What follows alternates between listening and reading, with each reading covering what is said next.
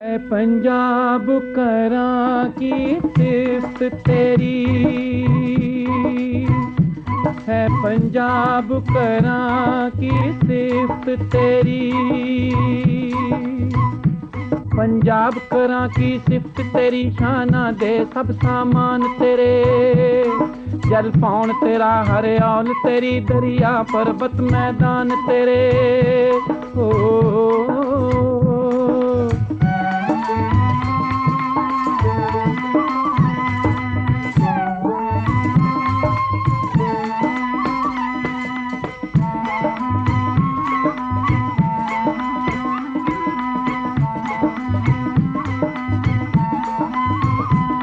तेरी मां क्यों मिठी बोली दी जी करदियां सिफत न रजदा है। उर्दू हिंदी दियां साजां विच सुर ताल तेरा ही वजदा है।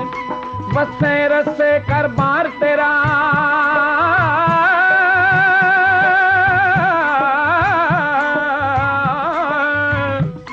जीवे जागे परवार तेरा।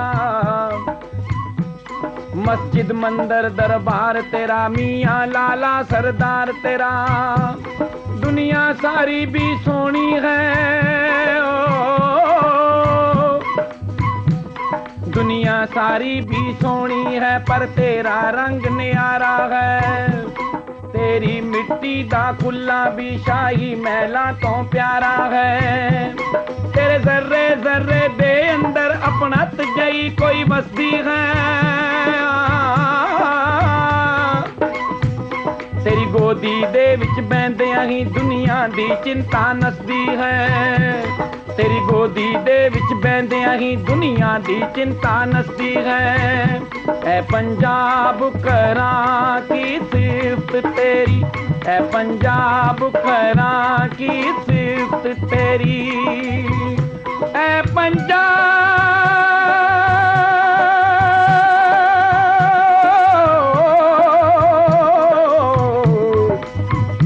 ऐ पंजाब,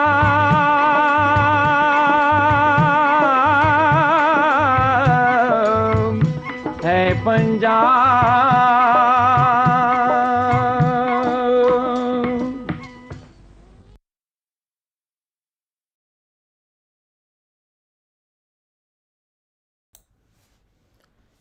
ਪੰਜਾਬ ਦਰਸ਼ਨ ਨਾਲ ਜੁੜੇ ਹੋਏ ਸਾਰੇ ਸਰੋਤਿਆਂ ਦਾ ਅਸੀਂ ਤਹਿ ਦਿਲੋਂ ਧੰਨਵਾਦ ਕਰਦੇ ਹਾਂ। ਸਾਡਾ ਅੱਜ ਦਾ ਜੋ ਵਿਸ਼ਾ ਹੈ ਉਹ ਹੈ ਪੰਜਾਬ ਮੇਰਾ ਤਸੱਵਰ। ਅੱਜ ਦਾ ਦਿਨ ਸਾਡੇ ਲਈ ਬਹੁਤ ਸੁਭਾਗਾ ਹੈ। ਜੋ ਅਸੀਂ ਇਹ ਵਿਸ਼ਾ ਰੱਖਿਆ ਹੈ ਉਸ ਦੇ ਸੰਦਰਭ ਵਿੱਚ ਜੇ ਗੱਲ ਕਰਨੀ ਹੋਵੇ ਤਾਂ ਪੰਜਾਬ ਜਿਹੜਾ ਹੈ ਉਹਦਾ ਤਸੱਵਰ ਜੋ ਅਸੀਂ ਆਪਣੇ ਮਨ ਵਿੱਚ ਚਿੱਤਰਦੇ ਹਾਂ ਇਹ ਉਸ ਨਾਲ ਸੰਬੰਧਿਤ ਹੈ।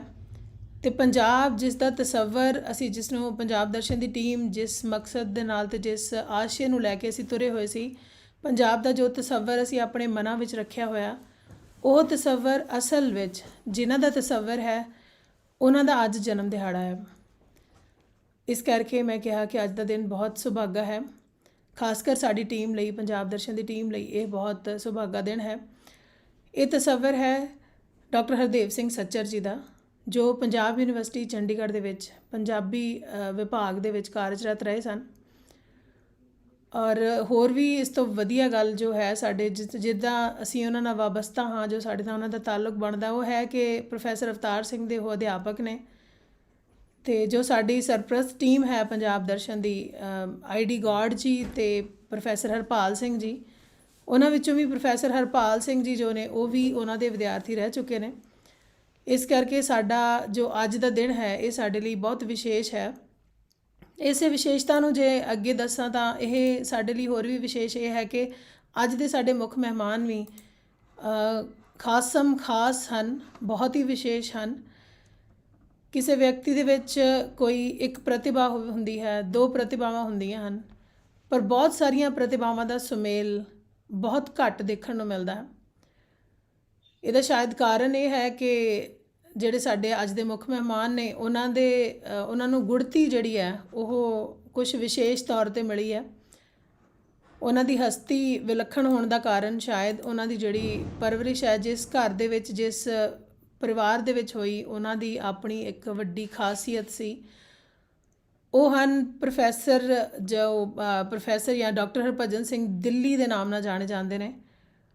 ਮਹਾਨ ਚਿੰਤਕ, ਪੰਜਾਬੀ ਦੇ ਮਹਾਨ ਆਲੋਚਕ ਅਤੇ ਇੱਕ ਵਿਸ਼ੇਸ਼ ਅਤੇ ਵਿਲੱਖਣ ਕਵਿਤਾ ਲਿਖਣ ਵਾਲੇ, ਕਵਿਤਾ ਦੇ ਰਚੇਤਾ, ਜਿਨ੍ਹਾਂ ਨੂੰ ਜੇ ਅਸੀਂ ਕਵਿਤਾ ਦੀ ਇਤਿਹਾਸਕਾਰੀ ਦੀ ਗੱਲ ਕਰੀਏ ਤਾਂ ਉਹਨਾਂ ਦਾ ਨਾਮ ਵਿਸਰਿਆ ਹੋਵੇ ਤਾਂ ਉਹ ਕਵਿਤਾ ਦੀ ਇਤਿਹਾਸਕਾਰੀ ਸੰਪੂਰਨ ਨਹੀਂ ਹੋ ਸਕਦੀ।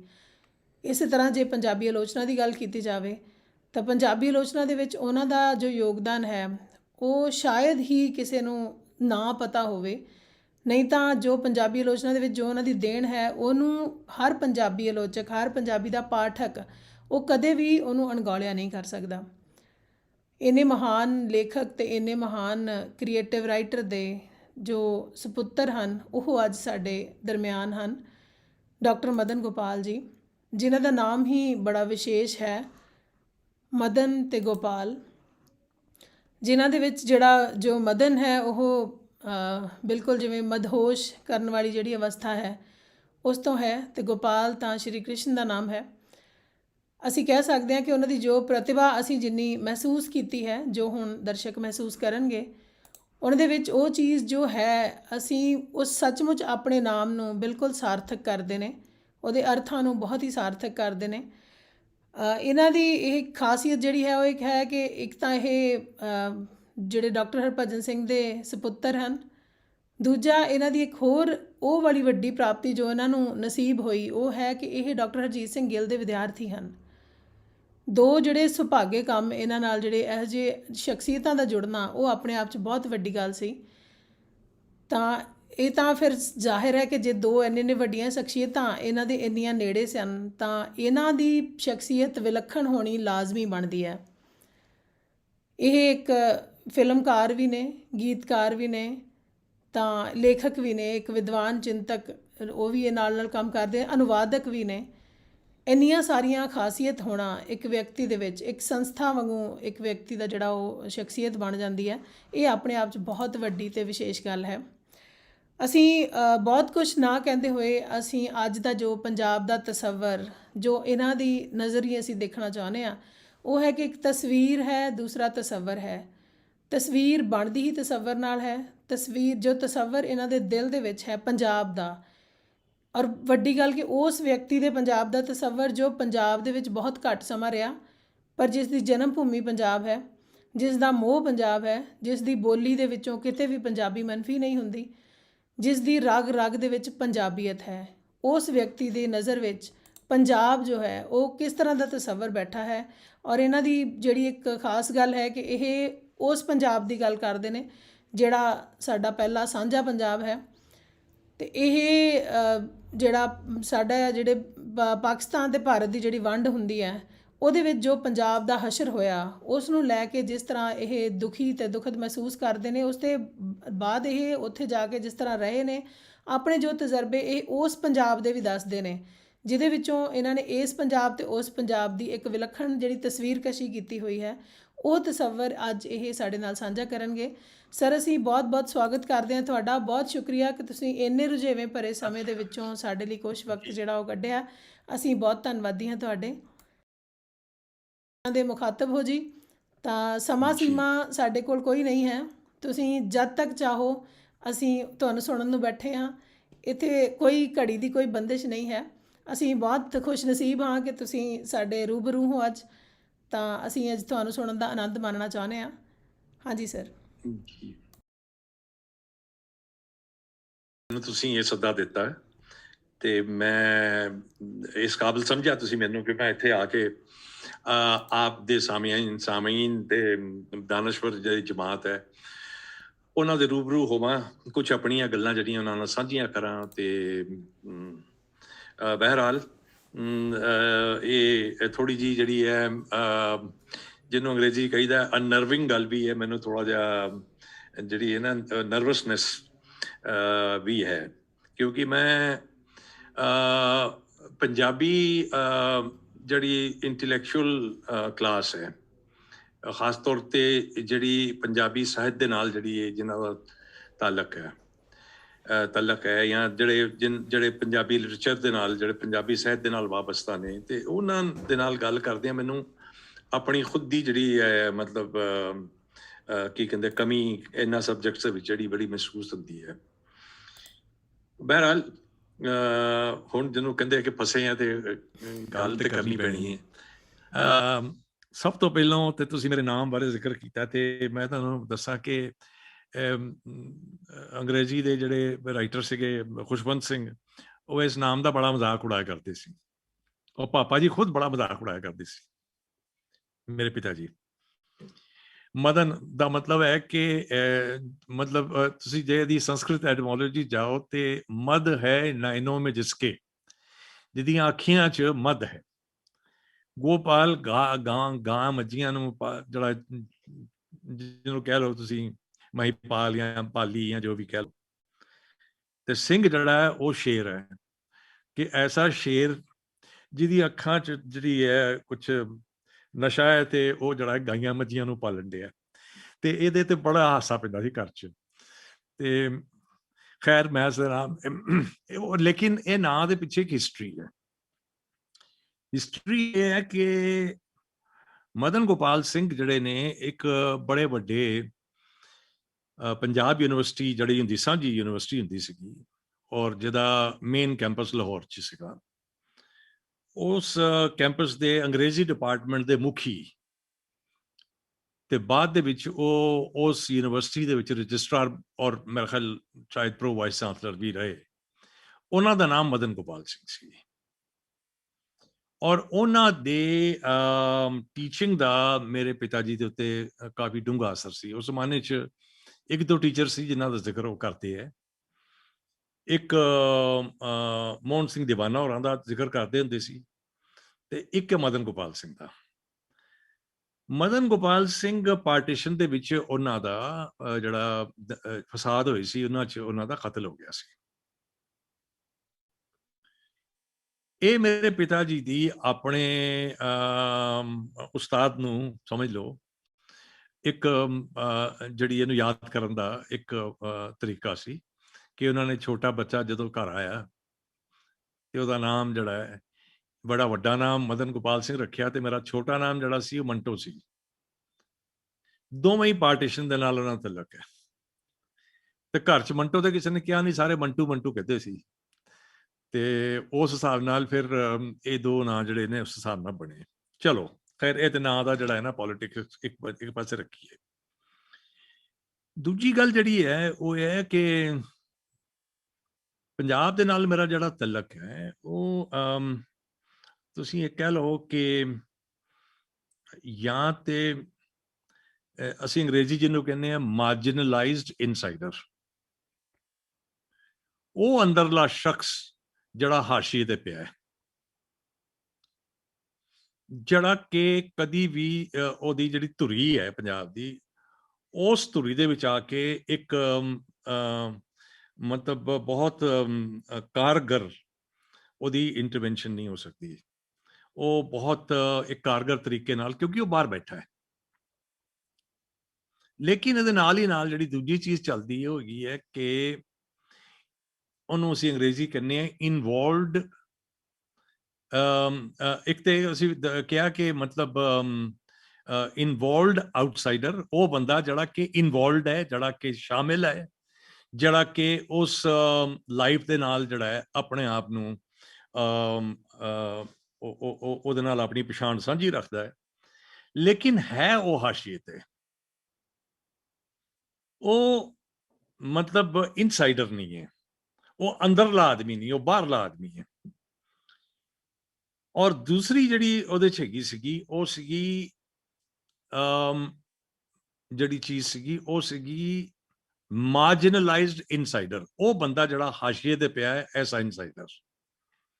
ਇਹ ਦੋਵੇਂ ਚੀਜ਼ਾਂ ਜਿਹੜੀਆਂ ਮੇਰੇ ਤੇ ਮਤਲਬ ਠੀਕ ਬਹਿੰਦੀਆਂ ਤੇ ਢੁਕਵੀਆਂ ਨੇ ਇੱਕ ਤਰੀਕੇ ਨਾਲ। ਜੇ ਮੈਂ ਆਪਣੇ ਆਪ ਨੂੰ ਜਿਹੜਾ ਹੈ ਉਹਦਾ ਇੱਕ ਵਰਤਾਂਤ ਪੇਸ਼ ਕਰਨਾ ਹੋਵੇ ਤਾਂ ਵਰਤਾਂਤ ਇੱਦਾਂ ਹੈ ਕਿ ਮੇਰਾ ਜਨਮ ਜਿਹੜਾ ਹੈ ਉਹ ਸ਼ਹਿਰ ਅੰਮ੍ਰਿਤਸਰ 'ਚ ਹੁੰਦਾ ਹੈ। ਸਾਡਾ ਪਿੰਡ ਭੁੱਲਰ, ਉਹ ਮੈਂ ਕਦੀ ਪਿੰਡ ਗਿਆ ਨਹੀਂ। ਔਰ ਮੇਰੇ ਪਿਤਾ ਵੀ ਮੈਨੂੰ ਯਾਦ ਨਹੀਂ ਆਉਂਦਾ ਕਿ ਉਸ ਪਿੰਡ ਕਦੀ ਗਏ ਹੋਣ ਆਪਣੇ ਘਰ।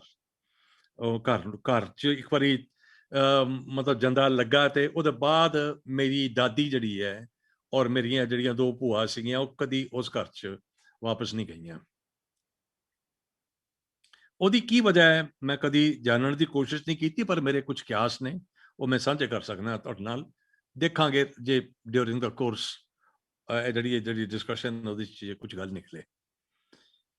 ਬਹਿਰਹਾਲ ਜਿਹੜੀਆਂ ਮੇਰੀ ਪਹਿਲੀ ਜਿਹੜੀਆਂ ਮੁੱਢਲੀਆਂ ਯਾਦਾਂ ਨੇ ਅੰਮ੍ਰਿਤਸਰ ਦੀਆਂ, ਉਹ ਯਾਦਾਂ ਜਿਹੜੀਆਂ ਨੇ ਕਈ ਕਿਸਮ ਦੀਆਂ ਨੇ। ਇੱਕ ਤੇ ਹੈ ਕਿ ਦਰਬਾਰ ਸਾਹਿਬ, ਜਿਹਨੂੰ ਹਰਿਮੰਦਰ ਸਾਹਿਬ ਅਸੀਂ ਕਹਿੰਦੇ ਹਾਂ, ਉਹ ਇੱਕ ਬਹੁਤ ਹੀ ਇੱਕ ਸੈਂਟਰਲ, ਇੱਕ ਕੇਂਦਰੀ ਮਹੱਤਵ, ਬਹੁਤ ਦੀ ਜਿਹੜੀ ਅਹਿਮੀਅਤ ਜਿਹੜੀ ਹੈ ਬਿਲਕੁਲ ਮਤਲਬ ਧੁਰੇ ਦੀ ਅਹਿਮੀਅਤ ਹੈ। ਉਹਦੇ ਇਰਦ ਗਿਰਦ ਇੱਕ ਬਹੁਤ ਵੱਡਾ ਸੰਸਾਰ ਜਿਹੜਾ ਹੈ ਉਹ ਨਾ ਸਿਰਫ ਰਚਿਆ ਗਿਆ ਹੈ, ਪਰ ਉਹ ਸੰਸਾਰ ਜਿਹੜਾ ਹੈ ਉਹਦੀ ਪੂਰੀ ਦੀ ਪੂਰੀ ਜਿਹੜੀ ਵਿਉਂਤ, ਉਹਦੀ ਜਿਹੜੀ ਹੋਂਦ ਹੈ, ਉਹਦਾ ਜਿਹੜਾ ਹੈ ਉਹਦੇ ਤੇ ਆਧਾਰਿਤ ਹੈ। ਮੈਂ ਸੋਚਣਾ ਕਿ ਜੇ ਅਸੀਂ ਸ਼ੁਰੂ ਕਰੀਏ 15ਵੀਂ ਸਦੀ ਤੋਂ, ਤੇ ਅਸੀਂ ਸਨ 1469 ਤੋਂ ਸ਼ੁਰੂ ਕਰੀਏ, ਜਾਂ ਹਾਂ ਸਨ 69 ਹੀ ਕਹਿੰਦੇ, 1469, ਤੇ ਸਾਡਾ ਜਿਹੜੇ ਪਹਿਲੇ ਗੁਰੂ ਨੇ, ਸਾਡੇ ਆਦਿ ਗੁਰੂ ਨੇ ਗੁਰੂ ਨਾਨਕ ਸਾਹਿਬ। ਗੁਰੂ ਨਾਨਕ ਸਾਹਿਬ ਦੀ ਜਿਹੜਾ ਉਹਨਾਂ ਦਾ ਪਰਸੋਨਾ ਹੈ, ਉਹਨਾਂ ਦਾ ਜਿਹੜੀ ਸ਼ਖਸੀਅਤ ਹੈ, ਉਹਨਾਂ ਦਾ ਵਿਅਕਤਿਤਵ ਜਿਹੜਾ ਹੈ, ਉਹਦਾ ਜਿਹੜਾ ਅਲਾਮਤੀ ਅੰਗ ਹੈ ਉਹ ਹੈ ਯਾਤਰਾ, ਅਨਥਕ ਯਾਤਰਾ, ਅਨਐਂਡਿੰਗ ਯਾਤਰਾ। ਉਹਦਾ ਮਤਲਬ ਤੁਹਾਨੂੰ ਸਿਰਾ ਨਹੀਂ ਮਿਲਦਾ, ਇੰਨੀ ਜ਼ਿਆਦਾ ਹੈ। ਲੇਕਿਨ ਆਪਣੇ ਹੀ ਨਜ਼ਦੀਕ ਦੇ ਸਾਥੀ ਭਾਈ ਮਰਦਾਨਾ ਦੇ ਨਾਲ ਉਹ ਯਾਤਰਾਵਾਂ ਦਾ ਸਿਲਸਿਲਾ ਹੈ, ਜਿਨ੍ਹਾਂ 'ਚ ਇੱਕ ਜਿਹੜਾ ਉਹਨਾਂ ਦਾ ਸਾਥੀ ਹੈ ਭਾਈ ਮਰਦਾਨਾ, ਉਹ ਮਤਲਬ ਸਿੱਧੇ ਤੌਰ ਤੇ ਸੰਗੀਤ ਮੌਸੀਕੀ ਦੇ ਨਾਲ ਇਨਵੋਲਵਡ ਨੇ, ਉਹਨਾਂ 'ਚ ਉਹਨਾਂ ਦੀ ਸ਼ਮੂਲੀਅਤ ਹੈ। ਉਹ ਕਿਸੇ ਸੰਗੀਤਕ ਘਰਾਣੇ 'ਚੋਂ, ਕਿਸੇ ਮੌਸੀਕੀ ਦੇ ਘਰਾਣੇ 'ਚੋਂ ਆਉਂਦੇ ਜਾਂ ਨਹੀਂ ਆਉਂਦੇ, ਇਸ ਬਾਰੇ ਸਾਡੇ ਕੋਲ ਕੋਈ ਇਤਿਹਾਸਿਕ ਜਿਹੜੀ ਕੋਈ ਮਤਲਬ ਬਿਊਰੇ ਨਹੀਂ ਮਿਲਦੇ। ਗੁਰੂ ਸਾਹਿਬ ਜਿਹੜੇ ਨੇ ਉਹ ਇਨਸਪਾਇਰਡ ਸ਼ਾਇਰ ਵੀ ਨੇ, ਉਹਨਾਂ ਨੇ ਇਲਹਾਮ ਵੀ ਹੁੰਦਾ ਹੈ, ਔਰ ਉਹਨਾਂ ਨੂੰ ਮਤਲਬ ਉਹਨਾਂ ਦੀ ਇੰਸਪੀਰੇਸ਼ਨ ਜਿਹੜੀ ਹੈ ਉਹਦੇ ਚੋਂ ਹੀ ਉਹਨਾਂ ਦਾ ਸੰਗੀਤ ਵੀ ਜਿਹੜਾ ਹੈ ਉਦੈ ਹੁੰਦਾ ਹੈ, ਉਹ ਪੈਦਾ ਹੁੰਦਾ ਹੈ। ਇਹ ਜਿਹੜੀ ਯੂਨਿਟ ਹੈ ਕਿ ਗੁਰੂ ਸਾਹਿਬ ਔਰ ਉਹਨਾਂ ਦਾ ਨਜ਼ਦੀਕੀ ਦੋਸਤ, ਇੱਕ ਬੰਦਾ ਮੁਸਲਮਾਨ ਹੈ ਔਰ ਇੱਕ ਬੰਦਾ ਆਪਣੀ ਪਛਾਣ ਦੇ ਤਸੱਵੁਰ 'ਚ, ਆਪਣੀ ਪਛਾਣ ਦੀ ਜਿਹੜੀ ਘੋਖ 'ਚ, ਉਹ ਦੁਨੀਆ ਦੀ ਤਮਾਮ ਟਪੋਗ੍ਰਾਫੀ ਜਿਹੜੀ ਹੈ, ਦੁਨੀਆ ਦਾ ਤਮਾਮ ਧਰਾਤਲ ਜਿਹੜਾ ਹੈ, ਔਰ ਦੁਨੀਆ ਦੇ ਵੱਖ-ਵੱਖ ਖਿੱਤਿਆਂ 'ਚ ਔਰ ਵੱਖ-ਵੱਖ ਲੋਕਾਂ ਨੂੰ ਮਿਲ ਕੇ ਉਸ ਪੂਰੀ ਦੀ ਪੂਰੀ ਆਪਣੀ ਪਛਾਣ ਨੂੰ ਫਿਰ ਮੁੜ ਤੋਂ ਉਹਨੂੰ ਸਟੈਬਲਿਸ਼ ਕਰਨਾ। ਇੱਕ ਤਾਂ ਪਛਾਣ ਉਹਨਾਂ ਨੂੰ ਦਿੱਤੀ ਗਈ ਜਿਹੜੀ ਕਿ ਉਹਨਾਂ ਦੇ ਮਾਂ-ਪਿਓ ਨੂੰ ਦਿੱਤੀ, ਉਸ ਪਛਾਣ ਤੋਂ ਅੱਡ ਆਪਣੀ ਪਛਾਣ ਖੁਦ ਜਿਹੜੀ ਲੱਭਣਾ, ਇਹ ਕੰਮ ਜਿਹੜਾ ਹੈ ਇਹ ਗੁਰੂ ਨਾਨਕ ਸਾਹਿਬ ਜਿਹੜੇ ਕਰ ਰਹੇ ਨੇ, ਤੇ ਉਹਦੇ ਨਾਲ ਹੀ ਉਹਨਾਂ ਦੇ ਭਾਈ ਮਰਦਾਨਾ ਨਿਕਲੇ ਨੇ। ਇਹ ਸਾਡੇ ਪਹਿਲੇ ਗੁਰੂ ਹੋਰਾਂ ਦੀ ਜਿਹੜੀ ਹੈ ਇੱਕ ਮਤਲਬ ਜਿਹਨੂੰ ਕਹਿ ਲਓ ਕਿ ਉਹਨਾਂ ਦਾ ਇੱਕ ਚਿੰਨ੍ਹਕ ਪਛਾਣ ਹੈ ਕਿ ਅਣਥਕ ਯਾਤਰੀ। ਦੂਜੇ ਗੁਰੂ ਤੱਕ ਅਸੀਂ ਜਦੋਂ ਆਨੇ ਆ ਤੇ ਦੂਜੇ ਗੁਰੂ ਜਿਹੜੇ ਨੇ ਉਹ ਇੱਕ ਕਮਰੇ 'ਚ ਬੈਠੇ ਨੇ, ਔਰ ਉਹਨਾਂ ਦਾ ਪੂਰਾ ਜਿਹੜਾ ਕਨਸੈਂਟਰੇਸ਼ਨ ਹੈ ਉਹ ਸਕਾਲਰਸ਼ਿਪ ਦੇ ਉੱਤੇ ਹੈ ਔਰ ਆਪਣੇ ਅਧਿਐਨ ਦੇ ਉੱਤੇ। ਉਹ ਇੱਕ ਜ਼ਬਾਨ ਨੂੰ ਤਿਆਰ ਕਰ ਰਹੇ ਨੇ, ਇੱਕ ਜਿਹੜੇ ਕਹਿ ਲਓ ਕਿ ਤੁਸੀਂ ਸਟਰਕਚਰਡ ਲੈਵਲ ਦੇ ਉੱਤੇ। ਉਹ ਪੰਜਾਬੀ ਜ਼ਬਾਨ ਨੂੰ ਇੱਕ ਸਟਰਕਚਰਡ ਲੈਵਲ ਦੇ ਉੱਤੇ, ਯਾਨੀ ਕਿ ਉਹਦੀ ਮਤਲਬ ਕੀ ਕਹਿੰਦੇ ਨੇ, ਉਹਦੀ ਲਿਪੀ ਕੀ ਹੋਵੇ, ਉਹਦਾ ਐਲਫਾਬੈਟਸ ਕੀ ਹੋਣ ਵਗੈਰਾ ਵਗੈਰਾ, ਉਹਦੇ ਤੇ ਉਹਨਾਂ ਦਾ। ਹੁਣ ਇਹ ਬਿਲਕੁਲ ਜਿਹੜਾ ਹੈ, ਇਹ ਤੁਸੀਂ ਸਮਝ ਲਓ ਕਿ ਗੁਰੂ ਅੰਗਦ ਦੇਵ ਜੀ ਜਿਹੜੇ ਨੇ ਉਹ ਗੁਰੂ ਨਾਨਕ ਦੇਵ ਜੀ ਦਾ ਆਲਟਰ ਈਗੋ ਨੇ। ਇੱਕ ਅਣਥੱਕ ਯਾਤਰੀ ਹੈ, ਦੂਸਰਾ ਆਪਣੇ ਅੰਦਰ ਦੀ ਜਿਹੜੀ ਹੈ ਮਤਲਬ ਪੂਰੀ ਦੀ ਪੂਰੀ ਸਕਾਲਰਸ਼ਿਪ ਨੂੰ ਲੈ ਕੇ ਦਿਨ ਰਾਤ ਲੱਗੇ ਨੇ। ਇੱਕ ਕਲਚਰਲ ਪਛਾਣ ਉਸ ਪੂਰੀ ਦੀ ਪੂਰੀ ਮਤਲਬ ਉਸ ਲੋਕਾਈ ਦੀ ਜਿਹੜੀ ਕਿ ਨਵੇਂ ਤਰੀਕੇ ਨਾਲ ਆਪਣੇ ਆਪ ਨੂੰ ਰੀਨਿਊ ਕਰਨ ਲਈ ਜਾਂ ਰੀਇਨਵੈਂਟ ਕਰਨ ਲਈ, ਆਪਣੇ ਆਪ ਨੂੰ ਮੁੜ ਤੋਂ ਜਿਹੜਾ ਹੈ ਨਾ ਫਿਰ ਸੇ ਉਸਾਰਨ ਲਈ, ਉਹ ਗੁਰੂ ਨਾਨਕ ਸਾਹਿਬ ਦੇ ਮਗਰ ਜਿਹੜੀ ਹੈ ਤੁਰੀ ਹੈ। ਉਸੇ ਮਤਲਬ ਵੱਡੇ ਦੀ ਵੱਡੀ ਜਿੰਨੀ ਜ਼ਮੀਨ ਹੈ, ਉਸ ਜ਼ਮੀਨ ਜਿਹੜੀ ਕਿ ਸੱਭਿਆਚਾਰਕ ਜ਼ਮੀਨ ਹੈ, ਉਸ ਜ਼ਮੀਨ ਨੂੰ ਉਹਦੀ ਸੱਭਿਆਚਾਰਕ ਭਾਸ਼ਾ ਦਾ ਸਟਰਕਚਰਡ ਰੂਪ ਦੇਣਾ, ਸ਼ਕਲ ਦੇਣਾ, ਇਹ ਸਾਡੇ ਸੈਕੰਡ ਗੁਰੂ ਹੋਰਾਂ ਦੀ ਜਿਹੜੀ ਹੈ ਕੰਟਰੀਬਿਊਸ਼ਨ ਹੈ, ਉਹਨਾਂ ਦੀ ਦੇਣ ਹੈ। ਤੀਸਰੇ ਗੁਰੂ ਤੋਂ ਆਨੇ ਹੈ, ਤੇ ਤੀਸਰੇ ਗੁਰੂ ਜਿਹੜੇ ਨੇ ਉਹ ਇਹ ਜਿਹੜੀ ਹੁਣ ਜਿਹੜੀ ਕਮਿਊਨਿਟੀ ਜਿਹੜੀ ਇੱਕ ਸੰਗਤ ਬਣ ਰਹੀ ਹੈ ਔਰ ਕਾਫੀ ਹੱਦ ਤੱਕ ਬਣ ਚੁੱਕੀ ਹੈ, ਉਸ ਸੰਗਤ ਨੂੰ ਗੁਰੂ ਸਾਹਿਬ ਇੱਕ ਦੋ ਮੋਟੀਵੇਸ਼ਨ ਦਿੰਦੇ ਨੇ ਕਿ ਆਪਣੇ ਆਪ ਨੂੰ ਇੱਕ ਆਰਥਿਕ ਢਾਂਚੇ ਦੇ ਹਿਸਾਬ ਨਾਲ ਵੀ ਆਪਣੇ ਆਪ ਦਾ ਤਸੱਵੁਰ ਕਰੋ, ਔਰ ਆਪਣੇ ਆਪ ਨੂੰ ਸੇਵਾ ਯਾਨੀ ਜਿਹਨੂੰ ਅਸੀਂ ਸ਼ੇਅਰਿੰਗ ਕਰਨੀ ਆ। ਇਹ ਦੋ ਕਨਸੈਪਟਸ ਜਿਹੜੀਆਂ, ਇਹ ਦੋ ਜਿਹੜੇ ਨੇ ਮਤਲਬ ਬੁਨਿਆਦੀ ਜਿਹੜੇ ਅੰਗ ਨੇ ਜਿਹੜੇ ਸਿੱਖੀਜ਼ਮ ਦੇ, ਇਹ ਵੀ ਡਿਵੈਲਪ ਹੋ ਰਹੇ ਨੇ ਗੁਰੂ ਨਾਨਕ ਸਾਹਿਬ ਤੋਂ। ਲੇਕਿਨ ਇਹ ਜਿਹੜਾ ਇਹਨਾਂ ਨੂੰ ਇੱਕ ਵਾਰੀ ਫਿਰ ਜੇ ਮੈਂ ਗੱਲ ਕਹਾਂ ਤੇ ਇੱਕ ਸਟਰਕਚਰਡ ਰੂਪ ਦੇ ਸ਼ਕਲ ਦੇ ਵਿੱਚ ਤੀਸਰੇ ਗੁਰੂ ਜਿਹੜੇ ਨੇ ਉਹ ਦੇ ਰਹੇ ਨੇ।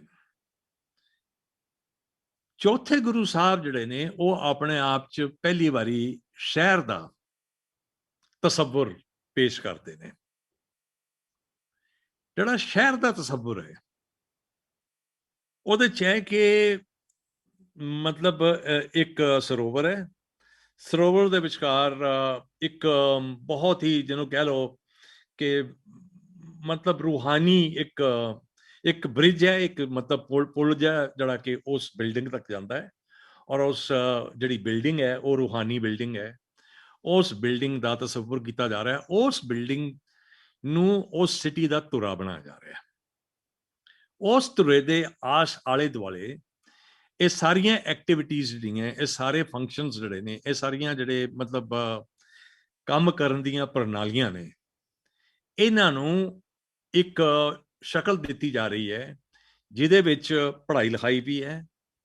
ਯਾਨੀ ਜਿਹਦੀ ਗੱਲ ਕੀਤੀ ਕਿ ਪਹਿਲਾਂ ਬਾਣੀ ਸੀਗੀ, ਬਾਣੀ ਦੇ ਬਾਅਦ ਫਿਰ ਅਸੀਂ ਉਹਦੀ ਸਟਰਕਚਰਡ ਲੈਂਗੁਏਜ ਆਈ, ਸਟਰਕਚਰਡ ਲੈਂਗੁਏਜ ਦੇ ਬਾਅਦ ਇੱਕ ਅਰਥ ਵਿਵਸਥਾ ਜਿਹਨੂੰ ਕਹਿੰਦੇ ਆ, ਆਰਥਿਕ ਢਾਂਚਾ ਤੇ ਇਕਨੋਮੀ ਦਾ ਜਿਹੜਾ ਮਤਲਬ ਇੱਕ ਤਸੱਵੁਰ ਹੈ, ਤੇ ਜਿਹੜੀ ਸੇਵਾ ਦਾ ਢਾਂਚਾ ਜਿਹੜਾ ਸ਼ੇਅਰਿੰਗ ਦਾ ਪੂਰਾ, ਤੇ ਉਹਦੇ ਬਾਅਦ ਇੱਕ ਸਿਟੀ ਦੀ ਜਿਹੜੀ ਕਲਪਨਾ, ਉਹਦੀ ਪੂਰੀ ਦੀ ਪੂਰੀ ਜਿਹਦਾ ਤਸੱਵੁਰ, ਉਹ ਸਭ ਕੁਝ ਉਹਦੇ ਇਰਦ ਗਿਰਦ ਜਿਹੜਾ ਹੈ ਬੁਣਿਆ ਜਾ ਰਿਹਾ ਹੈ। ਔਰ ਉਹਦੇ ਵਿੱਚ ਪਹਿਲੀ ਵਾਰੀ ਟੈਕਸੇਸ਼ਨ ਦੀ ਇੱਕ ਜਿਹੜੀ ਮਿਸਾਲ ਵੀ ਕਾਇਮ ਕੀਤੀ ਜਾ ਰਹੀ ਹੈ, ਜਿਹੜੀ ਕਿ ਦਸਵੰਧ ਦਾ ਇੱਕ ਜਿਹੜਾ ਹੈ ਜਿਹੜਾ ਸਾਡੇ ਸਿੱਖੀਜ਼ਮ ਦੇ ਵਿੱਚ ਬੜਾ ਹੀ ਅਹਿਮ ਇੱਕ ਜੁਜ਼ ਹੈ, ਇੱਕ ਬਹੁਤ ਵੱਡੀ ਜਿਹੜੀ ਕਨਸੈਪਟ ਹੈ। ਇਹ ਕਨਸੈਪਟ ਟੈਕਸੇਸ਼ਨ ਦੀ ਨਹੀਂ ਹੈ,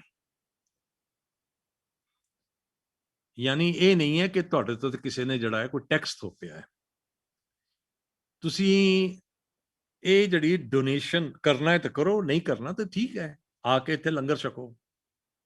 ਲੇਕਿਨ ਲੰਗਰ ਨੂੰ ਥਰੂ ਆਊਟ ਜਿਹੜਾ ਹੈ ਮਤਲਬ ਪੂਰੇ ਸਾਲ, 10 ਸਾਲ, 5 ਸਾਲ, ਜਿੰਨੀ ਦੇਰ ਵੀ ਹੈ, ਉਹ ਚਲਾਉਣ ਲਈ ਸਰਮਾਇਆ ਦੀ ਜ਼ਰੂਰਤ ਹੈ।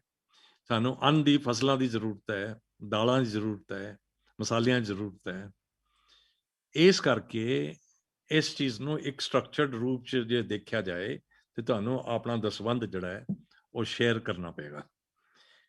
ਇੱਕ ਪੁਆਇੰਟ ਦੇ ਬਾਅਦ ਜਿਹੜਾ ਹੈ ਇਹ ਮਤਲਬ ਇੱਕ ਇਸ ਚੀਜ਼ ਤੋਂ ਜਿਹੜਾ ਹੈ ਪਰੇਸ਼ਾਨੀ ਹੁੰਦੀ ਹੈ ਬਾਹਰ ਦੇ ਬੰਦਿਆਂ ਨੂੰ ਕਿ ਇਹ ਪੈਸਾ ਕਿਉਂ ਇਕੱਠਾ ਕਰ ਰਹੇ ਨੇ। ਪੰਜਵੇਂ ਗੁਰੂ ਸਾਹਿਬ ਜਿਹੜੇ ਨੇ ਉਹ ਇਸ ਚੀਜ਼ ਨੂੰ ਇੱਕ ਸਟੈਪ ਹੋਰ ਅੱਗੇ ਲੈ ਕੇ ਜਾਂਦੇ ਨੇ।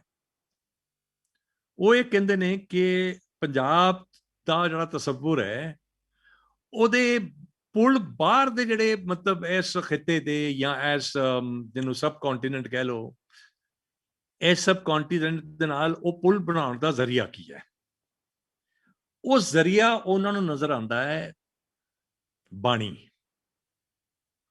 ਉਸ ਜ਼ਰੀਏ ਨੂੰ ਇੱਕ ਨੁਮਾਇਆ ਸ਼ਕਲ ਦੇਣ ਲਈ ਉਹ ਆਪਣੀ ਸਿੰਘਾਂ ਦੀ ਇੱਕ ਜਿਹੜੀ ਹੈ ਟੀਮ, ਉਹ ਟੀਮ ਤਿਆਰ ਕਰਕੇ ਉਹਨਾਂ ਨੂੰ ਉਸ ਵਕਤ ਜੋ ਹਿੰਦੁਸਤਾਨ ਸੀ, ਉਸ ਹਿੰਦੁਸਤਾਨ ਦੇ ਵੱਖ-ਵੱਖ ਹਿੱਸਿਆਂ 'ਚ ਘੱਲਦੇ ਨੇ। ਉਹਨਾਂ ਨੂੰ ਕਹਿੰਦੇ ਨੇ ਕਿ ਜਾ ਕੇ ਤੁਸੀਂ ਜਿਹੜੀ ਹੈ ਸ਼ਾਇਰੀ ਜਿਹੜੀ ਹੈ, ਜਿਹੜੀ ਕਿ ਇਲਹਾਮ ਦੀ ਸ਼ਾਇਰੀ ਹੈ, ਜਿਹੜੀ ਰੂਹਾਨੀ ਸ਼ਾਇਰੀ ਹੈ, ਇਸ ਗੱਲ ਦਾ ਫਿਕਰ ਨਹੀਂ ਕਰਨਾ ਕਿ ਉਹ ਕਿਸ ਮਜ਼ਹਬ ਤੋਂ ਆਈ ਹੈ, ਉਹਦੀ ਕਾਸਟ ਕੀ ਹੈ ਔਰ ਉਹਦਾ ਇਲਾਕਾ ਕੀ, ਉਹਦੇ ਡਾਇਲੈਕਟਸ ਕੀ ਨੇ। ਤੁਸੀਂ ਉਹ ਸ਼ਾਇਰੀ ਇਕੱਠੀ ਕਰਨੀ ਹੈ ਤਾਂ ਕਿ ਅਸੀਂ ਇੱਕ ਐਸੀ ਕ੍ਰੀਏਟਿਵ ਕਿਤਾਬ, ਇੱਕ ਐਸੀ ਰੂਹਾਨੀ ਕਿਤਾਬ ਜਿਹੜੀ ਹੈ ਉਹਦਾ ਤਸੱਵੁਰ ਸਾਡੇ ਦਿਮਾਗ 'ਚ ਹੈਗਾ ਆਲਰੇਡੀ, ਹਮੇਸ਼ਾ ਐਗਜ਼ਿਸਟ ਕਰਦਾ ਹੈ। ਉਸ ਕਿਤਾਬ ਦੇ ਵਿੱਚ ਇਹ ਸਾਰੇ ਬੰਦੇ ਇਕੱਠੇ ਕੀਤੇ ਜਾਣ ਤਾਂ ਕਿ ਉਹ ਸਾਡੇ ਆਉਣ ਵਾਲੀ ਜਿਹੜੀ ਜਿੰਨੀਆਂ ਵੀ ਨਸਲਾਂ ਨੇ ਉਹਨਾਂ ਲਈ ਇੱਕ ਜਿਹਨੂੰ ਕਹਿੰਦੇ ਪੁਆਇੰਟ ਆਫ ਰੈਫਰੈਂਸ ਬਣੇ। ਗੁਰੂ ਗ੍ਰੰਥ ਸਾਹਿਬ ਇਸ ਹਿਸਾਬ ਨਾਲ ਦੁਨੀਆ ਦੀ ਪਹਿਲੀ ਕਿਤਾਬ ਹੈ ਜਿਸ ਵਿੱਚ ਇਸ ਕਿਸਮ ਦੀ ਕੰਪਾਈਲੇਸ਼ਨ ਹੋ ਰਹੀ ਹੈ। ਯਾਨੀ ਹਿੰਦੁਸਤਾਨ ਦਾ ਸਭ ਤੋਂ ਪਹਿਲਾ ਤਸੱਵੁਰ, ਉਹਦੀ ਕਲਚਰਲ ਨੁਮਾਇੰਦਗੀ ਜੇ ਕੋਈ ਕਰਦੀ ਹੈ ਕੋਈ ਰੂਹਾਨੀ ਕਿਤਾਬ, ਤੇ ਉਹ ਸਾਡਾ ਗੁਰੂ ਗ੍ਰੰਥ ਸਾਹਿਬ ਨੇ। ਇਹ ਇੱਕ ਬੜੀ ਆਪਣੇ ਆਪ 'ਚ ਜਿਹੜੀ ਇੱਕ ਕਮਾਲ ਦੀ ਚੀਜ਼ ਹੈ ਕਿ ਇਹਦੇ 'ਚ ਇਹ ਨਹੀਂ ਮਤਲਬ ਗੱਲ ਕੀਤੀ ਗਈ ਕਿ ਸਾਡੇ ਔਰ ਉਹਨਾਂ ਦੇ ਜਿਹੜੇ ਬਾਕੀ ਜਿਹੜੇ ਤੁਸੀਂ ਬੰਦੇ ਉਹਦੇ 'ਚ ਇਕੱਠੇ ਕੀਤੇ ਨੇ, ਉਹਨਾਂ 'ਚ ਹਰ ਮੁੱਦੇ ਤੇ ਸਾਂਝ ਹੈ ਕਿ ਨਹੀਂ ਹੈ, ਵਿਚਾਰਕ ਸਾਂਝ, ਖਿਆਲਾਂ ਦੀ ਜਿਹੜੀ ਸਾਂਝ ਹੈ ਕਿ ਨਹੀਂ ਹੈ। ਲੇਕਿਨ ਇੱਕ ਗੱਲ ਹੈਗੀ ਹੈ ਕਿ ਅਸੀਂ ਆਪਣੇ ਆਪ ਨੂੰ ਪਹਿਲੀ ਵਾਰੀ ਇਸ ਤਰ੍ਹਾਂ ਦੇਖ ਰਹੇ ਹਾਂ ਜਿਹਦੇ 'ਚ ਅਸੀਂ ਸਿੰਗੂਲਰ ਤੋਂ ਮਲਟੀਪਲ ਹੋ ਗਏ। ਸਿੱਖੀਜ਼ਮ ਇਹ ਉਸ ਵਕਤ ਤਸੱਵੁਰ ਜਿਹੜਾ ਹੈ ਪੇਸ਼ ਕਰ ਰਿਹਾ ਹੈ ਕਿ ਅਸੀਂ ਸਿੰਗੂਲਰਲੀ ਮਲਟੀਪਲ ਹਾਂ। ਯਾਨੀ ਮੈਂ ਕੌਣ, ਇਹ ਸਵਾਲ ਹੈ। ਸਵਾਲ ਹੈ ਕਿ ਮੈਂ ਕਈ ਕਿਤਾਬਾਂ ਦਾ ਯਾਨੀ ਕਈ ਪਾਠਾਂ ਦਾ ਬਣਿਆ ਹੋਇਆ ਇੱਕ ਮੁਜੱਸਮਾ। ਮੈਂ ਆਪਣੇ ਆਪ 'ਚ ਇਹ ਕਹਾਂ ਕਿ ਸਾਹਿਬ ਮੇਰੇ ਤੋਂ ਪਹਿਲਾਂ ਕੋਈ ਦੂਸਰਾ ਬੰਦਾ ਏਦਾਂ ਹੈ ਹੀ ਨਹੀਂ। ਇਹ ਹੋ ਸਕਦਾ ਕਿ ਠੀਕ ਹੋਵੇ, ਇੱਕ ਖਾਸ ਮਤਲਬ ਇੱਕ ਲਿਮਿਟਿਡ ਸ਼ਕਲ 'ਚ ਦੇਖੀ ਜਾਏ, ਇੱਕ ਨੈਰੋ ਸੈਂਸ 'ਚ, ਇੱਕ ਮਤਲਬ ਤੰਗ ਨਜ਼ਰੀਏ ਨਾਲ ਦੇਖਿਆ ਜਾਏ ਤੇ ਗੱਲ ਹੋ ਸਕਦਾ ਕਿ ਠੀਕ ਹੋਵੇ, ਹੋ ਸਕਦਾ ਕਿ ਮੈਂ ਬਿਲਕੁਲ ਨਵੇਕਲਾ ਹੋਵਾਂ। ਲੇਕਿਨ ਮੇਰੇ ਅੰਦਰ ਕਿਹੜੀਆਂ ਕਿਤਾਬਾਂ ਪਈਆਂ ਨੇ, ਮੇਰੇ ਇਹ ਜਿਹੜੇ ਜਿਸ ਤਰ੍ਹਾਂ ਮੇਰੇ ਹੱਥ ਚੱਲ ਰਹੇ ਨੇ, ਇਹ ਜਿਹੜੀ ਮੈਂ ਜ਼ਬਾਨ ਬੋਲ ਰਿਹਾ, ਜਿਸ ਤਰੀਕੇ ਨਾਲ ਮੈਂ ਤੁਹਾਨੂੰ ਮੁਖਾਤਬ ਹਾਂ, ਮੇਰੇ ਅੰਦਰ ਕਿਹੜੇ ਪਾਠ ਸੁੱਤੇ ਪਏ ਨੇ ਉਸ ਦਾ ਅੰਦਾਜ਼ਾ ਮੈਨੂੰ ਖੁਦ ਨਹੀਂ ਹੈਗਾ। ਸੋ ਮੈਂ ਸਿੰਗੂਲਰ ਮਦਨ ਗੋਪਾਲ ਸਿੰਘ ਹਾਂ, ਲੇਕਿਨ ਮੈਂ ਮਲਟੀਪਲੀ ਸਿੰਗੂਲਰ ਹਾਂ। ਮਲਟੀਪਲੀ ਸਿੰਗੂਲਰ, ਜਾਂ ਇਹਨੂੰ ਇਸ ਤਰ੍ਹਾਂ ਵੀ ਕਹਿ ਸਕਦੇ ਹੋ ਤੁਸੀਂ ਕਿ ਮੈਂ ਸਿੰਗੂਲਰਲੀ ਮਲਟੀਪਲ ਹਾਂ। ਮਲਟੀਪਲੀ ਸਿੰਗੂਲਰ ਜਾਂ ਸਿੰਗੂਲਰਲੀ ਮਲਟੀਪਲ, ਇਸ ਚੀਜ਼ ਦੀ ਪਹਿਲੀ ਨੁਮਾਇੰਦਗੀ, ਮਤਲਬ ਅਸੀਂ ਸਾਰੇ ਇਦਾਂ, ਲੇਕਿਨ ਇਸ ਚੀਜ਼ ਦੀ ਸਭ ਤੋਂ ਪਹਿਲੀ ਦਾਰਸ਼ਨਿਕ ਫਿਲੋਸੋਫਿਕਲ ਜਿਹੜੀ ਤਰਜੁਮਾਨੀ ਚੇਤਨ ਤੌਰ ਤੇ ਕੀਤੀ ਗਈ, और वो जड़ा उपराला है वो श्री गुरु ग्रंथ साहब है। उन्होंने ये गल दस्सिया है कि ये जड़ा पंजाब है ये सिंगुलर तो है लेकिन मल्टीपल सिंगुलर है। सानू ये जानने की कोशिश करनी। इनफैक्ट तुसी अज जे ये गल मतलब दोबारा देखो, झाती मारो पिछे मुड़ के, तुहानू ये समझ आएगा कि उदासियां जड़ियां गुरु नानक साहब दी हैगियां ने, जड़ियां कदी अफगानिस्तान, कदी सिल्क रूट, कदी ईरान, कदी बगदाद वाल, almost to the edge of की कहते ने सेंट्रल एशिया। और मतलब सानू मतलब पूरा पता नहीं है, की पता है वो सेंट्रल एशिया च भी गई होवे। यानी अज की तरीक च कुछ मतलब निशानदेहियां इस गल दियां हो रही हैं कि वो टर्की वाल भी गए। तो रिवर ऑक्सस जड़ा है, ऑक्सस दरिया जड़ा है, ਉਹਦੇ आले दुआले जी मतलब सिविलाइजेशन है, जी सभ्यता है, ਉਹਦੇ ਨਾਲ ਉਹਨਾਂ ਦਾ किस किस्म का जड़ा है संवाद रहा है, किस किस्म का डायलॉग रहा है, वो डायलॉग भी एक पार्ट है। या जदों वो तिब्बत वाल निकलते हैं, मतलब पूरा का पूरा पूर्व अंग जड़ा लैके बांग्लादेश के राही जड़ा है नेपाल, तो वो तिब्बत के जड़ा है मतलब जिन समझ लो कि साउथ तिब्बत की जी जी बाउंड्री है, वो जी सरहद है, उत्थे अज भी नानकशाही लामे रहिंदे ने। मतलब तुसी जाके देखो तो केव्स हैगियां उत्थे, तो अज भी नानकशाही लामे हैगे ने। ते वो मतलब पूछा जा सकता कि नानकशाही लामे कौन ने, वो भी पार्ट ने। उन्हां दी सिद्ध गोष्ठां नाल भी जड़ियां है कई किस्म के संवाद ने। ये गल वखरी है कि वो संवाद दे विच एक जड़ी पोजिशन हैगी है, जड़ी कि बड़ी फर्म पोजिशन है, एक बड़ी मतलब जिन्हों कहते कह लो कि वो पुख्ता पोजिशन है। उस पुख्ता पोजिशन तो डायलॉग हो रहा है, लेकिन यह नहीं है कि वो डायलॉग च तुसी हर चीज़ नूं नकारी जाओगे, वो तो दूसरे बंदे की गल सुनी जा रही है। ये जड़े पार्ट ने ये साडे अंदर इंबैडिड पार्ट ने। ये पाठ तुहाडे अंदरों कोई कट के नहीं लैके जा सकता। इनफैक्ट साडी जिहड़ी मैमरी है, जिन्हों असीं याद करने अपनी जिहड़ी सभ्याचारक जिहड़ी साडी जिहड़ी याद है, इस याद दे अंदर कई किस्म दी जिहड़ी ने गंढां ने, कई किस्म दियां नॉट्स ने, कई कई कैसी देखो शाह हुसैन होरां ने मैं इस तो पहला मैं तुहानूं ये दस दियां कि जे तुसीं 20वीं सदी का अपना बड़ा वड्डा दानश्वर होया रूस का, जिहदा कि बड़ा नाम भी होया मिखाइल बाख्तिन।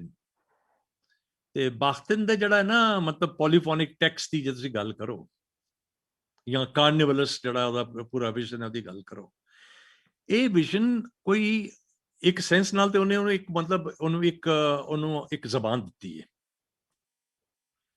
उन्होंने एक लैवल के उत्ते एस्टैबलिश किया, मतलब कॉन्शियसली लिखा उहदे बारे। लेकिन एक दूसरे लैवल से देखा जाए तो यदी पूरी की पूरी आर्टिकुलेशन जी है क्रिएटिव और लिव्ड आर्टिकुलेशन, यानी जो हंडाई हुई आर्टिकुलेशन है, वो तो गुरु नानक साहब बिल्कुल मतलब साफ तौर पर नजर आती है। इसे चीज का जड़ा है एक पीक है, इस सोच की पीक है, और श्री गुरु ग्रंथ साहब है जड़ा कि साडे पंजवें गुरु अर्जन देव जी ने जड़ा है जड़ा है ਉਹਦੇ ਬਾਰੇ ਉਹਦਾ ਤਸੱਵੁਰ ਕੀਤਾ और अपनी एक टीम बनाई। ये भी टीम वर्क है, भी बड़ा इंपॉर्टेंट है। ਇਹਦੇ ਚ पूरा ਦਾ पूरा एक मतलब वन एंड मल्टीपल, ये पूरी की पूरी जी कंस्ट्रक्शन ही एक बड़ी कमाल दी है। एक और बहुत सारे मतलब मैं कई बार सोच के हैरान होंदा कि मतलब कमाल है इस हिसाब नाल देखा जाए।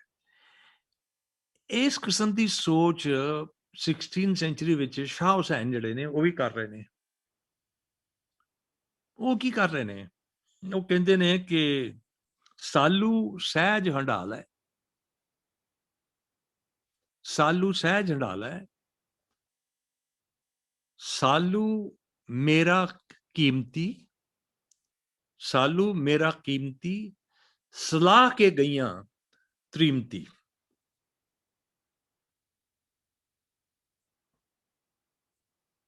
सालू टाया पाया टंगने, गुआंढण आई मंगने। ਦਿੱਤਾ ਕਹੀ ਨਾ ਜਾ। ਕਮਾਲ ਹੈ। ਮਤਲਬ ਤਸੱਵੁਰ ਦੇਖੋ ਤੁਸੀਂ, ਇਹ ਉਸੇ ਜਿਹੜਾ ਵਿਜ਼ਨ ਜਿਹੜਾ ਅਸੀਂ ਜਿਹਦੀ ਗੱਲ ਕਰ ਰਹੇ ਹਾਂ, ਜਿਹਦਾ ਇੰਬੈਡਡ ਵਿਜ਼ਨ ਹੈ, ਐਸੋ ਇੰਬੈਡਡ ਵਿਜ਼ਨ ਜਿਹੜਾ ਕਿ ਸ਼ੇਅਰਿੰਗ ਦਾ ਵਿਜ਼ਨ ਹੈ, ਜਿਹੜਾ ਗੁਰੂ ਨਾਨਕ ਸਾਹਿਬ ਤੋਂ ਸ਼ੁਰੂ ਹੁੰਦਾ ਹੈ। ਮਤਲਬ ਉਹਨਾਂ ਤੋਂ ਪਹਿਲਾਂ ਵੀ ਬੰਦਿਆਂ ਨੇ ਕਿਹਾ ਹੋਏਗਾ, ਲੇਕਿਨ ਇਹ ਜਿਹੜੀ ਕੌਨਸ਼ੀਅਸ ਲੈਵਲ ਦੇ ਉੱਤੇ ਉਹਨੂੰ ਇਸ ਤਰ੍ਹਾਂ ਆਰਟੀਕੂਲੇਟ ਕਰਨਾ, ਇਹ ਗੁਰੂ ਨਾਨਕ ਸਾਹਿਬ ਨਾਲ ਸ਼ੁਰੂ ਹੁੰਦਾ ਹੈ। ਜਿਹਦਾ ਕਿਰਤ ਦਾ ਜਿਹੜਾ ਪੂਰਾ ਦਾ ਪੂਰਾ ਜਿਹੜਾ ਹੈ, ਔਰ ਜਿਹੜਾ ਹੈ ਵੰਡਣ ਦਾ ਜਿਹੜਾ ਪੂਰਾ ਦਾ ਪੂਰਾ ਸੰਕਲਪ ਹੈ, ਔਰ ਨਾਮ ਦਾ ਜਿਹੜਾ ਸੰਕਲਪ ਹੈ, ਇਹ ਉੱਥੋਂ ਸ਼ੁਰੂ ਹੁੰਦਾ ਹੈ। ਲੇਕਿਨ 16ਵੀਂ ਸਦੀ 'ਚ ਸ਼ਾਹ ਹੁਸੈਨ ਸਾਹਿਬ ਇਹ ਗੱਲ ਕਹਿੰਦੇ ਨੇ ਕਿ ਸਾਲੂ ਮੇਰਾ ਕੀਮਤੀ। ਹੁਣ ਸਾਲੂ ਹੈ ਕੀ? ਅੱਜ ਕੱਲ੍ਹ ਤੇ ਪੰਜਾਬ 'ਚ ਸਾਲੂ ਕੋਈ ਮਤਲਬ ਉਹਦਾ ਕੋਈ ਚੱਲਣ ਨਹੀਂ ਰਿਹਾ, ਲੇਕਿਨ ਕੋਈ ਜ਼ਮਾਨਾ ਸੀ ਜਦੋਂ ਕਿ ਸਾਲੂ ਘਰਾਂ 'ਚ ਬੁਣ ਸਾਡੀਆਂ ਜਿਹੜੀਆਂ ਮਤਲਬ ਮਾਵਾਂ ਹੈ, ਉਹ ਸਾਲੂ ਜਿਹੜੀਆਂ ਬੁਣਦੀਆਂ ਸੀ, ਫੁਲਕਾਰੀ ਨਹੀਂ, ਸਾਲੂ ਕੋਈ ਬਹੁਤ ਜ਼ਿਆਦਾ ਜਿਹਨੂੰ ਕਹਿ ਲਓ ਕਿ ਡੈਕੋਰੇਟਿਵ ਐਲੈਬੋਰੇਟ, ਯਾਨੀ ਉਹਦੇ 'ਚ ਕੋਈ ਜ਼ਿਆਦਾ ਕਸ਼ੀਦਾਕਾਰੀ ਜਿਹੜੀ ਨਹੀਂ ਹੋਈ ਸੀ। ਤੇ ਉਹ ਜਿਹੜਾ ਕੱਪੜਾ ਹੈ ਉਹ ਲਾਲ ਰੰਗ ਦਾ ਹੁੰਦਾ ਸੀ, ਔਰ ਉਹ ਮਾਂ ਆਪਣੀ ਧੀ ਨੂੰ ਵਿਆਹ ਦੇ ਟਾਈਮ ਦੇ ਉੱਤੇ ਦਿੰਦੀ ਸੀ। ਉਸ ਕੱਪੜੇ ਦੀ ਕੀਮਤ ਇਹ ਨਹੀਂ ਸੀ ਕਿ ਤੁਸੀਂ ਉਹਨੂੰ ਹਰ ਰੋਜ਼ ਪਾਉਣਾ ਹੈ। ਉਸ ਕੱਪੜੇ ਦੀ ਕੀਮਤ ਇਹ ਸੀ ਕਿ ਤੁਸੀਂ ਇਹਨੂੰ ਤੈਅ ਕਰਕੇ, ਤੇ ਉਹ ਵੱਡੇ ਵੱਡੇ ਟਰੰਕ ਜਿਹੜੇ ਤੁਹਾਨੂੰ ਮਿਲਦੇ ਨੇ ਵਿਆਹ ਦੇ ਉੱਤੇ, ਜਿਹੜੇ ਕਿ ਤੁਹਾਨੂੰ ਤੁਹਾਡੇ ਮਾਂ ਪਿਓ ਦਿੰਦੇ ਨੇ ਬਤੌਰ ਉਸ ਜ਼ਮਾਨੇ ਜਿਹੜਾ ਹੁੰਦਾ ਸੀ ਕਿ ਧੀ ਜਾ ਰਹੀ ਹੈ ਤੇ ਉਹਨੂੰ ਜਿਹੜਾ ਹੈ ਨਾ ਸਮਾਨ ਦੇਣਾ ਹੈ ਘਰ ਦਾ ਜਿਹੜਾ ਹੈ। ਤੇ ਤੁਹਾਨੂੰ ਸਾਡੇ ਘਰਾਂ 'ਚ ਮਤਲਬ ਮੈਨੂੰ ਅਜੇ ਵੀ ਯਾਦ ਹੈ ਕਿ ਵੱਡੇ ਵੱਡੇ ਐਲੂਮੀਨੀਅਮ ਦੇ ਟਰੰਕ ਹੁੰਦੇ ਸੀ, ਉਹ ਟਰੰਕ ਬੰਦ ਹੀ ਰਹਿੰਦੇ ਸੀਗੇ, ਔਰ ਉਹ ਸਾਲ ਦੇ ਵਿੱਚ ਮਤਲਬ ਇੱਕ ਅੱਧੀ ਵਾਰੀ ਖੋਲ੍ਹੇ ਜਾਂਦੇ ਸੀ।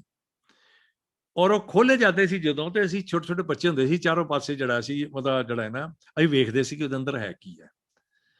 ਲੇਕਿਨ ਮੈਂ ਤੁਹਾਨੂੰ ਇੱਕ ਅਰਜ਼ ਕਰ ਰਿਹਾ ਕਿ ਸਾਨੂੰ ਉਸ ਟਰੰਕ ਦੇ ਅੰਦਰ ਪੂਰੀ ਕਾਇਨਾਤ ਨਜ਼ਰ ਆਉਂਦੀ ਸੀ, ਕਿਉਂਕਿ ਉਹਦੇ ਅੰਦਰ ਐਸੀਆਂ ਨਾਯਾਬ ਚੀਜ਼ਾਂ ਹੁੰਦੀਆਂ ਸੀ ਜਿਹੜੀਆਂ ਕਿ ਆਮ ਵਹਿਮ ਇਸਤੇਮਾਲ ਦੀਆਂ ਚੀਜ਼ਾਂ ਨਹੀਂ ਹੈਗੀਆਂ, ਰੋਜ਼ਮर्रा ਦੇ ਇਸਤੇਮਾਲ ਦੀਆਂ ਚੀਜ਼ਾਂ ਨਹੀਂ ਹੈਗੀਆਂ। ਉਹਦੇ 'ਚ ਕਿਤੇ ਕੁਝ ਚਾਈਨੀਜ਼ ਟੀ ਸੈੱਟ ਪਿਆ। ਹੁਣ ਮੈਨੂੰ ਯਾਦ ਆਉਂਦਾ ਹੈ ਕਿ ਉਹ ਚਾਈਨੀਜ਼ ਟੀ ਸੈੱਟ ਜਿਹੜਾ ਮੇਰੀ ਮਾਂ ਨੇ ਰੱਖਿਆ ਸੀ, ਇਹਦੇ 'ਚ ਉਹ ਗਲੀ 'ਚੋਂ ਇੱਕ ਕਹਿ ਲਓ ਕਿ ਇੱਕ ਵੈਂਡਰ ਨਿਕਲ ਰਿਹਾ, ਔਰ ਉਹ ਹਾਕ ਮਾਰਦਾ ਜਾ ਰਿਹਾ ਹੈ। ਉਹ ਉਹਦੇ ਕੋਲ ਟੀ ਸੈੱਟ ਹੈ, ਚਾਈਨੀਜ਼ ਟੀ ਸੈੱਟ ਹੈ, ਬਹੁਤ ਹੀ ਮਹੀਨ ਔਰ ਬਹੁਤ ਹੀ ਉੱਤੇ ਖੂਬਸੂਰਤ ਕੰਮ ਹੋਇਆ। ਔਰ ਮੇਰੀ ਮਾਂ ਨੇ ਬੜੀ ਮੁਸ਼ਕਲ ਨਾਲ ਪੈਸੇ ਪੂਸੇ ਜਿਹੜੇ ਉਹਦੇ ਕੋਲ ਹੈਗੇ ਸੀਗੇ, ਉਹਦੇ ਨਾਲ ਉਹ ਟੀ ਸੈੱਟ ਜਿਹੜਾ ਖਰੀਦਿਆ, ਲੇਕਿਨ ਉਹ ਇਸਤੇਮਾਲ ਨਹੀਂ ਕੀਤਾ। ਉਹਨੂੰ ਉਸੇ ਟਰੰਕ 'ਚ ਰੱਖਿਆ।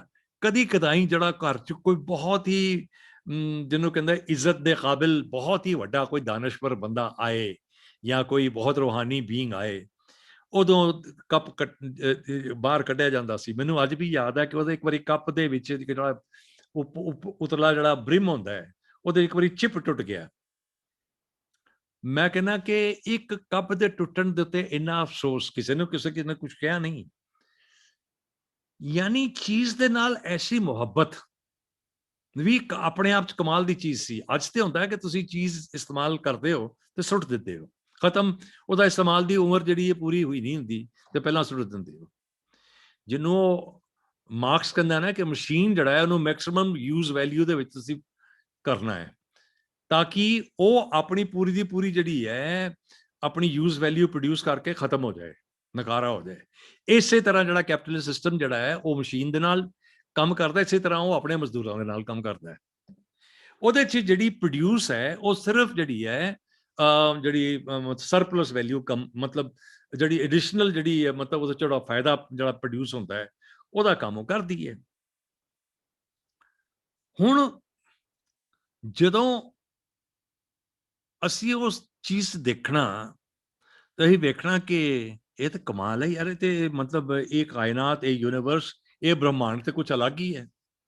ਜਿਹੜੇ ਤਾਰੇ ਅਸੀਂ ਦੇਖਦੇ ਹਾਂ ਸਵੇਰੇ ਛੱਤ ਤੇ ਸੋ ਕੇ, ਉੱਪਰ ਮੰਜੇ ਢਾਹ ਕੇ ਤੇ ਤਰੋਂਕਾ ਦੇ ਕੇ ਗਰਮ ਛੱਤਾਂ ਦੇ ਉੱਤੇ ਅਸੀਂ ਬਿਸਤਰੇ ਡਾਹਣੇ, ਉਹਦੇ ਡਾਹ ਕੇ ਉੱਤੇ ਉੱਪਰ ਜਿਹੜਾ ਅਸੀਂ ਬਹਿ ਜਾਣਾ ਉੱਥੇ ਲੇਟ ਕੇ, ਜਿਹੜਾ ਸਾਡੀਆਂ ਮਾਸਟਰੀਆਂ ਸਾਨੂੰ ਸੁਣਾ ਰਹੀਆਂ ਕਹਾਣੀਆਂ, ਅਸੀਂ ਦੇਖ ਰਹੇ ਹਾਂ ਤਾਰਿਆਂ 'ਚ, ਕਹਾਣੀ ਕਦੀ ਖਤਮ ਹੁੰਦੀ ਨਹੀਂ, ਅੱਧ ਵਿਚਕਾਰ ਹੀ ਸੋ ਜਾਣਾ, ਸਵੇਰੇ ਉੱਠਣਾ ਤੇ ਗੁਰੂ ਘਰ ਤੋਂ ਜਿਹੜਾ ਹੈ ਨਾ ਉਹ ਕੀਰਤਨ ਦੀ ਆਵਾਜ਼ ਆ ਰਹੀ ਹੈ ਦਰਬਾਰ ਸਾਹਿਬ ਤੋਂ। ਘਰ ਬਿਲਕੁਲ ਲਾਗੇ ਹੀ ਸੀ, ਬਿਲਕੁਲ ਲਾਗੇ ਸੀ। ਮਾਣਾ ਸਿੰਘ ਚੌਕ 'ਚ ਅਸੀਂ, ਮਾਣਾ ਸਿੰਘ ਗਲੀ ਨੰਬਰ 1 'ਚ ਅਸੀਂ ਰਹਿੰਦੇ ਸੀ, ਜਿਹੜਾ ਕਿ ਜਲਿਆਂਵਾਲੇ ਬਾਗ ਤੋਂ ਤਕਰੀਬਨ ਸਮਝ ਲਓ ਕਿ ਮਸਾਂ ਹੀ 50 ਯਾਰਡ ਤੇ ਸੀਗਾ, ਯਾਨੀ ਪੈਦਲ ਚੱਲੋ ਤੇ ਤਾਂ ਜਿਹਨੂੰ ਕਹਿੰਦੇ ਡਾਇਗਨਲ ਤੁਸੀਂ ਤੁਰੋ ਤੇ ਤੁਸੀਂ ਉੱਥੇ ਕੋਈ 2 ਮਿੰਟ 'ਚ ਵੀ 2 ਵੀ ਨਹੀਂ ਮਿੰਟ ਲੱਗਦੇ, ਤੁਸੀਂ ਤਾਂ ਪਹੁੰਚ ਗਏ।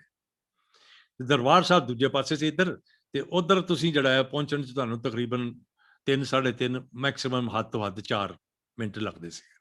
ਤੇ ਛੱਤ ਤੇ ਸੁੱਤੇ ਤੇ ਜਿਹੜਾ ਪੂਰਾ ਦਾ ਪੂਰਾ ਦੂਰੀਆਂ ਹੈ ਇਹ ਖਤਮ ਹੋ ਜਾਂਦੀਆਂ ਸੀ, ਔਰ ਤੁਹਾਨੂੰ ਉਹ ਜਿਹੜਾ ਹੈ ਸਵੇਰੇ ਸਵੇਰੇ ਉਹ ਸੁਣਾਈ ਦੇ ਰਿਹਾ। ਹੁਣ ਤੁਹਾਡੇ ਪਾਸ ਜਿਹੜੇ 2 ਪਾਠ ਨੇ ਜਾਂ 3 ਪਾਠ ਨੇ। ਇੱਕ ਉਹ ਪਾਠ ਹੈ ਜਿਹੜਾ ਰਾਤੀ ਤੁਸੀਂ ਕਹਾਣੀ ਜਿਹੜੇ ਸੁਣਦੇ ਸੁੱਤੇ ਹੋ। ਦੂਸਰਾ ਉਹ ਇੱਕ ਜਿਹੜਾ ਹੈ ਮੁਜੱਸਮਾ ਹੈ ਕਿ ਤੁਸੀਂ ਲਖੂਖਾ ਜਿਹੜੇ ਤਾਰੇ ਉੱਪਰ ਦੇਖ ਰਹੇ ਹੋ। ਹੁਣ ਤੁਹਾਡੀ ਜਿਹੜੀ ਪੂਰੀ ਦੀ ਪੂਰੀ ਅਟੈਂਸ਼ਨ ਹੈ ਉਹ 2 ਰਜਿਸਟਰ 'ਚ ਚੱਲ ਰਹੀ ਹੈ। ਇੱਕ ਤਾਂ ਕਹਾਣੀ ਸੁਣ ਰਹੀ ਹੈ। ਹੁਣ ਮੈਨੂੰ ਅੱਜ ਵੀ ਯਾਦ ਹੈ ਕਿ ਮਾਸੀਆਂ ਨੇ ਬੜਾ ਮਤਲਬ ਐਸਾ ਅਚਾਰ ਖਾਧਾ ਹੈ ਜਿਹਦੀ ਜਿਹੜੀ ਸਮੈਲ ਹੈ ਉਹ ਕਈ ਦਿਨ ਤੱਕ ਨਹੀਂ ਜਾਂਦੀ, ਜਿੰਨਾ ਮਰਜ਼ੀ ਤੁਸੀਂ ਆਪਣੇ ਦੰਦ ਸਾਫ਼ ਕਰ ਲਓ। ਉਹ ਤੁਹਾਨੂੰ ਸੁਣਾ ਰਹੀਆਂ, ਤੁਹਾਨੂੰ ਅਚਾਰ ਦੀ ਜਿਹੜੀ ਹੈ ਸਮੈਲ ਵੀ ਆ ਰਹੀ ਹੈ, ਤੁਹਾਨੂੰ ਤਾਰੇ ਵੀ ਨਜ਼ਰ ਆ ਰਹੇ। ਤੁਸੀਂ ਲਾਲ ਬਾਦਸ਼ਾਹ ਦੀ ਕਹਾਣੀ ਸੁਣ ਰਹੇ ਹੋ, ਐਸੇ ਇੱਕ ਸੱਪ ਦੀ ਜਿਹਨੂੰ ਇੱਕ ਜਿਹੜੀ ਰਾਜਕੁਮਾਰੀ ਜਾਂ ਕਿਸੇ ਦੂਸਰੀ ਕੁੜੀ ਦੇ ਨਾਲ ਮੁਹੱਬਤ ਹੋ ਗਈ ਹੈ, ਔਰ ਉਹ ਮਤਲਬ ਆਦਮੀ ਬਣਨਾ ਲੋਚਦਾ ਹੈ, ਔਰ ਬੜੀ ਕੋਸ਼ਿਸ਼ ਕਰ ਰਿਹਾ ਕਿ ਕਿਸ ਤਰ੍ਹਾਂ ਤਰੀਕੇ ਨਾਲ ਉਹ ਸੱਪ ਤੋਂ ਜਿਹੜਾ ਆਦਮੀ ਬਣ ਜਾਏ। ਸਵੇਰੇ ਤੁਹਾਨੂੰ ਜਿਹੜੀ ਉਥੋਂ ਜਿਹੜੀ ਹੈ ਗੁਰਬਾਣੀ ਦੀ ਪਹਿਲੇ ਬੜੇ ਜੈਂਟਲ ਨੋਟਸ ਜਿਹੜੇ ਸੁਣਾਈ ਦੇ ਰਹੇ ਹੈ। ਕਿਸੇ ਨੇ ਲਾਇਆ ਹੈ ਰਾਗ ਜਿਹੜਾ ਹੈ ਲਲਿਤੀਆਂ ਰਾਗ, ਮਤਲਬ ਤੋੜੀ ਜਿਹੜੀ ਲਾਈ ਹੈ, ਜਾਂ ਇੱਧਰ ਜਿਹੜਾ ਤੁਹਾਡੇ ਜਲਿਆਂਵਾਲੇ ਬਾਗ 'ਚ ਤੁਹਾਨੂੰ ਜਿਹੜਾ ਹੈ ਡਾਇਰ ਦੇ ਕਿੱਸੇ ਸੁਣਾਏ ਜਾਂਦੇ ਨੇ, ਉੱਥੇ ਭਗਤ ਸਿੰਘ ਦਾ ਕਿੱਸਾ ਸੁਣਾਇਆ ਜਾਂਦਾ ਹੈ, ਵਗੈਰਾ ਵਗੈਰਾ। ਜਦੋਂ ਕਹਿੰਦਾ ਹੈ ਕਿ ਸਾਲੂ ਪਾਇਆ ਟੰਗਣੇ, ਕਿ ਮੈਂ ਟਰੰਕ ਚੋਂ ਕੱਢਿਆ ਉਹਨੂੰ, ਮੈਂ ਜਿਹੜਾ ਬਾਹਰ ਧੁੱਪੇ ਪਾਉਣਾ ਹੈ ਕਿਉਂਕਿ ਇਹਨੂੰ ਮੈਂ ਇਹਨੇ ਚਿਰ ਤੋਂ ਮੈਂ ਕੱਢਿਆ ਨਹੀਂ। ਸਾਲੂ ਪਾਇਆ ਟੰਗਣੇ ਗਵਾਂਢਣ ਆਈ ਮੰਗਣੇ। ਗਵਾਂਢਣ ਨੇ ਦੇਖਿਆ, ਨੇ ਕਿਹਾ ਯਾਰ ਇੰਨਾ ਸੋਹਣਾ ਸਾਲੂ ਇਹਦਾ ਕੁੜੀ ਦਾ। ਉਹਨੇ ਕਿਹਾ ਤੂੰ ਮੈਨੂੰ ਦੇ ਦੇ, ਤੂੰ ਤੇ ਇਸਤੇਮਾਲ ਕਰਦੀ ਨਹੀਂ। ਉਹਦੇ ਅਗਲੇ ਯਾਨੀ ਬੜੀ ਕਮਾਲ ਹੈ, ਦਿੱਤਾ ਕਹੀ ਨਾ ਜਾ। ਇਹਨੂੰ 2 ਤਰੀਕੇ ਨਾਲ ਇੰਟਰਪ੍ਰੇਟ ਕੀਤਾ ਲੋਕਾਂ ਨੇ। ਕੁਝ ਨੇ ਕਿਹਾ ਕਿ ਨਹੀਂ ਮੈਂ ਨਹੀਂ ਦੇਣਾ। ਦੂਸਰਾ ਹੈ ਕਿ ਮੇਰੇ ਕੋਲੋਂ ਨਾ ਨਹੀਂ ਕਹੀ ਗਈ, ਮੈਂ ਹੀ ਦੇ ਦਿੱਤਾ। ਇਹ ਜਿਹੜੀ ਹੈ ਨਾ, ਇਹਨੂੰ ਕਹਿੰਦੇ ਨੇ ਪਿਓਰ ਐਕਸਚੇਂਜ ਵੈਲਿਊ। ਜੇ ਤੁਸੀਂ ਮੈਲੀਨਾਵਸਕੀ ਦੀ ਉਹ ਕਿਤਾਬ ਪੜ੍ਹੋ ਜਿਹੜੀ ਉਹਨੇ ਕਿਊਲਾ ਰਿੰਗਸ ਉੱਤੇ ਕੀਤੀ ਹੈ, ਜਿਹੜੇ ਉਹਨੇ ਆਸਟ੍ਰੇਲੀਆ ਦੇ ਕੋਲ ਨਿਊ ਪਾਪੂਆ ਗਿਨੀ ਦੇ ਜਿਹੜੇ ਐਂਥਰੋਪੋਲੋਜੀ ਦੇ ਜਿਹੜੇ ਉਹਦਾ ਕੰਮ ਹੈ, ਉਹਦੇ 'ਚੋਂ ਬੋਟ ਪੀਪਲ ਉਹਨੂੰ ਕਿਊਲਾ ਰਿੰਗ ਕਹਿੰਦਾ। ਉਹਦੇ 'ਚ ਇੱਕ ਗਿਫਟ ਹੁੰਦੀ ਹੈ ਜਿਹੜੇ ਕਿ ਕਿਸ਼ਤੀਆਂ ਤੋਂ ਸਵਾਰ ਬੰਦੇ ਸਮੁੰਦਰ ਗਏ ਨੇ, ਔਰ ਕਈ ਬੰਦੇ ਨਿਕਲੇ ਨੇ, ਉਹ ਦੂਰ ਨੇ ਬੜੇ। ਹੁਣ ਇਹ ਹੈ ਕਿ ਅਸੀਂ ਆਪਣਾ ਇਨਸਾਨੀ ਟੱਚ, ਆਪਣਾ ਇਨਸਾਨੀ ਜਿਹੜਾ ਹੈ ਟੱਚ ਜਿਹੜਾ ਹੈ ਉਹ ਕਨਫਰਮ, ਉਹਨੂੰ ਅਫਰਮ ਕਰਨਾ ਹੈ।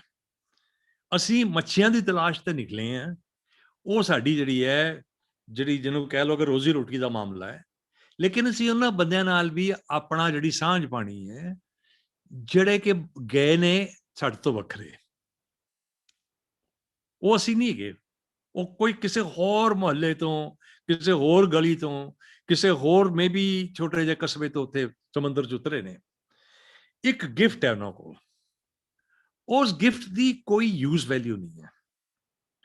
ਉਹ ਗਿਫਟ ਬੋਰਡ ਚੱਲੀ ਜਾ ਰਹੀ ਹੈ, ਚੱਲੀ ਜਾ ਰਹੀ ਹੈ ਤੇ ਉਹਨਾਂ ਨੂੰ ਬੋਰਡ ਮਿਲੀ ਕੋਈ ਨਵੀਂ।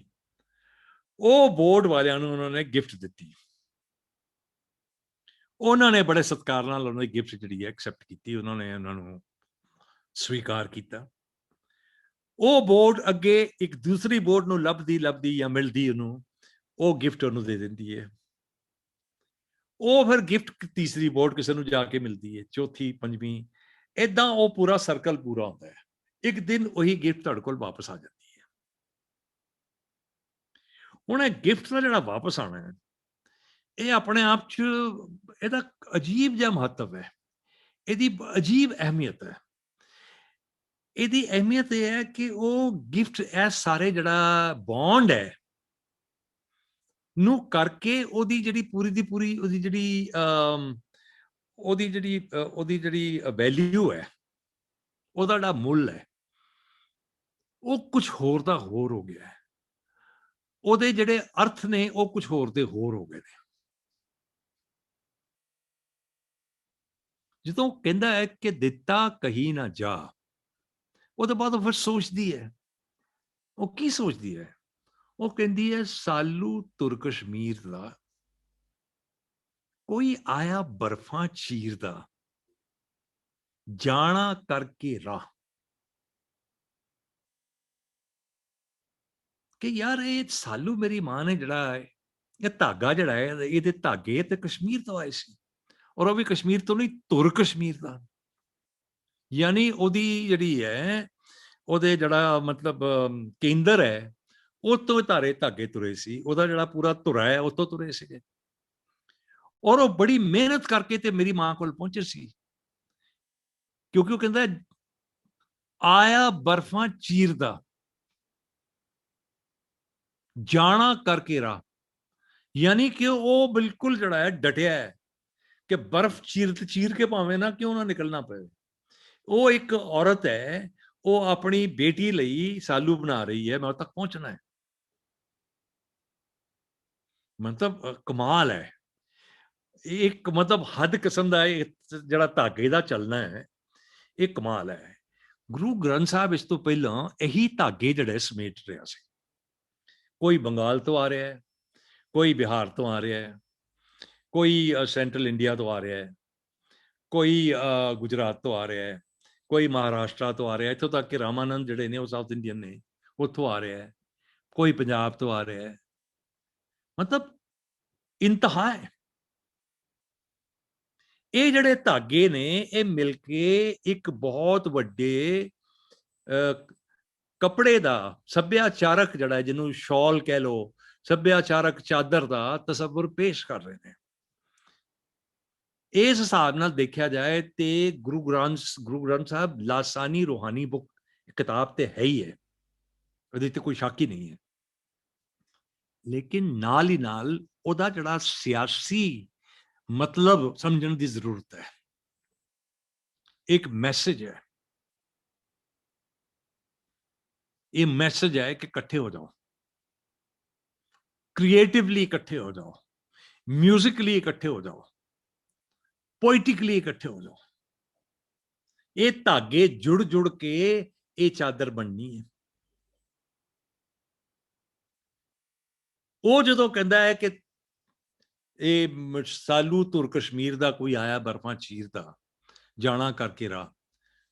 ਸਾਲੂ ਤੁਰ ਗੁਜਰਾਤ ਦਾ, ਕੋਈ ਮੈਂ ਭੌ ਪਹਿਲੀ ਰਾਤ ਦਾ, ਸੁੱਤੀ ਸ਼ੌਕ ਅੱਲਾ। ਸਾਲੂ ਤੁਰ ਮੁਲਤਾਨ ਦਾ, ਕੋਈ ਰੱਬ ਦਿਲਾਂ ਦੀਆਂ ਜਾਣਦਾ। ਮਤਲਬ ਇਹ ਕਮਾਲ ਹੋਣ ਡਈ ਹੈ ਕਿ ਸਾਲੂ ਤੁਰ ਮੁਲਤਾਨ ਦਾ, ਕੋਈ ਰੱਬ ਦਿਲਾਂ ਦੀਆਂ ਜਾਣਦਾ।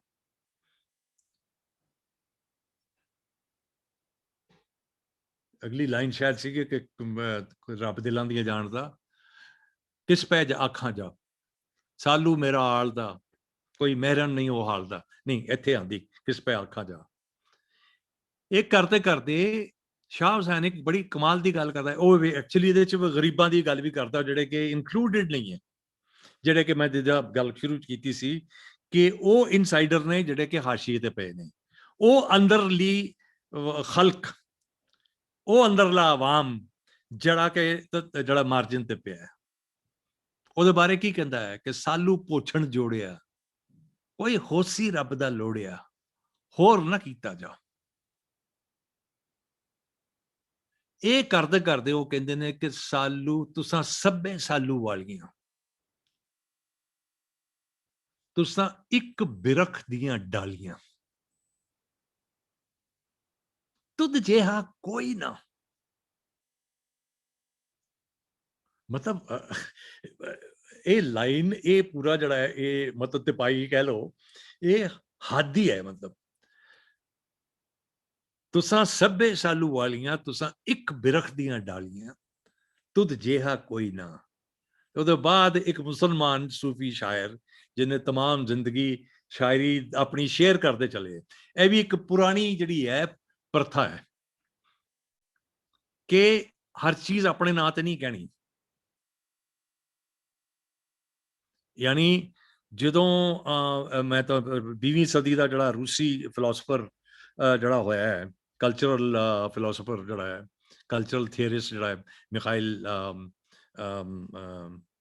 ਜਿਹਦੀ ਗੱਲ ਕੀਤੀ ਸੀ ਹੁਣੇ ਮੈਂ, ਬਾਖਤਿਨ ਦੀ, ਉਹ ਵੀ ਆਪਣਾ ਕਾਫੀ ਸਾਰਾ ਕੰਮ ਆਪਣੇ ਦੋਸਤਾਂ ਦੇ ਨਾਂ ਤੇ ਕਰਕੇ ਗਿਆ।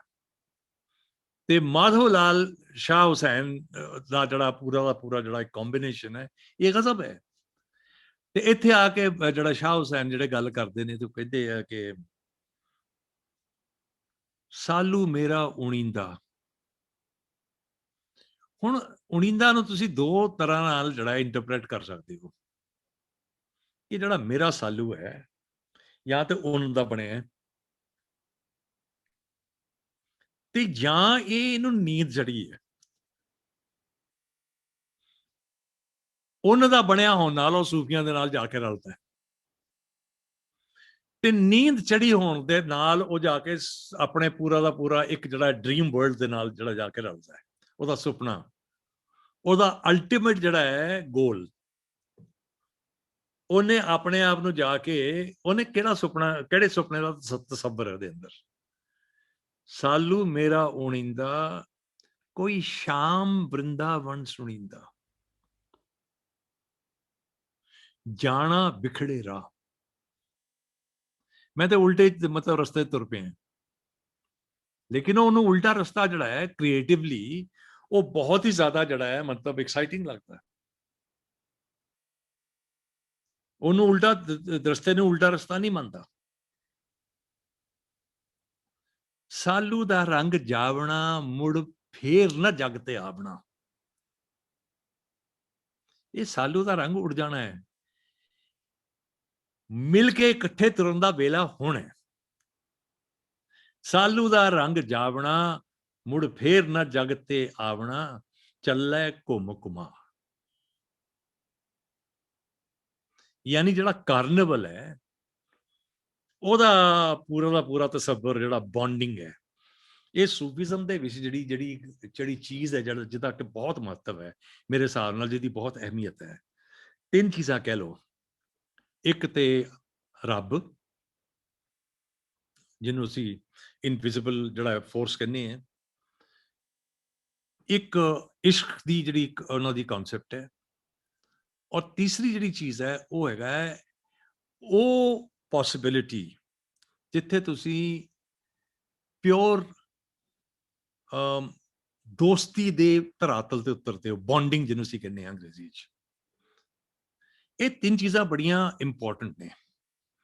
ਜਦੋਂ ਕਾਰਨੀਵਲ ਦੀ ਗੱਲ ਕਰਦਾ ਹੈ ਬਾਖਤਿਨ, ਔਰ ਜਦੋਂ ਗੱਲ ਕਰਦਾ ਹੈ ਇਹ ਚੱਲੇ ਘੁੰਮ ਘੁਮਾ, ਸਾਲੂ ਦਾ ਰੰਗ ਜਾਵਣਾ, ਮੁੜ ਫੇਰ ਨਾ ਜਗ ਤੇ ਆਵਣਾ, ਉਦੋਂ ਇਹ ਜਿਹੜੀ ਤਸੱਵੁਰ ਹੈ ਇੱਕ ਕਾਰਨੀਵਲ ਦਾ, ਔਰ ਉਹਦੇ ਜਿਹੜਾ ਪਾਰਟਿਸਿਪੇਟਿਵ, ਜਿਹਨੂੰ ਬਿਲਕੁਲ ਇਨਕਲੂਸਿਵ ਅੰਦਰ ਆਪਣੇ ਆਪ 'ਚ ਇਨਕਲੂਡ ਕੀਤਿਆਂ ਹੋਇਆ, ਇਹ ਜਿਹੜੀ ਹੈ 20ਵੀਂ ਸਦੀ 'ਚ ਇੱਕ ਜਿਹੜੀ ਸਾਡਾ ਜਿਹੜਾ ਫਿਲਾਸਫੀ ਹੈ ਉਹਦਾ ਇੱਕ ਅਲਾਮਤੀ ਅੰਗ ਹੈ, ਉਹਦਾ ਇੱਕ ਅਲਾਮਤੀ ਯੂਨਿਟ ਹੈ। ਯਾਨੀ ਜਦੋਂ ਤੁਸੀਂ ਲੇਵਿਨਾਸ ਦਾ ਕੰਮ ਪੜ੍ਹਦੇ ਹੋ ਬੀਇੰਗ ਐਨ ਅਦਰ ਦਾ, ਤੇ ਉਹ ਇਹ ਗੱਲ ਕਹਿੰਦਾ ਹੈ ਕਿ ਜਿਹੜਾ ਅਦਰ ਹੈ ਉਹਦੀ ਜਿਹੜੀ ਸੈਂਕਟਿਟੀ ਹੈ ਉਹ ਇਨਵਾਇਲੇਬਲ ਹੈ, ਉਹਨੂੰ ਵਾਇਲੇਟ ਨਹੀਂ ਕੀਤਾ ਜਾ ਸਕਦਾ। ਉਹ ਇੱਥੋਂ ਅਸੀਂ ਇਹ ਗੱਲ ਕਹਿੰਦੇ ਹਾਂ ਕਿ ਜਿਹੜੀ ਕੋਐਗਜ਼ਿਸਟੈਂਸ ਜਿਹਨੂੰ ਅਸੀਂ ਕਹਿੰਦੇ ਹਾਂ, ਜਿਹੜੀ ਵੈਸਟ ਤੋਂ ਜਿਹਦੀ ਗੱਲ ਕਰ ਰਹੇ ਸੀ ਰੱਬੀ ਉਦਨ, ਕੋਐਗਜ਼ਿਸਟੈਂਸ ਦਾ ਮਤਲਬ ਇਹੀ ਹੈ ਜਿਹੜਾ ਕਿ ਅਸੀਂ ਪਹਿਲਾਂ ਸਿੰਗੂਲਰਲੀ ਮਲਟੀਪਲ ਔਰ ਮਲਟੀਪਲੀ ਸਿੰਗੂਲਰ ਦੀ ਗੱਲ ਜਿਹੜੀ ਸੀ ਕੀਤੀ ਹੈ। ਮਤਲਬ ਇਹ ਹੈ ਕਿ ਕੋਐਗਜ਼ਿਸਟੈਂਸ ਦਾ ਮਤਲਬ ਹੈ ਕਿ ਮੈਂ ਤੁਹਾਡੇ ਨੈਕਸਟ ਬੈਠਾ, ਤੁਹਾਡੇ ਬਿਲਕੁਲ ਨਾਲ ਬੈਠਾ, ਲੇਕਿਨ ਤੁਹਾਡੇ ਮੇਰੇ ਵਿਚਕਾਰ ਜਿਹੜਾ ਹੈ ਇੱਕ ਪਲੱਸ ਦਾ ਸਾਈਨ ਨਹੀਂ ਹੈ। ਤੁਸੀਂ ਔਰ ਮੈਂ ਕੰਪਾਊਂਡ ਸੈਂਟੈਂਸ ਨਹੀਂ ਹੈਗੇ। ਸਾਡੀ ਵਾਕ ਬੰਤਰ ਜਿਹੜੀ ਹੈ ਅਤੇ ਨਾਲ ਨਹੀਂ ਬਣੀ। ਸਾਡੀ ਵਾਕ ਬੰਤਰ ਹੈ ਕਿ ਦੋ ਸੈਂਟੈਂਸਸ ਦਾ ਇੱਕ ਦੇ ਵਿੱਚ ਇੱਕ ਮਿਕ ਹੋਏ ਹੈ। ਅਸੀਂ ਕੰਪਲੈਕਸ ਸੈਂਟੈਂਸ। ਕਾਰਨੀਵਲ ਦੀ ਜਿਹੜੀ ਸੈਂਸ ਹੈ, ਇਨਵਾਇਲੇਬਲ ਅਦਰ ਦੀ ਜਿਹੜੀ ਸੈਂਸ ਹੈ, ਯਾਨੀ ਲੇਵਿਨਾਸ ਇਹਨੂੰ ਇਸ ਤਰੀਕੇ ਨਾਲ ਕਹਿੰਦਾ ਹੈ ਕਿ ਤੁਸੀਂ ਇੱਕੋ ਹੀ ਟਾਈਮ ਤੇ ਦੋ ਚੀਜ਼ਾਂ ਹੋ। ਯਾਨੀ ਤੁਸੀਂ ਨੋਮੈਡ ਹੋ। ਨੋਮੈਡ ਜਿਹਨੂੰ ਅਸੀਂ ਪੰਜਾਬੀ 'ਚ ਟੱਪਰੀਵਾਸ ਕਹਿੰਦੇ ਹਾਂ, ਜਿਹੜੇ ਤੁਰੇ ਫਿਰਦੇ ਨੇ, ਜਿਨ੍ਹਾਂ ਦਾ ਆਪਣਾ ਕੋਈ ਘਰ ਨਹੀਂ ਹੈਗਾ, ਜਿਨ੍ਹਾਂ ਨੂੰ ਅਸੀਂ ਸੂਫੀਜ਼ਮ ਦੇ ਵਿੱਚ ਲਾ ਮਕਾਨ ਕਹਿੰਦੇ ਹਾਂ, ਜਿਹਨੂੰ ਬਾਬਾ ਨਾਨਕ ਸਾਹਿਬ ਦੀ ਅਸੀਂ ਜਿਹੜੀ ਹੈ ਜਰਨੀਜ਼ ਦੇ ਵਿੱਚ ਉਦਾਸੀਆਂ ਦੀ ਸ਼ਕਲ 'ਚ ਜਾਣਦੇ ਹਾਂ। ਉਹੀ ਜਿਹੜੀ ਚੀਜ਼ ਹੈ ਉਹ ਇੱਕ ਪਾਸੇ ਮਤਲਬ ਉਹਦੀ ਸ਼ਕਲ ਜਿਹੜੀ ਟੱਪਰੀ ਵਾਸ ਦਾ ਜਿਹੜਾ ਜਰਨੀ ਉਹ ਵਾਲੀ ਹੈ, ਦੂਸਰੇ ਪਾਸੇ ਉਹੀ ਨੋਮੈਡ ਜਿਹੜਾ ਹੈ ਉਹਦਾ ਬਿਲਕੁਲ ਉਲਟ ਮੋਨੈਡ। ਮੋਨੈਡ ਦਾ ਮਤਲਬ ਹੈ ਕਿ ਤੁਸੀਂ ਉਸ ਘਰ 'ਚ ਬੈਠੇ ਹੋ ਜਿਹਦੀ ਕੋਈ ਬਾਰੀ ਨਹੀਂ ਹੈ, ਜਿਹਦਾ ਕੋਈ ਦਰਵਾਜ਼ਾ ਨਹੀਂ ਹੈ, ਤੁਸੀਂ ਉਹਦੇ ਅੰਦਰ ਬੈਠੇ ਹੋ ਔਰ ਤੁਸੀਂ ਬਿਲਕੁਲ ਇਕੱਲੇ ਹੋ। ਯਾਨੀ ਤੁਸੀਂ ਬਹੁਤ ਸਾਰੇ ਵੀ ਹੋ ਤਾਂ ਤੁਸੀਂ ਬਹੁਤ ਇਕੱਲੇ ਵੀ ਹੋ। ਇਹ ਜਿਹੜੀ ਹੈ ਬਾਬੇ ਨਾਨਕ ਦਾ ਅਖੀਰ 'ਚ ਕਹਿਣਾ ਕਿ ਬਈ ਹੁਣ ਮੈਂ ਯਾਤਰਾ ਜਿਹੜੀ ਬਹੁਤ ਕਰ ਲਈ, ਹੁਣ ਮੈਂ ਖੇਤੀ ਕਰਨੀ ਹੈ, ਹੁਣ ਮੈਂ ਅੰਦਰ ਜਿਹੜਾ ਹੈ ਆਪਣੇ ਅੰਦਰ ਜਿਹੜੇ ਖਲਲ ਨੇ ਉਹਨਾਂ ਨਾਲ ਨਜਿੱਠਣਾ ਹੈ। ਇਹ ਜਿਹੜਾ ਹੈ ਮਲਟੀਪਲ ਬੀਇੰਗ, ਜਿਸ ਤਰ੍ਹਾਂ ਕਬੀਰ ਸਾਹਿਬ ਕਹਿੰਦੇ ਨੇ ਇਹਨੂੰ ਇਸ ਸ਼ਕਲ 'ਚ ਕਹਿੰਦੇ ਨੇ ਕਿ ਉਹ ਉਹਨਾਂ ਦਾ ਹੈਗਾ ਕਿ ਜੁਗਨ ਜੁਗਨ ਹਮ ਜੋਗੀ, ਕਿ ਅਸੀਂ ਜੁਗਾਂ ਦਾ ਹੀ ਜੋਗੀ ਹਾਂ। ਆਏ ਨਾ ਜਾਏ ਮਿਟੇ ਨਾ ਕਬਹੂ ਸ਼ਬਦ ਅਨਾਹਤ ਭੋਗੀ। ਉਹਦੇ 'ਚੋਂ ਇੱਕ ਉਹਨਾਂ ਦਾ ਸਟੈਂਜ਼ਾ ਆਉਂਦਾ ਹੈ, ਇੱਕ ਜਿਹੜਾ ਹੈ ਉਹ ਹੈਗਾ ਹੈ ਕਿ ਸਭ ਹੀ ਠੋਰ ਜਮਾਤ ਹਮਾਰੀ, ਸਭ ਹੀ ਠੋਰ ਪੇ ਮੇਲਾ। ਹਰ ਪਾਸੇ ਸਾਡੀ ਜਮਾਤ ਹੈ, ਹਰ ਪਾਸੇ ਸਾਡੇ ਮੇਲਾ ਹੈ। ਹਮ ਸਭ ਮਾਏ, ਅਸੀਂ ਸਭ ਦੇ ਅੰਦਰ ਹੈ, ਸਭ ਹਮ ਮਾਏ, ਸਾਰੇ ਸਾਡੇ ਅੰਦਰ ਹੈ। ਲੇਕਿਨ ਉਹਦੇ ਬਾਅਦ ਇੱਕ ਜਿਹੜੀ ਗੱਲ ਕਹਿੰਦਾ ਕਮਾਲ ਹੈ, ਹਮ ਹੈ ਬਹੁਰੀ ਅਕੇਲਾ।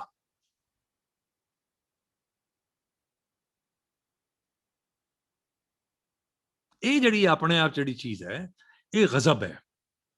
ਇਹ ਉਹੀ ਚੀਜ਼ ਹੈ ਜਿਹੜੀ ਬਾਬਾ ਬੁੱਲੇ ਸ਼ਾਹ ਜਿਹੜੇ ਨੇ ਪਹਿਲਾਂ ਕਹਿੰਦੇ, ਬਾਅਦ ਚ ਕਹਿੰਦੇ ਨੇ ਕਿ 14 ਤਬਕੀ ਸੈਰ ਸਾਡਾ ਕਿਤੇ ਨਾ ਹੁੰਦਾ ਕੈਦ, ਮੈਂ ਬੇਕੈਦ ਮੈਂ ਬੇਕੈਦ, ਨਾ ਰੋਗੀ ਨਾ ਬੈਦ। ਇਹ ਜਿਹੜਾ ਨਿਗੇਸ਼ਨ ਚ ਆਪਣੀ ਆਈਡੈਂਟਿਟੀ ਨੂੰ ਸਾਹਮਣੇ ਰੱਖਣਾ, ਇਹ ਮਤਲਬ ਤੁਸੀਂ ਅਰਬਦ ਨਰਬਦ ਧੁੰਦੂਕਾਰਾ ਦੇਖ ਲਓ ਗੁਰੂ ਨਾਨਕ ਸਾਹਿਬ ਦਾ, ਹੈ ਨਾ, ਵਿਸਮਾਦ ਨਾਥ ਦੇਖ ਲਓ, ਜਿਹਦੇ ਚ ਮਲਟੀਪਲਿਸਿਟੀ ਦਾ ਇੱਕ ਜਿਹੜਾ ਹੈ ਨਾ ਇੱਕ ਅਜੀਬ ਬੜਾ ਹੀ ਵਸੀ ਤਸੱਵਰ ਹੈ। ਅਰਬਦ ਨਰਬਦ ਦੇਖ ਲਓ, ਨਿਗੇਸ਼ਨ ਦੇ ਵਿੱਚ ਆਪਣੇ ਆਪ ਨੂੰ ਆਈਡੈਂਟਿਟੀ ਦਾ ਉਹ ਨਹੀਂ ਦੱਸਦੇ ਕਿ ਮੈਂ ਕੀ ਹਾਂ, ਉਹ ਤੁਹਾਨੂੰ ਇਹ ਦੱਸਣਗੇ ਕਿ ਮੈਂ ਕੀ ਨਹੀਂ ਹਾਂ, ਮੈਂ ਕੀ ਕਦੀ ਵੀ ਨਹੀਂ ਹੋਵਾਂਗਾ, ਕੁਝ ਵੀ ਹੋ ਜਾਏ। ਇਹ ਜਿਹੜੀ ਇੱਕ ਮਤਲਬ ਇੱਕ ਜਿਹਨੂੰ ਕਹਿ ਲਓ ਕਿ ਇੱਕ ਬੇਸਿਕ ਜਿਹੜੀ ਅਲਾਮਤੀ ਜਿਹੜੀ ਹੈ ਨਾ ਸ਼ਕਲ ਹੈ ਸੂਫੀਆਂ ਦੀ, ਭਗਤਾਂ ਦੀ, ਗੁਰੂਆਂ ਦੀ। ਰੂਮੀ ਇਸ ਤਰ੍ਹਾਂ ਗੱਲ ਕਰਦਾ ਨੇ ਤਾਂ ਕਹਿੰਦਾ ਕਿ ਤਦਬੀਰੇ ਮੁਸਲਮਾਨਾਨ ਕੀ ਮਨ ਖੁਦ ਰੋ ਨਮੀ ਦਾਨਮ, ਨਾ ਤਰਸਾ ਨਾ ਯਹੂਦਮ ਮਨ, ਨਾ ਗੁਬਰਮ ਨਾ ਮੁਸਲਮਾਨਮ। ਕਿ ਤੁਸੀਂ ਆਪਣੇ ਆਪ ਨੂੰ ਸਮਝ ਲਿਆ ਤੁਸੀਂ ਕੌਣ ਹੋ, ਪਰ ਮੈਂ ਬੜੀ ਕੋਸ਼ਿਸ਼ ਕੀਤੀ, ਮੈਨੂੰ ਨਹੀਂ ਸਮਝ ਆਇਆ ਕਿ ਮੈਂ ਕੌਣ ਹਾਂ, ਬੁੱਲਾ ਕੀ ਜਾਣਾ ਮੈਂ ਕੌਣ। 18ਵੀਂ ਸਦੀ 'ਚ ਇਹੀ ਕਹਿੰਦੇ ਨੇ ਕਿ ਮੈਂ ਬੜਾ ਸੋਚਿਆ ਯਾਰ ਮੈਂ ਜੂ ਨਹੀਂ ਹਾਂ, ਮੈਂ ਕ੍ਰਿਸਚਨ ਨਹੀਂ ਹਾਂ, ਮੈਂ ਜ਼ੋਰੈਸਟਰੀਅਨ ਨਹੀਂ ਹਾਂ ਤੇ ਮੁਸਲਮਾਨ ਵੀ ਨਹੀਂ ਹਾਂ, ਮੈਂ ਮਤਲਬ ਵੈਸਟ ਤੋਂ ਵੀ ਨਹੀਂ ਹਾਂ ਤੇ ਮੈਂ ਈਸਟ ਤੋਂ ਵੀ ਨਹੀਂ ਹਾਂ, ਮੈਂ ਬਾਹਰੋਂ ਵੀ ਨਹੀਂ ਹਾਂ, ਮੈਂ ਅੰਦਰੋਂ ਵੀ ਨਹੀਂ ਹਾਂ। ਮਤਲਬ ਇਹ ਜਿਹੜਾ ਨਿਗੇਸ਼ਨ 'ਚ ਚੱਲਣਾ ਹੈ ਇਹ ਤੇ ਕਮਾਲ ਹੈ। ਨਿਗੇਸ਼ਨ 'ਚ ਬੁੱਲਾ ਕੀ ਜਾਣਾ ਮੈਂ ਕੌਣ, ਨਾ ਮੈਂ ਅੰਦਰ ਵਿੱਚ ਕਿਤਾਬਾਂ ਇਹ ਜਿਹੜਾ ਪੂਰਾ ਦਾ ਪੂਰਾ ਜਿਹੜਾ ਹੈ, ਨਾ ਮੈਂ ਵਿੱਚ ਨਾ ਮੈਂ ਮੰਦਰ ਕੀ ਬੁੱਲਾ ਕੀ ਜਾਣਾ ਮੈਂ ਕੌਣ। ਉਹਦੇ 'ਚ ਇਹ ਸਾਰਾ ਨਿਗੇਸ਼ਨ ਦੇ ਪੂਰੀ ਇੱਕ ਲਿਸਟ ਹੈ ਜਿਹੜੀ ਕਿ ਬਿਲਕੁਲ ਰੂਮੀ ਵਾਲਾ ਜਿਹੜਾ ਕੰਮ ਹੈ। ਇਹ ਜਿਹੜਾ ਮਲਟੀਪਲਿਸਿਟੀ ਨੂੰ ਸੈਲੀਬ੍ਰੇਟ ਕਰਦੇ ਹੋਏ ਚੱਲਣ ਦਾ ਜਿਹੜਾ ਤਰੀਕਾ ਹੈ, ਇਹ ਸਭ ਤੋਂ ਪਹਿਲਾਂ ਮੈਂ ਆਪਣੇ ਜਨਮ ਦੇ ਟਾਈਮ ਦੇ ਉੱਤੇ ਔਰ ਉਸਦੇ ਕਈ ਸਾਲ ਤੱਕ ਇਹ ਮੈਂ ਪੰਜਾਬ ਤੋਂ ਸਿੱਖਿਆ। ਇਹ ਮੇਰੀ ਪਹਿਲੀ ਜਿਹੜੀ ਹੈ ਪੰਜਾਬ ਦਾ ਮੇਰੇ ਤੇ ਸਭ ਤੋਂ ਵੱਡਾ ਜਿਹੜਾ ਅਸਰ ਹੈ ਉਹ ਇਸ ਮਲਟੀਪਲਿਸਿਟੀ ਨੂੰ ਇਸ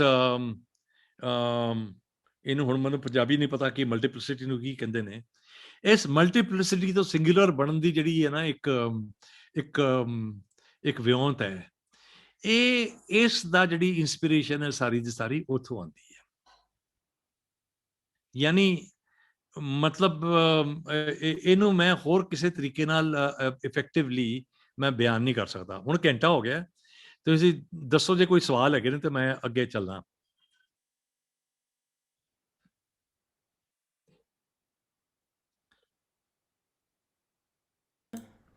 ਅੱਛਾ ਮੈਂ ਕਰਾਂ ਅੱਗੇ? ਹਾਂਜੀ ਅਸੀਂ ਤੁਹਾਡੇ ਤੋਂ ਥੋੜਾ ਜਿਹਾ ਹੁਣ ਮੈਂ ਦੂਜੇ ਪਾਸੇ ਆਉਣਾ। ਹਾਂਜੀ ਹਾਂਜੀ।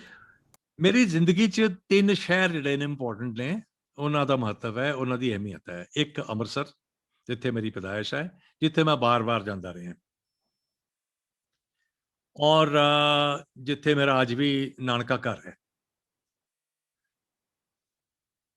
ਹੁਣ ਉਹ ਦਰਬਾਰ ਸਾਹਿਬ ਦੇ ਲਾਗੇ ਨਹੀਂ ਹੈ, ਕਿਉਂਕਿ ਜਦੋਂ ਉਹ 84 ਦਾ ਪੂਰਾ ਹੋਇਆ ਸੀਗਾ ਤੇ ਉਦੋਂ ਦਰਬਾਰ ਸਾਹਿਬ ਦੇ ਲਾਗੇ ਜਿੰਨਾ ਵੀ ਸੀਗਾ ਉਹ ਪੂਰਾ ਦਾ ਪੂਰਾ ਉਹਨਾਂ ਢਾਹ ਦਿੱਤੇ ਸੀਗੇ ਸਾਰੇ ਘਰ।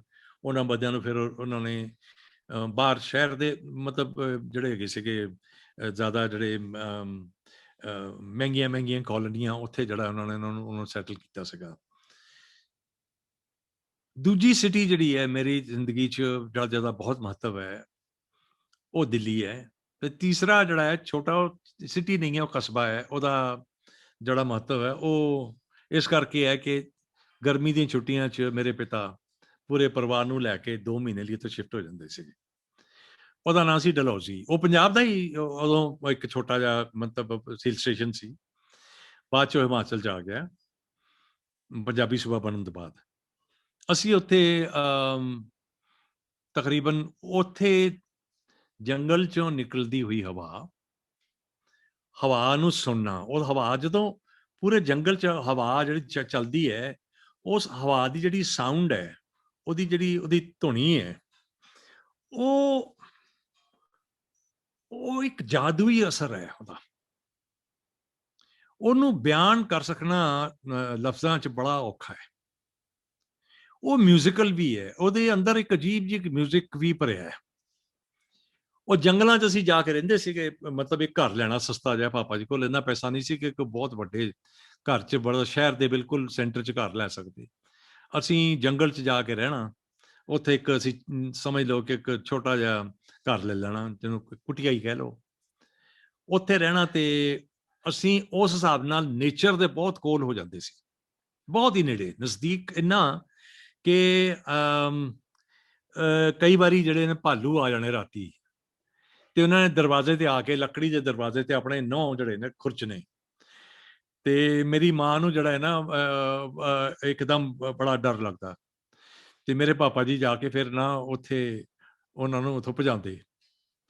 ਉਹ ਭੱਜਦੇ ਨਹੀਂ ਸੀ, ਉਹ ਉੱਥੇ ਹੀ ਖੜੇ ਰਹਿੰਦੇ ਸੀ। ਦਰਵਾਜ਼ਾ ਤੇ ਖੋਲਣ ਦਾ ਕੋਈ ਸਵਾਲ ਹੀ ਨਹੀਂ ਸੀ, ਕਿਉਂਕਿ ਦਰਵਾਜ਼ਾ ਖੋਲੋ ਤੇ ਫਿਰ ਤੇ ਮਤਲਬ ਕੋਈ ਬਚੇਗਾ ਹੀ ਨਹੀਂ। ਤੇ ਕਈ ਵਾਰੀ ਉੱਥੇ ਜਿਹੜੇ ਵੱਡੇ ਜਿਹੜੇ ਹਿਰਨ ਹੁੰਦੇ ਨੇ, ਉਹ ਆ ਕੇ ਖੜੇ ਹੋਏ ਨਾ ਅਡੋਲ, ਬਿਲਕੁਲ ਏਦਾਂ ਲੱਗੇ ਕਿ ਹਿਰਨ ਹੈ ਹੀ ਨਹੀਂ। ਇਹ ਕਿਸੇ ਨੇ ਜਿਹੜਾ ਹੈ ਨਾ ਉਹ ਕੀ ਕਹਿੰਦੇ ਨੇ ਸਕਲਪਚਰ ਇੱਕ ਜਿਹੜਾ ਹੈ ਖੜਾ ਕਰ ਦਿੱਤਾ ਹੈ। ਕਦੀ ਧੁੰਦ 'ਚ ਪੂਰਾ ਜੰਗਲ ਗਾਇਬ ਹੋ ਜਾਣਾ, ਕਦੀ ਫਿਰ ਪਹਾੜ ਦੀਆਂ ਟੀਸੀਆਂ ਨਿਕਲ ਆਉਣੀਆਂ। ਮਤਲਬ ਉਹਦੇ 'ਚ ਪਾਪਾ ਜੀ ਦੀ ਸ਼ਾਇਰੀ ਵੀ ਬੜੀ ਹੋਈ। ਉਹਦੇ ਸਾਡਾ ਜਿਹੜਾ ਹੈ ਮੁੱਢਲਾ ਜਿਹੜੀ ਹੈ ਇੱਕ ਨੇਚਰ ਨੂੰ, ਜਿਹੜੀ ਹੈ ਕੁਦਰਤ ਨੂੰ ਆਪਣੇ ਅੰਦਰ ਜਿਹੜੀ ਹੈ ਮਤਲਬ ਸਮੋਹਿਤ ਕਰਨਾ, ਆਪਣੇ ਅੰਦਰ ਪੂਰਾ ਪਾ ਲੈਣਾ, ਉਹਦਾ ਵੀ ਇੱਕ ਜਿਹੜਾ ਹੈ। ਉੱਥੇ ਹੀ ਫਿਰ ਅਸੀਂ ਫਿਲਮਾਂ ਵੇਖਣੀਆਂ ਸ਼ੁਰੂ ਕੀਤੀਆਂ। ਹਾਲਾਂਕਿ ਫਿਲਮਾਂ ਦਾ ਜਿਹੜਾ ਹੈ, ਜਦੋਂ ਅੰਮ੍ਰਿਤਸਰ ਸੀਗੇ ਉਦੋਂ ਉੱਥੇ ਸਿਨੇਮੇ ਹੁੰਦੇ ਸੀਗੇ ਜਿਨ੍ਹਾਂ ਦੇ ਨਾਮ ਸੀਗੇ ਸ਼ਾਲੀਮਾਰ ਤੇ ਕੀ ਕਹਿੰਦੇ ਨੇ ਸ਼ਿਰਾਜ਼ ਨਹੀਂ ਸੀ, ਸ਼ਾਲੀਮਾਰ ਸੀਗਾ, ਤੇ ਇੱਕ ਸੀਗਾ ਨਿਸ਼ਾਤ, ਇੱਕ ਸੀਗਾ ਫਿਰ ਇਹ ਜਿਹੜੇ ਸੀਗੇ ਇਹ ਉਰਦੂ ਦੇ ਨਾਂ ਸੀਗੇ, ਕੁਝ ਸੰਸਕ੍ਰਿਤ ਟਾਈਪ ਨਾਂ ਸੀਗੇ, ਜਿੱਦਾਂ ਕਿ ਚਿਤਰਾ, ਜਿੱਦਾਂ ਪ੍ਰਕਾਸ਼, ਜਿੱਦਾਂ ਇੱਦਾਂ ਦੇ ਕੁਝ ਅੰਗਰੇਜ਼ੀ ਨਾਂ ਵੀ ਸੀਗੇ, ਜਿੱਦਾਂ ਸਿਟੀ ਲਾਈਟ, ਜਿੱਦਾਂ ਨਿਊ ਰਾਇਲਟੋ। ਹੁਣ ਮੈਂ ਸੋਚਣਾ ਕਿ ਉਹ ਜਿਹੜਾ ਇਹ ਜਿਹੜੇ 3 ਕਿਸਮ ਦੇ ਨਾਂ ਨੇ, ਇਹ 3 ਕਿਸਮ ਦੇ ਨਾਂ ਰਿਪਰੈਜ਼ੈਂਟ ਕਰਦੇ ਨੇ, ਇਹ ਦਰਸਾਉਂਦੇ ਨੇ, ਦਿਖਾਉਂਦੇ ਨੇ ਕਿ ਉਹਦੇ ਪਾਸਟ ਦੇ ਵਿੱਚ ਸੰਸਕ੍ਰਿਤ ਵੀ ਪਈ ਹੈ, ਉਹਦੇ ਪਾਸ ਦੇ ਵਿੱਚ ਉਰਦੂ ਵੀ ਪਈ ਹੈ ਜਾਂ ਪਰਸ਼ੀਅਨ ਵੀ ਪਈ ਹੈ, ਉਹਦੇ ਪਾਸ ਦੇ ਵਿੱਚ ਇੱਕ ਪੂਰਾ ਕਲੋਨੀਅਲ ਪਾਸਟ ਵੀ ਹੈਗਾ। ਅਸੀਂ ਉੱਥੇ ਬੈਠ ਕੇ ਫਿਲਮਾਂ ਵੇਖਦੇ ਸੀ। ਉਹ ਫਿਲਮਾਂ ਵੇਖਦੇ, 2 ਕੰਮ ਹੁੰਦੇ ਸਾਨੂੰ, ਫਿਲਮਾਂ ਵੇਖਣੀਆਂ ਤੇ ਨਾਲ ਹੀ ਅਸੀਂ ਜਦੋਂ ਪੈਦਲ ਜਾਣਾ ਤੇ ਉੱਥੇ ਜਿਹੜੇ ਹੁੰਦੇ ਸੀ ਨਾ, ਅਸੀਂ ਉਹਨੂੰ ਭੋਰੇ ਕਹਿੰਦੇ ਸੀ, ਪਤਾ ਨਹੀਂ ਉਹ ਮਤਲਬ ਜਿਹਨੂੰ ਅਸੀਂ ਬੇਸਮੈਂਟ ਕਹਿੰਦੇ ਆ, ਉਹ ਬੇਸਮੈਂਟਾਂ ਦੇ ਉੱਪਰ ਜਿਹੜੇ ਜਾਲੀਆਂ ਲੱਗੀਆਂ ਹੁੰਦੀਆਂ ਸੀ, ਉਹਨਾਂ ਚੋਂ ਸਾਨੂੰ ਚਾਹ ਦੀ ਬੜੀ ਖੁਸ਼ਬੂ ਆਣੀ ਤੇ ਸਾਨੂੰ ਸਮਝ ਨਾ ਆਏ ਕਿ ਚਾਹ ਪੱਤੀ। ਫਿਰ ਸਾਨੂੰ ਪਤਾ ਲੱਗਾ ਕਿ ਇੱਥੇ ਦਾ ਵਪਾਰ ਜਿਹੜਾ ਹੈ, ਇਹ ਤਾਂ ਬੜਾ ਵੱਡਾ ਵਪਾਰਿੰਗ ਮਤਲਬ ਟ੍ਰੇਡਿੰਗ ਸੈਂਟਰ ਹੈ, ਵਪਾਰ ਦਾ ਬਹੁਤ ਵੱਡਾ ਇਹ ਸੈਂਟਰ ਹੈ ਅੰਮ੍ਰਿਤਸਰ। ਫਿਰ ਸਾਨੂੰ ਕਿਸੇ ਨੇ ਦੱਸਿਆ ਕਿ ਇੱਥੇ ਜਿਹੜੇ ਪਾਪੜ ਵੜੀਆਂ ਤੇ ਚਾਹ ਤੇ ਇੱਥੋਂ ਦਾ ਜਿਹੜਾ ਕੱਪੜਾ ਹੈ, ਉਹਦਾ ਜਿਹੜਾ ਇੰਨਾ ਵੱਡਾ ਟ੍ਰੇਡ ਦਾ ਸੈਂਟਰ ਹੈ, ਇਹਦਾ ਰੂਟ ਜਿਹੜਾ ਸਿੱਧਾ ਉਹ ਸੈਂਟਰਲ ਏਸ਼ੀਆ ਦੇ ਨਾਲ ਜਾਂਦਾ ਸੀਗਾ। ਪਾਪੜ ਵੜੀਆਂ ਦੇ ਬਾਰੇ ਕਿਸੇ ਨੇ ਦੱਸਿਆ ਕਿ ਇਹ ਤੇ ਜਦੋਂ ਗੁਰੂ ਸਾਹਿਬ ਨੇ ਅੰਮ੍ਰਿਤਸਰ ਦੀ ਸਥਾਪਨਾ ਕੀਤੀ ਹੈ, ਉਹਨਾਂ ਨੇ ਪੰਜਾਬ ਦਾ ਜਿਹੜਾ ਆਪਣੇ ਸ਼ਹਿਰ ਦਾ ਜਿਹੜਾ ਮਤਲਬ ਵਣਜ ਹੈ, ਉਹਨੂੰ ਸੰਭਾਲਣ ਲਈ ਗੁਜਰਾਤ ਤੋਂ ਵਪਾਰੀ ਬੁਲਾਏ। ਉਹ ਵਪਾਰੀ ਜਿਹੜੇ ਨੇ ਉੱਥੇ ਸੈਟਲ ਹੋਏ। ਉਹ ਲੂਣ ਮੰਡੀ ਦਾ ਪੂਰਾ ਇਲਾਕਾ ਹੈ, ਜਿਹੜਾ ਖੱਤਰੀ ਰੋੜਿਆਂ ਦਾ ਇਲਾਕਾ ਹੈ, ਉਹ ਖੱਤਰੀ ਰੋੜਿਆਂ ਦੀ, ਹੁਣ ਰੋੜਿਆਂ ਦੀ ਜਿਹੜੇ ਤੁਸੀਂ ਜਦੋਂ ਕਾਸਟ ਸਟਰਕਚਰ 'ਚ ਜਾਓਗੇ ਤੇ ਦੇਖੋਗੇ ਕਿ ਉਹਨਾਂ ਦੀ ਜਿਹੜੀ ਕਾਸਟ ਸਟਰਕਚਰ ਹੈ, 2 ਕਿਸਮ ਦੇ ਬੰਦੇ ਨੇ, ਇੱਕ ਲਾਲ ਚੂੜੇ ਵਾਲੇ ਨੇ ਤੇ ਇੱਕ ਚਿੱਟੇ ਚੂੜੇ ਵਾਲੇ ਨੇ। ਲਾਲ ਚੂੜੇ ਵਾਲੇ ਉਹ ਬੰਦੇ ਨੇ ਜਿਹੜੇ ਸੈਂਟਰਲ ਏਸ਼ੀਆ ਤੋਂ ਆਏ ਨੇ, ਚਿੱਟੇ ਚੂੜੇ ਵਾਲੇ ਉਹ ਬੰਦੇ ਨੇ ਜੋ ਗੁਜਰਾਤ ਵੱਲੋਂ ਆਏ ਹੈ। ਇਸੇ ਕਰਕੇ ਸਾਡੀਆਂ ਇੰਨੀਆਂ ਸਾਰੀਆਂ ਜਿਹੜੇ ਕਾਸਟ ਸਟਰਕਚਰਸ ਨੇ, ਉਹ ਉਹਨਾਂ ਨਾਲ ਮਿਲਦੇ ਨੇ। ਮਹਿਤਾ ਹੈ, ਜਿੱਦਾਂ ਮੋਂਗਾ ਹੈ, ਮੋਂਗੀਆ ਹੈ, ਭਾਟੀਆ ਹੈ, ਇਸੇ ਤਰ੍ਹਾਂ ਸਚਦੇਵ ਹੈ, ਇਸੇ ਤਰ੍ਹਾਂ ਬਖਸ਼ੀ ਹੈ। ਕਈ ਕਿਸਮ ਦੇ ਸਾਡੇ ਕਾਸਟ ਸਟਰਕਚਰ ਜਿਹੜੇ ਭੱਟੀ ਹੈ, ਉਹਨਾਂ ਦੇ ਨਾਲ ਮਿਲਦੇ ਹੈ। ਦੂਜੇ ਪਾਸੇ ਜਿਹੜੇ ਬੰਦੇ ਆਏ ਨੇ, ਦੂਸਰੇ ਕਿਸਮ ਦੇ ਨੇ, ਉਹਨਾਂ ਦੇ ਵਿੱਚ ਅਜੇ ਵੀ ਦੂਸਰੇ ਮਤਲਬ ਖਿੱਤਿਆਂ ਦੇ ਜਿਹੜੇ ਨੇ ਅਸਰ ਨਜ਼ਰ ਆਉਂਦੇ ਨੇ। ਸੋ ਇਹ ਭਾਵੇਂ ਅਸੀਂ ਅੱਜ ਸਾਨੂੰ ਪੰਜਾਬ ਜਿਹੜੀ ਹੈ, ਹਾਲਾਂਕਿ ਵੈਸੇ ਤੁਸੀਂ ਅੱਜ ਵੀ ਤਰੀਕ ਵੀ ਜਾਓ ਉੱਥੇ ਪੰਜਾਬ ਦੀ ਅੰਮ੍ਰਿਤਸਰ ਦਾ ਖਾਸ ਤੌਰ ਤੇ ਭਾਸ਼ਾ ਵਿਗਿਆਨਿਕ ਜੇ ਤੁਸੀਂ ਉਹਦਾ ਅਧਿਐਨ ਕਰੋ, ਤੁਹਾਨੂੰ ਪਤਾ ਲੱਗੇਗਾ ਕਿ ਜਿਹੜੀ ਲੂਣ ਮੰਡੀ ਦੀ ਪੰਜਾਬੀ ਹੈ ਤੇ ਲੂਣ ਮੰਡੀ ਦੇ ਬਾਹਰ ਦੀ ਜਿਹੜੀ ਪੰਜਾਬੀ ਹੈ, ਉਹਨਾਂ ਦੇ ਆਪਸ ਜਿਹੜੇ ਨੇ ਕਿਸ ਕਿਸਮ ਦੇ ਉਹਨਾਂ ਦੇ ਥੋੜੇ ਜਿਹੜੇ ਸ਼ਿਫਟ ਨੇ। ਤੇ ਜੇ ਤੁਸੀਂ ਬਿਲਕੁਲ ਬਾਹਰ ਜਿਹੜਾ ਦਿਹਾਤ ਹੈ ਅੰਮ੍ਰਿਤਸਰ ਦਾ, ਉਹਦੇ ਆ ਜਾਓ, ਤੁਹਾਨੂੰ ਪਤਾ ਲੱਗੇਗਾ ਕਿ ਦਿਹਾਤ ਦੀ ਪੰਜਾਬੀ ਬਿਲਕੁਲ ਅਲੱਗ ਹੈ। ਸ਼ਹਿਰੀ ਪੰਜਾਬੀ 2 ਕਿਸਮ ਦੀ, ਲੂਣ ਮੰਡੀ ਦੀ ਅਲੱਗ ਹੈ, ਬਾਹਰ ਦੇ ਜਿਹੜੇ ਬੰਦੇ ਆਏ ਨੇ ਉਹਨਾਂ ਦੀ ਅਲੱਗ ਹੈ। ਜਿਹੜੇ ਅੰਮ੍ਰਿਤਸਰ ਦਾ ਦਰਬਾਰ ਸਾਹਿਬ ਉਹਦੇ ਲਾਗੇ ਜਿਹੜੀ ਹੈਗੀ ਉਹ ਅਲੱਗ ਹੈ। ਸ਼ਹੀਦਾਂ ਅੰਮ੍ਰਿਤਸਰ ਤੇ ਬਾਕੀ ਜਿੰਨੇ ਵੀ ਗੁਰਦੁਆਰੇ ਇਹਨਾਂ ਦੇ ਜਿਹੜੇ ਤੁਸੀਂ ਚਲੇ ਜਾਓ, ਕੀ ਕਹਿੰਦੇ ਨੇ, ਆਪਣਾ ਹਾਲ ਬਾਜ਼ਾਰ ਦੀ ਪੰਜਾਬੀ ਅਲੱਗ ਹੈ। ਇਹ ਜਿਹੜੀਆਂ ਚੀਜ਼ਾਂ ਨੇ, ਇਹਨਾਂ ਦਾ ਉਸ ਵੇਲੇ ਸਾਨੂੰ ਸਮਝ ਨਹੀਂ ਸੀ ਆਉਂਦੀ ਕਿ ਹੈ ਕੀ ਹੈ। ਹੌਲੀ ਹੌਲੀ ਪਤਾ ਲੱਗਣਾ ਸ਼ੁਰੂ ਹੋਇਆ ਕਿ ਇਹ ਤੇ ਲਾਹੌਰ, ਜਿੱਥੋਂ ਕਿ ਮੇਰੇ ਪਿਤਾ ਜੀ ਦਾ ਜਿਹੜਾ ਤਲਕ ਹੈ, ਇਹ ਜਿਹੜੀਆਂ 2 ਸ਼ਹਿਰ ਨੇ, ਇਹ ਬੜੇ ਵੱਡੇ ਟ੍ਰੇਡਿੰਗ ਸੈਂਟਰ ਸੀਗੇ।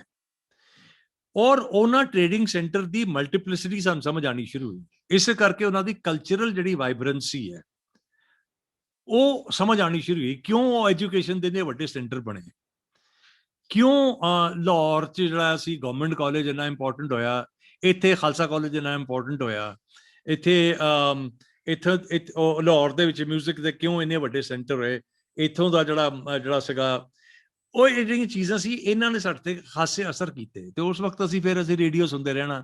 ਰੇਡੀਓ ਤੇ ਅਸੀਂ ਬਾਹਰ ਦੇ ਜਿਹੜੇ ਸਟੇਸ਼ਨ ਸੁਣਦੇ ਸੀ, ਉਹਦੇ 'ਚ ਜਿਹੜੀਆਂ ਵੇਵਸ ਆਉਂਦੀਆਂ ਸੀ, ਉਹ ਕਦੀ ਡੁੱਬ ਜਾਣੀਆਂ, ਕਦੀ ਉੱਪਰ ਹੋ ਜਾਣੀਆਂ, ਇੱਦਾਂ ਚੱਲਦੇ ਸੀਗੇ।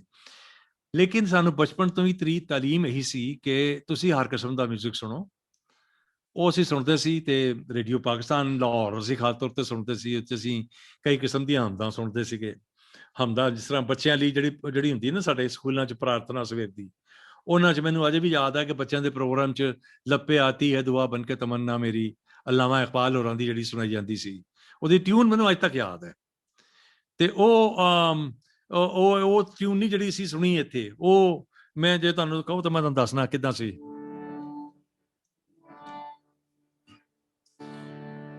लपे आती है दुआ बन के तमन्ना मेरी, जिंदगी शम्मा की सूरत हो खुदाया मेरी। ਇਹ ਉੱਥੋਂ ਦੀ ਇੱਕ ਸਕੂਲ ਟੀਚਰ ਸੀ ਜਿਹੜੀ ਬੱਚਿਆਂ ਦੇ ਨਾਲ ਰਲ ਕੇ ਇਹ ਗਾਣਾ ਗਾਉਂਦੀ ਸੀ। ਉਹ ਇਹ ਪਹਿਲਾਂ ਗਾਇਆ ਜਾਂਦਾ ਸੀ, ਜਿਹੜਾ ਤੁਹਾਡਾ ਥੀਮ ਸੌਂਗ ਆਉਂਦਾ ਨਾ ਸ਼ੁਰੂ 'ਚ ਪੰਜਾਬ ਦਰਪਣ ਦਾ, ਉਸੇ ਤਰ੍ਹਾਂ ਇਹ ਬੱਚਿਆਂ ਦੇ ਪ੍ਰੋਗਰਾਮ ਦਾ ਥੀਮ ਸੌਂਗ ਸੀ। ਉੱਥੇ ਮੈਂ ਪਹਿਲੀ ਵਾਰੀ ਕਵਾਲੀ ਸੁਣੀ। ਉਹ ਕਵਾਲੀ ਸੁਣੀ ਤੇ ਮੈਨੂੰ ਪਤਾ ਨਹੀਂ ਸੀ ਕਵਾਲੀ ਹੁੰਦੀ ਕੀ ਹੈ, ਤਾਂ ਮੈਂ ਬੜਾ ਮਤਲਬ ਹੈਰਾਨ ਹੋ ਗਿਆ ਕਿ ਇਹ ਕੀ ਚੀਜ਼ ਹੈ। ਉਹ ਕਵਾਲੀ ਗਾ ਰਹੇ ਸੀਗੇ ਨੁਸਰਤ ਫਤਿਹ ਅਲੀ ਹੋਰਾਂ ਦੇ ਪਿਤਾ ਜੀ ਤੇ ਉਹਨਾਂ ਦੇ ਤਾਇਆ ਜੀ ਫਤਿਹ ਅਲੀ ਮੁਬਾਰਕ ਅਲੀ। ਉਹ ਕਵਾਲੀ ਜਿਹੜੀ ਸੀ ਕਲਾਮ ਸੀਗਾ ਆਪਣਾ ਬਾਬਾ ਬੁੱਲੇ ਸ਼ਾਹ ਦਾ। ਉਹਦੀ ਵੀ ਕੁਝ ਟਿਊਨ ਮੈਨੂੰ ਯਾਦ ਹੈ। ਮੈਂ ਪਾਪਾ ਜੀ ਕੋਲ ਗਿਆ ਤਾਂ ਮੈਂ ਪੁੱਛਿਆ ਕਵਾਲੀ ਕੀ ਹੁੰਦੀ ਹੈ। ਉਹਨਾਂ ਨੇ ਫਿਰ ਮੈਨੂੰ ਬਿਠਾ ਕੇ ਬੜੇ ਮਤਲਬ ਇਤਮਾਨਾਨ ਨਾਲ ਬੜੇ ਜਿਹੜੇ ਧੀਰਜ ਨਾਲ ਸਮਝਾਇਆ ਕਿ ਕਵਾਲੀ ਹੁੰਦੀ ਕੀ ਹੈ। ਉਹ ਮੈਨੂੰ ਉਦੋਂ ਕਵਾਲੀ ਨਹੀਂ ਤੇਜ਼ ਨਹੀਂ ਸੀ ਹੁੰਦੀ।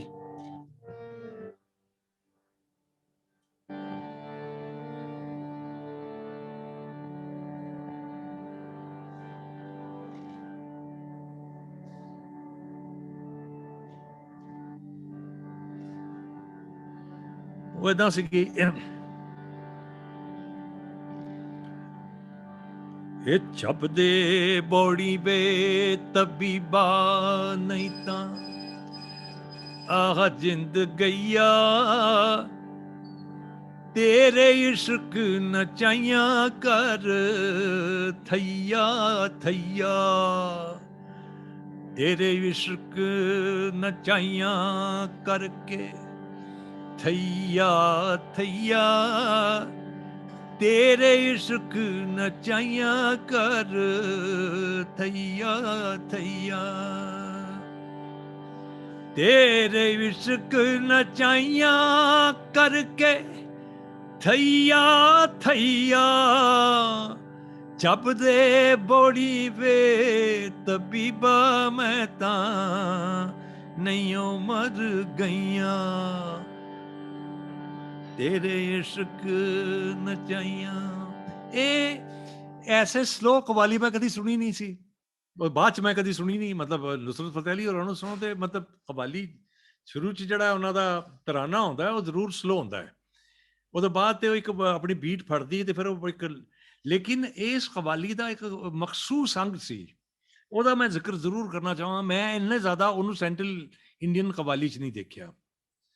ਉਹਦੇ ਚ ਦੋ ਅੰਗ ਬੜੇ ਮਖਸੂਸ ਸੀਗੇ ਜਿਹਦਾ ਸ਼ਾਇਦ ਪੰਜਾਬ ਦੇ ਨਾਲ ਕੋਈ ਤਲਕ ਹੈ। ਇੱਕ ਤੇ ਉਹਦੇ ਚ ਲੱਗਦੀ ਸੀ ਗਿਰਹ, ਯਾਨੀ ਗਿਰਹ ਦਾ ਮਤਲਬ ਇਹ ਹੈ ਕਿ ਅਸੀਂ ਕਵਾਲੀ ਜਿਹੜੀ ਹੈ, ਮੰਨ ਲਓ ਅਸੀਂ ਬਾਬਾ ਬੁੱਲੇ ਸ਼ਾਹ ਦੀ ਕਵਾਲੀ ਗਾ ਰਹੇ ਹਾਂ। ਉਹ ਬਾਬਾ ਬੁੱਲੇ ਸ਼ਾਹ ਦੀ ਕਵਾਲੀ ਗਾਉਂਦੇ ਗਾਉਂਦੇ ਅਸੀਂ ਉਹ ਪੋਇਮ ਤੋਂ ਬਾਹਰ ਨਿਕਲ ਜਾਂਦੇ ਹਾਂ। ਅਸੀਂ ਕੋਈ ਦੂਸਰੀ ਪੋਇਮ ਜਿਹੜੀ ਹੈ ਉਹ ਤੋਂ ਪ੍ਰਮਾਣ ਜਿਹੜੇ ਨੇ ਹਾਜ਼ਰ ਕਰਨੇ ਆ, ਉਸੇ ਪੋਇਮ ਦੀ ਜਿਹੜੀ ਤਰਜਮਾਨੀ ਕਰਦੇ ਹੋਏ, ਲੇਕਿਨ ਉਹਨੂੰ ਪੁਖਤਾ ਕਰਦੇ ਹੋਏ। ਉਹ ਆਪਣੇ ਆਪ ਚ ਬੜੀ ਕਮਾਲ ਦੀ ਚੀਜ਼ ਸੀ। ਉਹਦਾ ਮੈਂ ਉਹਦੇ ਚ ਤੁਸੀਂ ਇਹ ਵੀ ਕਿ ਲੈਂਗੁਏਜ ਵਿੱਚ ਸ਼ਿਫਟ ਕਰ ਸਕਦੇ ਹੋ। ਮੈਂ ਤੁਹਾਨੂੰ ਦੱਸਣਾ, ਜਿੱਦਾਂ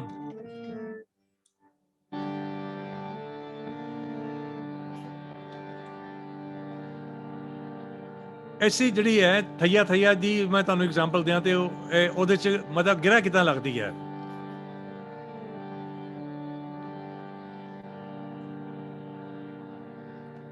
रता बॉडी बे तबीबा नहीं तां वाह जिंद गईया, तेरे इश्क नचाइया कर थैया थैया, तेरे इश्क नचाइया कर थैया थैया। ये तो मुखड़ा चल रहा है हुण आ गए अंतरे च। ਉਹਦੇ ਚ समझ लो ਅਸੀਂ कह रहे हैं डूब गया सूरज बाद रह गई लाली, ओ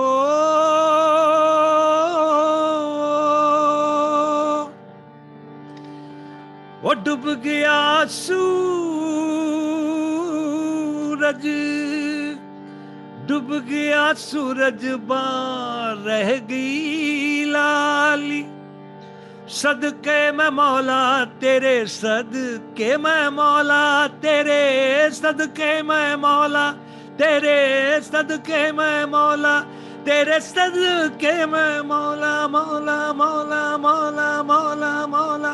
ਇਹ ਜਿਹੜਾ ਬਾਰ-ਬਾਰ ਮੌਲਾ ਮੌਲਾ ਕੀਤਾ ਜਾ ਰਿਹਾ, ਇੱਕ ਚੀਜ਼ ਉੱਤੇ ਬਾਰ-ਬਾਰ ਜਿਹੜਾ ਰੈਫਰੈਂਸ ਆ ਰਿਹਾ, ਇਹਨੂੰ ਕਹਿੰਦੇ ਨੇ ਤਕਰਾਰ। ਇੱਕੋ ਚੀਜ਼ ਦੇ ਉੱਪਰ ਬਾਰ-ਬਾਰ ਜਿਹੜਾ ਹੈ ਆਬਸੈਸਿਵ ਜਿਹੜਾ ਹੈ ਮੁੜਨਾ।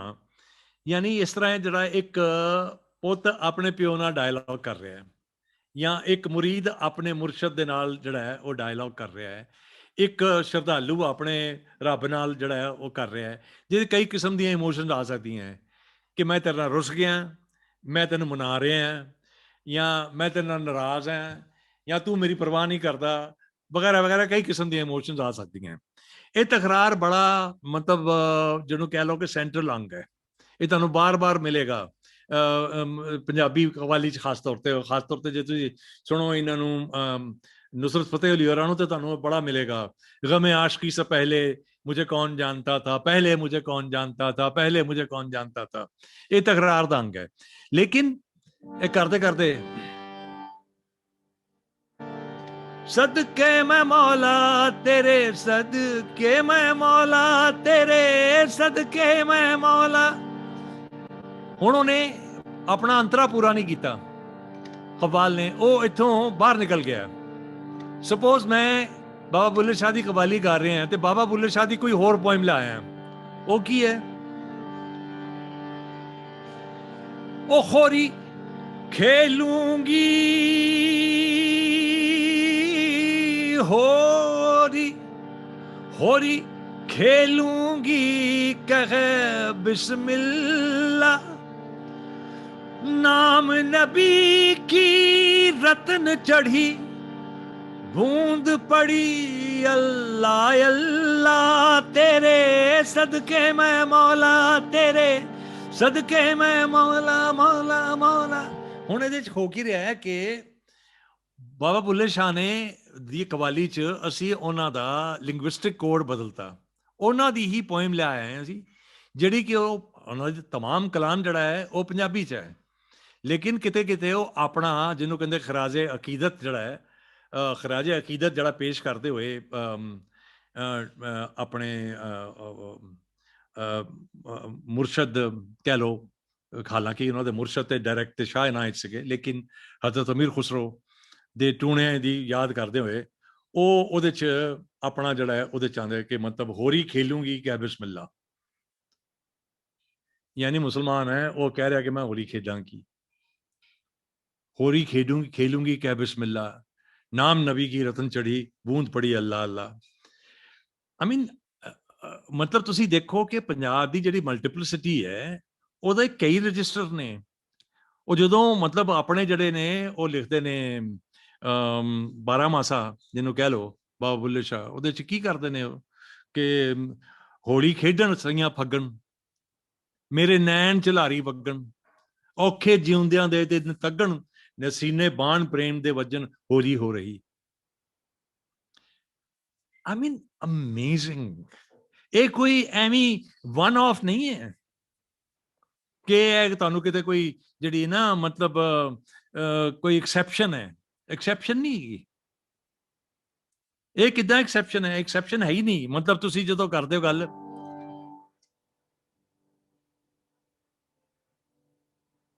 ओ सुंदर मुंदरिए हो भई तेरा कौन बचारा हो, ओ दुल्ला भट्टी वाला हो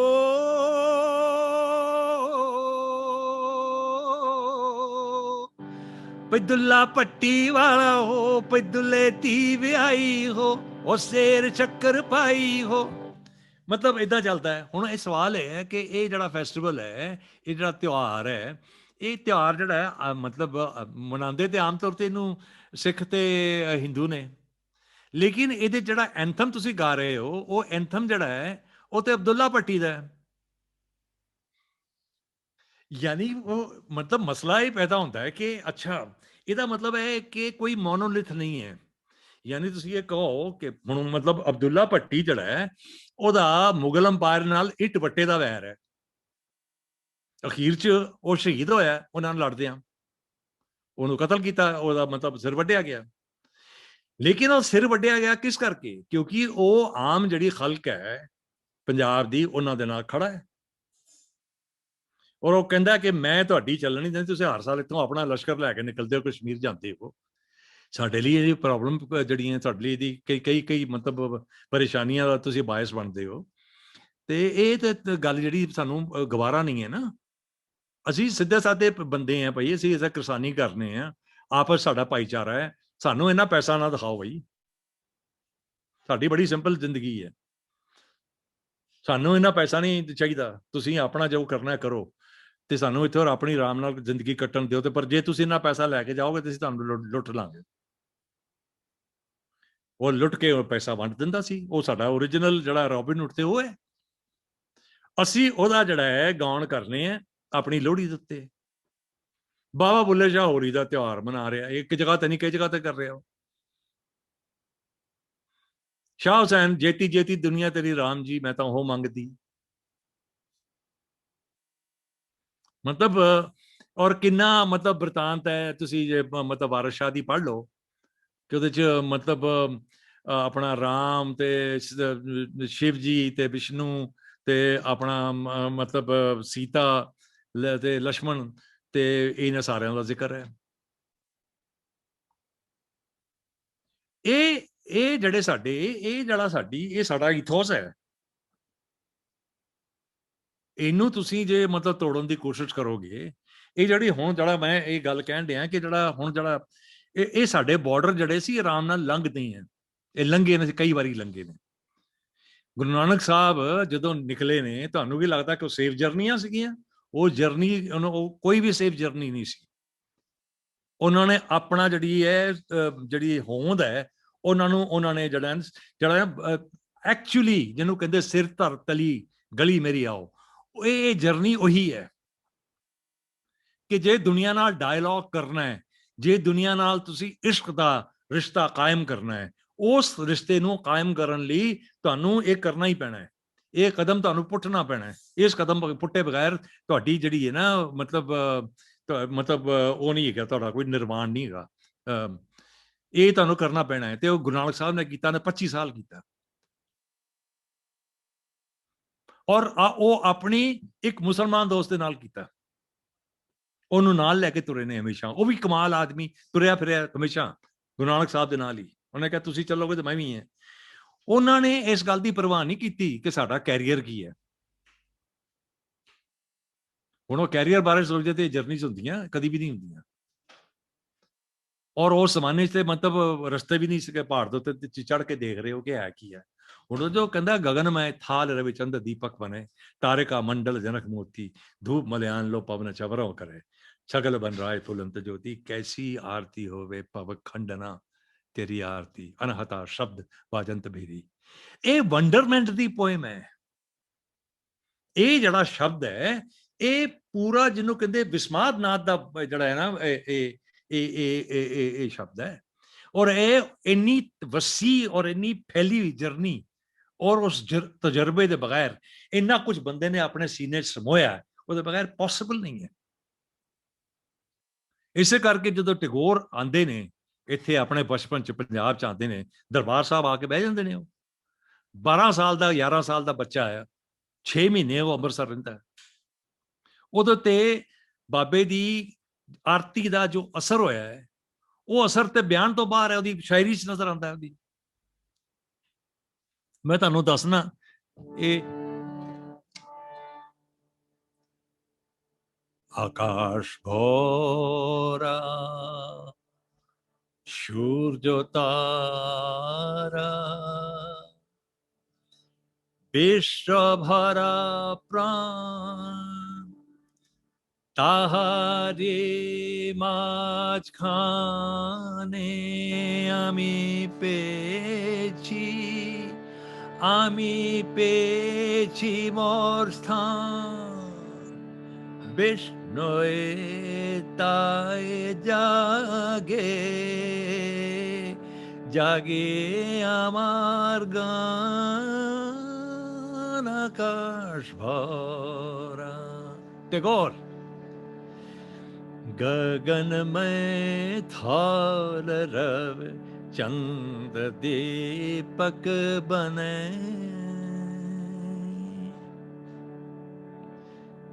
ਇਹ ਮਤਲਬ ਤੁਸੀਂ ਦੇਖ ਰਹੇ ਹੋ ਟਰੈਵਲ ਕਿੱਥੋਂ ਹੋ ਰਿਹਾ ਹੈ, 15th ਸੈਂਚੁਰੀ ਔਰ 20th ਸੈਂਚੁਰੀ ਦਾ। ਤਾਰਕਾ ਮੰਡਲ ਜਨਕ ਮੋਤੇ, ਧੂਪ ਮਲਿਆਨ ਲੋ ਪਵਨ ਚਵਰੋਂ ਕਰੇ।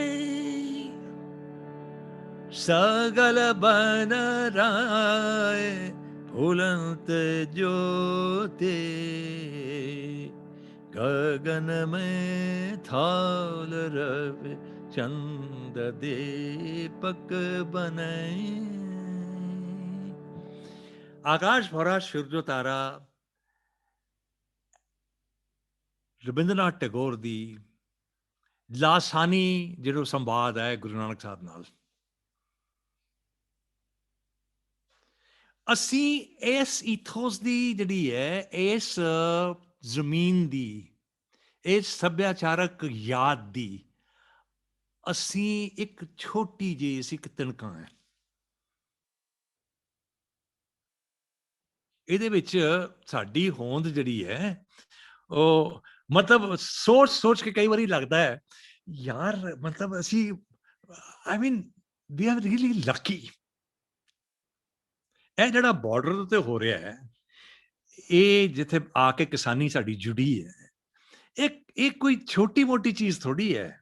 ਇਹ ਠੀਕ ਹੈ ਕਿ ਤੁਹਾਨੂੰ ਇੱਕ ਲੈਵਲ ਦੇ ਉੱਤੇ ਤੁਸੀਂ ਇਹ ਗੱਲ ਕਹਿ ਸਕਦੇ ਹੋ ਕਿ ਹਾਂ ਇਹ ਸਾਡੀ ਜਿਹੜੀ ਹੈ ਹੋਂਦ ਦੀ ਲੜਾਈ ਹੈ, ਸਾਡੀ ਐਗਜ਼ਿਸਟੈਂਸ ਦੀ ਲੜਾਈ ਹੈ, ਇਹ ਠੀਕ ਹੈ। ਪਰ ਸਾਡੀ ਐਗਜ਼ਿਸਟੈਂਸ ਸਿਰਫ MSP ਨਹੀਂ ਹੈ, ਇਹ ਉਸ ਤੋਂ ਕਿਤੇ ਵੱਡੀ ਚੀਜ਼ ਹੈ। ਇਹ ਲੜਾਈ ਜਿਹੜੀ ਹੈ ਇੱਕ ਪੂਰੀ ਇਹ ਸਾਰੀ ਯਾਦ ਨੂੰ ਬਚਾਉਣ ਦੀ ਲੜਾਈ ਹੈ। ਇਹ ਉਸ ਪਾਣੀ ਨੂੰ ਦੁਬਾਰਾ ਲੱਭਣ ਦੀ ਲੜਾਈ ਹੈ ਜਿਹੜਾ ਪਾਣੀ ਸਾਡੇ ਖੇਤਾਂ ਚੋਂ ਮਤਲਬ ਸੁੱਕ ਗਿਆ। ਇਹ ਉਸ ਯਾਦ ਦੀ ਲੜਾਈ ਹੈ ਜਿਹਨੂੰ ਮਤਲਬ ਬੜੇ ਮਤਲਬ ਕਹਿ ਲਓ ਕਿ ਅਫਸੋਸ ਨਾਲ ਸਾਡੇ ਕਈ ਯਾਰ ਬੇਲੀ ਬੜੇ ਅਫਸੋਸ ਨਾਲ ਦੁੱਖ ਨਾਲ ਹੋ ਇੱਥੋਂ ਇਹ ਪੰਜਾਬ ਛੱਡ ਕੇ ਗਏ ਹੈ। ਉਹ ਦੂਰ ਦੂਰ ਮਤਲਬ ਜਾ ਕੇ ਬੈਠੇ ਹੈ। ਲੇਕਿਨ ਉਹਨਾਂ ਦਾ ਵੀ ਤੁਸੀਂ ਤਸੱਵੁਰ ਦੀ ਗੱਲ ਕੀਤੀ ਸ਼ੁਰੂ ਚ, ਤੇ ਮੈਂ ਉਹਦੇ ਵੱਲ ਮੁੜਨਾ। ਸਾਡੇ ਕੋਲ ਜਿਹੜੇ ਅਸੀਂ ਬਾਹਰ ਬੈਠੇ ਹਾਂ ਨਾ ਬੰਦੇ, ਦਿੱਲੀ, ਸਾਡੇ ਕੋਲ ਪੰਜਾਬ ਜਿਹੜਾ ਹੈ ਉਹਦਾ ਇੱਕ ਇਮੈਜਿਨਰੀ ਹੈ। ਤੁਹਾਡੇ ਵਾਂਗ ਸਾਡੇ ਕੋਲ ਜਿਹੜਾ ਨਾ ਹੰਡਾਇਆ ਹਰ ਰੋਜ਼ ਦਾ ਜਿਹੜਾ ਨਾ ਹਰ ਰੋਜ਼ ਦਾ ਹੰਡਾਇਆ ਪੰਜਾਬ ਨਹੀਂ ਹੈਗਾ। ਸਾਡੇ ਕੋਲ ਜਿਹੜਾ ਹੈ ਇੱਕ ਇਮੈਜਿਨਰੀ ਹੈ ਜਿਹੜੀ ਦੁੱਖ ਤਕਲੀਫਾਂ ਔਰ ਉਹਨਾਂ ਦੁੱਖ ਤਕਲੀਫਾਂ 'ਚ ਖੁਸ਼ੀਆਂ ਪੈਦਾ ਕਰਨ ਵਾਲਾ ਪੰਜਾਬ ਹੈ, ਉਹ ਤਾਂ ਤੁਹਾਡੇ ਕੋਲ ਹੈ। ਔਰ ਇਹ ਜਿਹੜੇ ਬੰਦੇ ਇੱਥੇ ਇਕੱਠੇ ਹੋਏ ਨੇ, ਮੈਂ ਜਦੋਂ ਪਹਿਲਾ ਮੈਸੇਜ ਪਾਇਆ ਕਿ ਮੈਂ ਆਪ ਸੋਲੀਡੈਰਿਟੀ 'ਚ ਤੁਹਾਡੇ ਨਾਲ ਖੜਾ, ਤੇ ਇੱਕ ਬੀਬੀ ਨੇ ਮੈਨੂੰ ਕਿਹਾ ਕਿ ਸੋਲੀਡੈਰਿਟੀ ਕਾਫੀ ਨਹੀਂ ਹੈ। ਇਹ ਸੋਲੀਡੈਰਿਟੀ ਦਾ ਮਤਲਬ ਤੁਸੀਂ ਇਹ ਬਣਾ ਦਿੱਤਾ ਕਿ ਤੁਸੀਂ ਬਾਹਰ ਖੜੇ ਹੋ। ਤੁਸੀਂ ਜਦੋਂ ਤੱਕ ਬਾਹਰ ਖੜੇ ਹੋ ਉਦੋਂ ਤੱਕ ਤੁਹਾਡੀ ਸੋਲੀਡੈਰਿਟੀ ਦਾ ਕੋਈ ਮਤਲਬ ਹੀ ਨਹੀਂ ਹੈ। ਤੁਸੀਂ ਇਸ ਜਿਹੜੀ ਮੁਹਿੰਮ ਹੈ ਇਹਦਾ ਇੱਕ ਹਿੱਸਾ ਹੋ। ਤੁਸੀਂ ਉਸੇ ਤਰ੍ਹਾਂ ਧਾਗਾ ਬਣੋ ਜਿਸ ਤਰ੍ਹਾਂ ਸਾਲੂ ਦੇ ਧਾਗੇ ਜਿਹੜੇ ਸੀ ਬੁਣੇ ਸੀਗੇ ਸ਼ਾਹ ਹੁਸੈਨ ਨੇ। ਉਸੇ ਤਰ੍ਹਾਂ ਧਾਗਾ ਬਣੋ ਜਿਸ ਤਰ੍ਹਾਂ ਗੁਰੂ ਨਾਨਕ ਸਾਹਿਬ ਦੀਆਂ ਉਦਾਸੀਆਂ ਨੇ। ਉਸੇ ਤਰ੍ਹਾਂ ਧਾਗਾ ਬਣੋ ਜਿਸ ਤਰ੍ਹਾਂ ਇੱਕ ਸਿਟੀ ਦਾ ਔਰ ਜਾਂ ਇੱਕ ਹੋਲੀ ਬੁੱਕ ਦਾ ਜਿਹੜਾ ਹੈ ਤਸੱਵੁਰ ਜਿਹੜਾ ਸਾਡੇ ਚੌਥੇ ਔਰ ਪੰਜਵੇਂ ਗੁਰੂ ਨੇ ਕੀਤਾ, ਤਾਂ ਤੇ ਗੱਲ ਬਣਦੀ ਹੈ।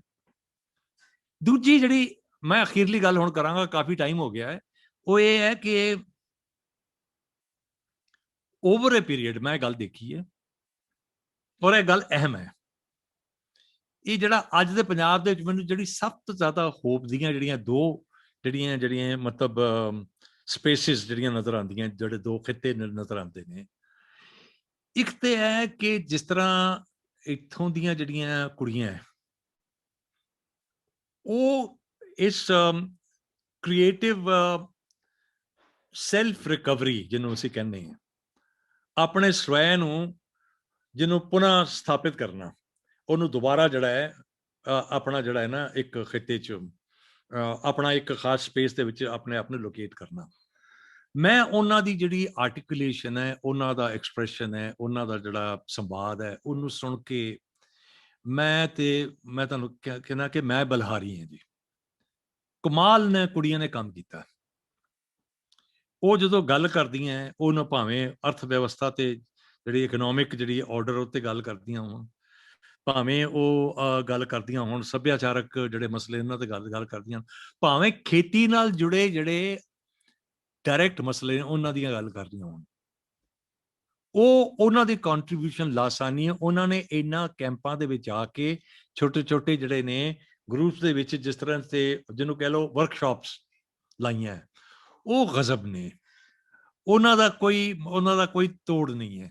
ਔਰ ਇਹ ਕੁੜੀਆਂ ਦਾ ਕੰਮ ਮਤਲਬ ਇਹ ਯਾਦ ਕੀਤਾ ਜਾਏਗਾ ਹਮੇਸ਼ਾ ਲਈ, ਇਸ ਕਰਕੇ ਵੀ ਕਿਉਂਕਿ ਸਾਡੀ ਜਿਹੜੀ ਸੱਭਿਆਚਾਰਕ ਜਿਹੜੀ ਇਤਿਹਾਸ ਹੈ ਜਿਹੜਾ ਲਿਖਿਆ ਗਿਆ ਹੈ, ਉਹਨਾਂ ਚੋਂ ਉਹਨਾਂ ਦੀ ਜਿਹੜੀ ਗੈਰ ਹਾਜ਼ਰੀ ਹੈ, ਉਹ ਕਈ ਵਾਰੀ ਮੈਨੂੰ ਸਮਝ ਨਹੀਂ ਆਉਂਦੀ। ਕਈ ਵਾਰੀ ਮੈਨੂੰ ਇਹ ਸਮਝ ਨਹੀਂ ਆਉਂਦਾ ਕਿ ਅਸੀਂ ਬੀਬੀਆਂ ਦਾ ਜਿਹੜਾ ਗੁਰਬਾਣੀ ਕੀਰਤਨ ਨੂੰ ਜਿਹੜਾ ਕੰਟਰੀਬਿਊਸ਼ਨ ਹੈ, ਉਹਨੂੰ ਲੈ ਕੇ ਇੰਨੇ ਸੰਜੀਦਾ ਕਿਉਂ ਨਹੀਂ ਹੈਗੇ ਆਪਣੇ ਐਕੈਡੈਮਿਕ ਜਿਹੜਾ ਫੀਲਡ ਉਹਦੇ 'ਚ। ਕਿਉਂ ਉਹਨਾਂ ਦੇ ਕੀਰਤਨ ਜਿਹੜਾ ਘਰਾਂ 'ਚ ਕਰਦੀਆਂ ਆਮ, ਉਹ ਕੀਰਤਨ ਨੂੰ ਲੈ ਕੇ ਅਸੀਂ ਇੰਨਾ ਜ਼ਿਆਦਾ ਮਤਲਬ ਕਿਉਂ ਨਹੀਂ ਸੋਚਦੇ। ਇਹ ਮੂਵਮੈਂਟ ਨੂੰ ਸੋਚਦੇ ਹੋਏ ਮੈਨੂੰ ਨਜ਼ਰ ਆਇਆ ਕਿ ਇਸ ਮੂਵਮੈਂਟ ਨੇ ਦੋ ਗੱਲਾਂ ਕੀਤੀਆਂ। ਇਹ ਭਾਵੇਂ ਸ਼ੁਰੂ ਹੋਈ ਸੀਗੀ ਪੰਜਾਬ ਤੋਂ, ਸ਼ੁਰੂ ਪੰਜਾਬੀ ਸਵਾਲ ਸੀ, ਪੰਜਾਬੀਆਂ ਚੋਂ ਸਿੱਖਾਂ ਦਾ ਸਵਾਲ ਸੀ, ਸਿੱਖਾਂ ਚੋਂ ਜੱਟਾਂ ਦਾ ਸਵਾਲ ਸੀ, ਇਹ ਸ਼ੁਰੂ ਉੱਥੋਂ ਹੋਈ ਸੀ। ਲੇਕਿਨ ਇਹਨੂੰ ਫੈਲਾਉਣ ਦਾ ਜਿਹੜਾ ਤਸੱਵੁਰ ਹੈ, ਸਾਡੇ ਜਿਹੜੇ ਕਲਚਰਲ ਜਿਹੜੇ ਐਕਟਿਵਿਸਟ ਨੇ, ਉਹਨਾਂ 'ਚ ਬੀਬੀਆਂ ਦਾ ਵੀ ਹਿੱਸਾ ਬੜਾ ਵੱਡਾ ਹੈ, ਉਹਨਾਂ ਸਾਡੇ ਸਿੰਗਰਸ ਦਾ ਵੀ ਬੜਾ ਵੱਡਾ ਹਿੱਸਾ ਹੈ। ਉਹਨਾਂ ਨੇ ਜੋ ਕੀਤਾ ਹੈ ਉਹ ਕਮਾਲ ਹੈ। ਉਹਨਾਂ ਨੇ ਸਾਡੇ ਵਰਗੇ ਬੰਦਿਆਂ ਨੂੰ ਵੀ ਬੜਾ ਇੰਸਪਾਇਰ ਕੀਤਾ ਹੈ। ਤੇ ਮਤਲਬ ਮੈਂ ਕੀ ਦੱਸਾਂ ਕਿ ਉੱਥੇ ਜਿਹੜੀਆਂ ਹੁਣ ਫਿਲਮ ਬਣਾਉਣ ਜਿਹੜੇ ਬੰਦੇ ਪਹੁੰਚੇ ਉੱਥੇ ਛੋਟੀਆਂ, ਮਤਲਬ 7-8 ਬੰਦਿਆਂ ਨੂੰ ਤਾਂ ਮੈਂ ਜਾਣਦਾ। ਇੱਕ ਫਿਲਮ ਵਾਲਿਆਂ ਨੇ ਮੇਰੇ ਉੱਥੇ ਗਾਣੇ ਵੀ ਇਨਕਲੂਡ ਕੀਤੇ। ਔਰ ਉਹ ਜਿਹੜਾ ਮਤਲਬ ਉਹ ਜਿਹੜਾ ਔਰ ਉਹ ਮਤਲਬ ਮਲਟੀਪਲ ਕਾਸਟ ਔਰ ਮਲਟੀਪਲ ਲਿੰਗੁਇਸਟਿਕ ਰੀਜਨਸ ਤੋਂ ਆਏ। ਕੋਈ ਸਾਊਥ ਇੰਡੀਆ ਤੋਂ ਆਇਆ, ਕੋਈ ਮਤਲਬ ਮਹਾਰਾਸ਼ਟਰ ਤੋਂ ਆਇਆ, ਕੋਈ ਉੱਤਰਾਖੰਡ ਤੋਂ ਆਇਆ, ਵਗੈਰਾ ਵਗੈਰਾ। ਇਹ ਜਿਹੜੀ ਮਤਲਬ ਬੌਂਡਿੰਗ ਹੈ, ਇਹ ਮੈਨੂੰ ਬੜੀ ਸੂਫੀ ਵੀ ਲੱਗੀ ਇੱਕ ਲੈਵਲ ਤੇ, ਕਿ ਅਖੀਰ 'ਚ ਜਿਹੜੀ ਸਭ ਤੋਂ ਵੱਧ ਇੰਪੋਰਟੈਂਟ ਚੀਜ਼ ਹੈ ਉਹ ਹੈ ਬੌਂਡ ਕਰਨਾ ਵਿਦ ਦਾ ਅਦਰ। ਔਰ ਮੈਂ ਇਸ ਅਦਰ ਨੂੰ ਬੌਂਡਿੰਗ ਨੂੰ ਯਾਦ ਕਰਦੇ ਹਾਂ, ਸਲਾਮ ਕਰਦੇ ਹੋਇਆ ਮੈਂ ਆਪਣਾ ਵਿਆਖਿਆਨ ਜਿਹੜਾ ਹੈ, ਆਪਣਾ ਜਿਹੜਾ ਲੈਕਚਰ ਹੈ ਇੱਥੇ ਖਤਮ ਕਰਨਾ। ਜੇ ਕੋਈ ਸਵਾਲ ਨੇ ਤੇ ਮੈਨੂੰ ਪੁੱਛ ਲਓ। ਤੇ ਮੈਂ ਐਕਚੁਅਲੀ ਮੇਰਾ ਹੁਣ ਦਵਾਈ ਦਾ ਵੀ ਟਾਈਮ ਹੋਣ ਡਿਆ, ਤੇ ਮੈਂ ਪੁੱਛੀ ਜਾਊਗਾ ਤੇ ਮੈਂ ਵਿੱਚ ਖਾਈ ਜਾਵਾਂਗਾ ਦਵਾਈ ਆਪਣੀ। ਹਾਂਜੀ ਸਰ ਇੰਨਾ ਕੁ ਆਨੰਦ ਆਇਆ ਕਿ ਮੈਨੂੰ ਲੱਗ ਰਿਹਾ ਕਿ ਮੈਂ ਸ਼ਾਇਦ ਨਿਰਵਾਕ ਨਿਰਸ਼ਬਦ, ਮੇਰੇ ਤੋਂ ਕੋਈ ਹੈ ਨਹੀਂ, ਅਲਫਾਜ਼ ਨਹੀਂ ਹੈ ਬਈ ਮੈਂ ਕਿਵੇਂ ਇਸ ਗੱਲ ਨੂੰ ਕਰਾਂ। ਫਿਲਹਾਲ ਅਸੀਂ ਮਤਲਬ ਉਸ ਅਦਭੁਤ ਅਵਸਥਾ 'ਚ ਅਸੀਂ ਵਿਸਮਾਦੀ ਅਵਸਥਾ ਦੇ ਵਿੱਚ ਖੁਦ ਚਲੇ ਗਏ। ਤਾਂ ਤੁਸੀਂ ਜਿਸ ਕਦਰ ਇਹਨੂੰ ਡਿਸਕਰਾਈਬ ਕੀਤਾ ਹੈ, ਜਿਸ ਤਰ੍ਹਾਂ ਤੁਸੀਂ ਤਸੱਵਰ ਦੱਸਿਆ, ਸੱਚੀ ਉਹ ਤਸੱਵਰ ਹੀ ਹੈ। ਔਰ ਉਹ ਤਸੱਵਰ ਇੱਕ ਸੰਵੇਦਨਸ਼ੀਲ ਵਿਅਕਤੀ ਦੇ ਅੰਦਰ ਹੀ ਹੋ ਸਕਦਾ। ਤੁਸੀਂ ਹੁਣੇ ਕਿਹਾ ਕਿ ਪੰਜਾਬ ਜਿਹੜਾ ਹੈ, ਤੁਸੀਂ ਬੇਸ਼ੱਕ ਉੱਥੋਂ ਕਾਫੀ ਸਮਾਂ ਪਹਿਲਾਂ ਦੇ ਥੋੜ੍ਹਾ ਉੱਥੋਂ ਦੂਰ ਹੋ, ਪਰ ਜਿਸ ਤਰ੍ਹਾਂ ਤੁਸੀਂ ਅੰਮ੍ਰਿਤਸਰ ਦੇ ਨਕਸ਼ੇ ਦੱਸਿਆ, ਜਿਸ ਤਰ੍ਹਾਂ ਤੁਸੀਂ ਅੰਮ੍ਰਿਤਸਰ ਬਾਰੇ ਦੱਸਿਆ, ਮੈਨੂੰ ਨਹੀਂ ਲੱਗਦਾ ਤੁਹਾਡੇ ਜ਼ਿਹਨ 'ਚੋਂ ਕਿਤੋਂ ਵੀ ਪੰਜਾਬ ਕਿਤੇ ਉਰੇ ਪਰੇ ਗਿਆ, ਤਾਂ ਉਹ ਉੱਥੇ ਹੀ ਵਸਿਆ ਹੋਇਆ। ਜਿਸ ਤਰ੍ਹਾਂ ਮੈਂ ਤੁਹਾਨੂੰ ਦੇਖ ਰਹੀ ਸੀ, ਤੁਹਾਨੂੰ ਸੁਣ ਰਹੀ ਸੀ, ਅਤੇ ਮੈਨੂੰ ਬਿਲਕੁਲ ਐਵੇਂ ਲੱਗ ਰਿਹਾ ਸੀ। ਔਰ ਕਮੈਂਟਸ ਵੀ ਕੁਛ ਇੱਦਾਂ ਹੀ ਆਏ ਕਿ ਤੁਹਾਨੂੰ ਸੁਣ ਕੇ ਬਿਲਕੁਲ ਤੁਹਾਡੇ ਫਾਦਰ ਦੀ ਜਿਹੜੀ ਛਵੀ ਨਜ਼ਰ ਆਉਂਦੀ ਹੈ। ਤੁਸੀਂ ਜਿਸ ਤਰ੍ਹਾਂ ਸਾਲੂ ਦੀ ਉਦਾਹਰਨ ਦੇ ਰਹੇ ਸੀ, ਤਾਂ ਮੈਨੂੰ ਮੁੱਲ ਅਤੇ ਮੁਲਾਂਕਣ ਵਿਚਲੇ ਸਾਲੂ ਦੀ ਯਾਦ ਆ ਰਹੀ ਸੀ। ਉਹਦੇ ਵਿੱਚ ਜਿਸ ਤਰ੍ਹਾਂ ਉਹਨਾਂ ਨੇ ਉਦਾਹਰਨ ਦਿੱਤੀ ਹੈ, ਮਤਲਬ ਮੈਨੂੰ ਹਰ ਚੀਜ਼ ਸ਼ਾਇਦ ਉਹ ਕੋਰਿਲੇਟ ਹੋਈ ਜਾ ਰਹੀ ਸੀ ਉਸ ਤਰ੍ਹਾਂ। ਤਾਂ ਸੱਚੀ ਮੁੱਚੀ ਤੁਹਾਡੀ ਸ਼ਖਸੀਅਤ ਜਿਹੜੀ ਹੈ ਉਹ ਮਤਲਬ ਉਹ 'ਚੋਂ ਬਹੁਤ ਸਾਰੇ ਝੌਲੇ ਜਿਹੜੇ ਉੱਦਾਂ ਦੇ ਪੈਂਦੇ ਨੇ। ਤਾਂ ਤੁਸੀਂ ਸਾਨੂੰ ਉਹਨਾਂ ਦੀ ਵੀ ਯਾਦ ਪੂਰੀ ਤਾਜ਼ਾ ਕਰਵਾਈ ਹੈ। ਔਰ ਵਧੀਆ ਗੱਲ ਮੈਨੂੰ ਜੋ ਲੱਗੀ ਕਿ ਤੁਸੀਂ ਜਿਸ ਤਰ੍ਹਾਂ ਤਿਉਹਾਰਾਂ ਦਾ ਜ਼ਿਕਰ ਕਰਕੇ, ਜਿਸ ਤਰ੍ਹਾਂ ਤੁਸੀਂ ਪੂਰਬੀ ਅਤੇ ਪੱਛਮੀ ਪੰਜਾਬ ਦੇ ਵਿੱਚ ਜਿਹੜਾ ਇੱਕ ਨਾਤਾ ਜਿਹੜਾ ਉਹ ਦੱਸਿਆ, ਪਰ ਨਾਲ ਦੀ ਨਾਲ ਜਿਹੜਾ ਉਸ ਨਾਤੇ ਦੀ ਜਿਹੜੀ ਤੰਦ ਆ ਉਹ ਬਾਰੀ ਬਟਵਾਰੇ ਜਿਹੜੇ ਹੋਏ ਆ, ਜਿਹੜੇ ਤੁਹਾਡੇ ਨਾਲ ਗੱਲ ਹੁੰਦਿਆਂ ਵੀ ਮੇਰੇ ਨਾਲ ਤੁਸੀਂ ਇਹ ਗੱਲ ਕੀਤੀ ਸੀ ਕਿ ਬਟਵਾਰਾ ਸਰਹੱਦੀ ਨਹੀਂ ਹੁੰਦਾ। ਬਟਵਾਰਾ ਉਹ ਹੁੰਦਾ ਹੈ ਜਿਹਦੇ ਵਿੱਚ ਅੱਗੇ ਅੱਗੇ ਜਿਹੜਾ ਪੀੜ੍ਹੀਆਂ ਦੇ ਵਿੱਚ, ਜਿਹੜਾ ਲੋਕਾਂ ਦੇ ਮਨਾਂ ਦੇ ਵਿੱਚ ਜਿਹੜਾ ਪਿਆ ਹੋਇਆ, ਉਹ ਬਟਵਾਰੇ ਜ਼ਿਆਦਾ ਜਿਹੜੇ ਅਹਿਮ ਹੁੰਦੇ ਨੇ। ਇਹ ਸਰਹੱਦੀ ਬਟਵਾਰੇ ਇੰਨੇ ਇੰਪੋਰਟੈਂਟ ਨਹੀਂ ਹੁੰਦੇ। ਅਤੇ ਉਹ ਜਿਹੜੇ ਬਟਵਾਰੇ ਸਾਡੇ ਮਨਾਂ 'ਚ ਪਏ ਹੋਏ ਆ, ਵਖਰੇਵਿਆਂ ਦੇ, ਜਿਹੜੇ ਸਾਡੀਆਂ ਜਾਤਾਂ ਦੇ, ਸਾਡੇ ਇਕਨੋਮਿਕਲੀ ਹਰ ਤਰ੍ਹਾਂ ਦੇ ਜਿਹੜੇ ਸਾਡੇ ਪਏ ਹੋਏ ਆ, ਉਹ ਵਖਰੇਵੇਂ ਜਿਸ ਤਰ੍ਹਾਂ ਸੁਚੇਤ ਪੱਧਰ 'ਤੇ ਬੇਸ਼ੱਕ ਉਹ ਹੈ ਨੇ, ਪਰ ਜਦੋਂ ਅਸੀਂ ਇੱਕ ਦੂਜੇ ਦੀਆਂ ਚੀਜ਼ਾਂ ਨੂੰ ਬੋਲਦੇ ਹਾਂ, ਜਦੋਂ ਸਾਰਾ ਕੁਛ ਹੈ, ਉਹ ਅਚੇਤ ਪੱਧਰ 'ਤੇ ਉਹ ਨਹੀਂ ਹੈ। ਇਹ ਜਿਹੜੀ ਲੋਕਾਂ ਦੇ ਦਿਮਾਗਾਂ 'ਚ ਚੀਜ਼ ਜਦੋਂ ਕੌਨਸ਼ੀਅਸ ਤੌਰ 'ਤੇ ਸੋਚਦੇ ਨੇ ਕਿ ਨਹੀਂ ਅਸੀਂ ਐਂ ਕਰਨਾ, ਅਸੀਂ ਆਹ ਆ, ਉਦੋਂ ਹੀ ਉਹ ਚੀਜ਼ ਆਉਂਦੀ ਹੈ। ਪਰ ਕਾਸ਼ ਅਸੀਂ ਸਾਰੇ ਜਿਹੜੇ ਉਹ ਅਚੇਤ ਵਾਲੀ ਗੱਲ ਨੂੰ ਅਸੀਂ ਆਪਣੇ ਦਿਮਾਗ ਦੇ ਵਿੱਚ ਸੁਚੇਤ ਵੀ ਰੱਖ ਲਈਏ, ਅਤੇ ਮੈਨੂੰ ਲੱਗਦਾ ਪੰਜਾਬ ਦਾ ਸੱਚੀ ਵਾਲਾ ਜਿਹੜਾ ਤਸੱਵਰ ਹੈ ਬੜਾ ਹੀ ਖੂਬਸੂਰਤ ਹੋਊਗਾ। ਤਾਂ ਸਰ ਸੱਚੀ ਅੱਜ ਮਤਲਬ ਜੋ ਆਨੰਦ ਆਇਆ ਉਹ ਕਹਿ ਲਓ ਕਿ ਅਵਾਕ ਹੈ, ਕੁਛ ਨਹੀਂ ਕਿਹਾ ਜਾ ਸਕਦਾ। ਤਾਂ ਅੱਜ ਦੀ ਜਿਹੜੀ ਇੱਕ ਹੋਰ ਚੀਜ਼ ਅਸੀਂ ਇੱਕ ਜਿਹੜੀ ਤੁਹਾਡੇ ਤੋਂ ਵੈਸੇ ਹੋ ਸਕਦਾ ਗੁਸਤਾਖੀ ਹੋਵੇ, ਪਰ ਤੁਸੀਂ ਵੈਸੇ ਪਹਿਲਾਂ ਆਪਣੀ ਦਵਾਈ ਲੈ ਲਓ। ਅਸੀਂ ਕਾਲਿਆ ਹਰਨਾ ਸੁਣਨਾ ਹੈ ਥੋੜ੍ਹਾ ਜਿਹਾ, ਤਾਂ ਤੁਸੀਂ ਜੇ ਹੋ ਸਕੇ ਤਾਂ। ਹਾਂਜੀ, ਇਹ ਮਾਲਵੇ ਦਾ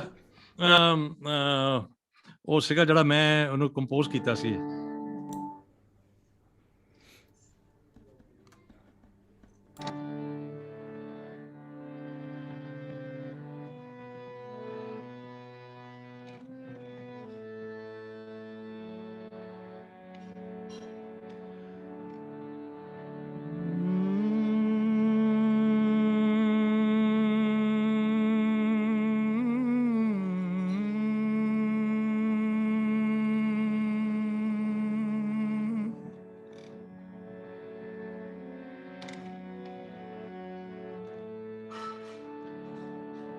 ਕਾਲਿਆ ਖਰਨਾ ਵੇ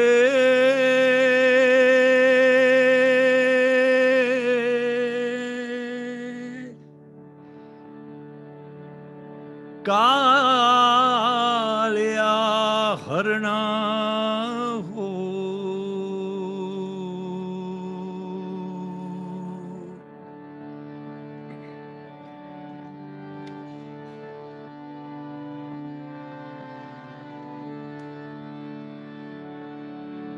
ਕਾਲਿਆ ਖਰਨਾ ਵੇ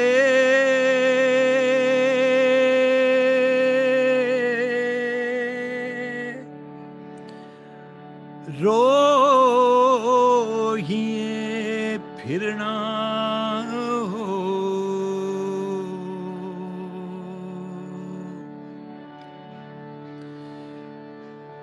ਤੇਰੇ ਪੈਰੀ ਝਾਂਜਰਾਂ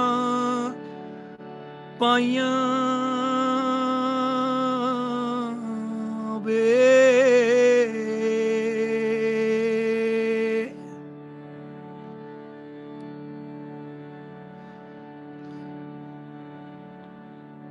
ਤੇ ਸਿੰਘਾਂ ਤੇ ਤੇਰੇ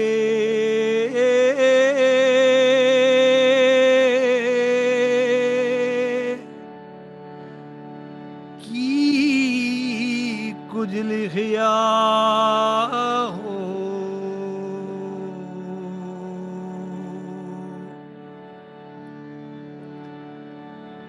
ਤਿੱਤਰ ਤੇ ਮੁਰਗਾਈਆਂ ਵੇ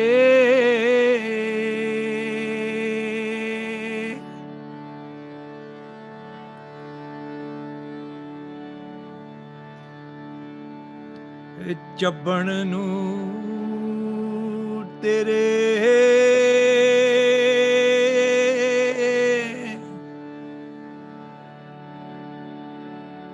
ਮੋਠ ਬਾਜਰਾ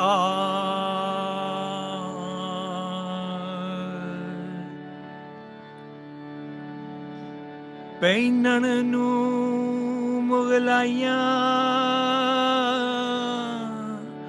ਵੇ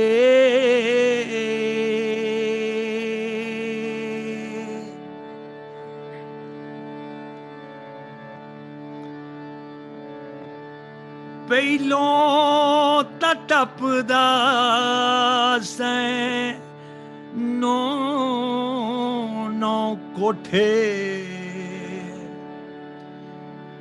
ਹੁਣ ਨਹੀਂ ਟਪੀਂਦੀਆਂ ਖਾਈਆਂ ਵੇ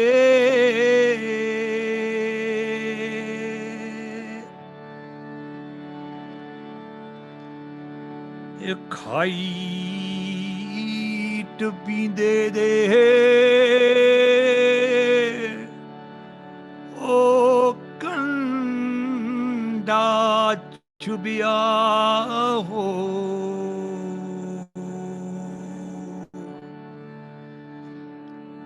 ਦੇ ਮੇ ਰਾਮ ਦੁਹਾਈਆਂ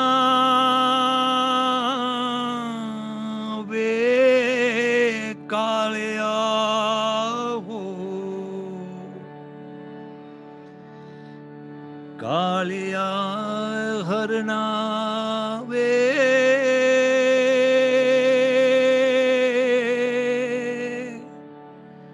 ਕਾਲਿਆ ਹਰਨਾ ਹੋ।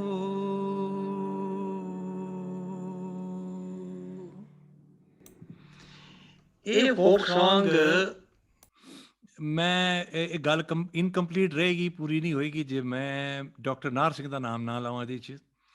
ਇਹ ਮੈਂ ਉਹਨਾਂ ਦੀ ਕਿਤਾਬ ਤੋਂ ਕਾਫੀ ਕੁਝ ਲਿਆ।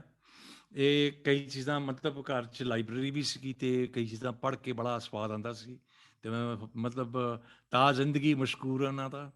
ਇਹ ਗਾਣਾ ਪਹਿਲੀ ਵਾਰੀ ਜਦੋਂ ਰਿਕਾਰਡ ਕੀਤਾ ਹੈ ਅਤੇ ਪਿੱਛੇ ਜਿਹੜੀ ਪੇਂਟਿੰਗ ਲੱਗੀ ਹੈ ਇਹ ਵੀ ਪੰਜਾਬਣ ਹੈ ਕੁੜੀ, ਇਹ ਬਹੁਤ ਵੱਡੀ ਪੇਂਟਰ ਇੰਡੀਆ ਦੀ, ਨੀਲਿਮਾ ਸ਼ੇਖ।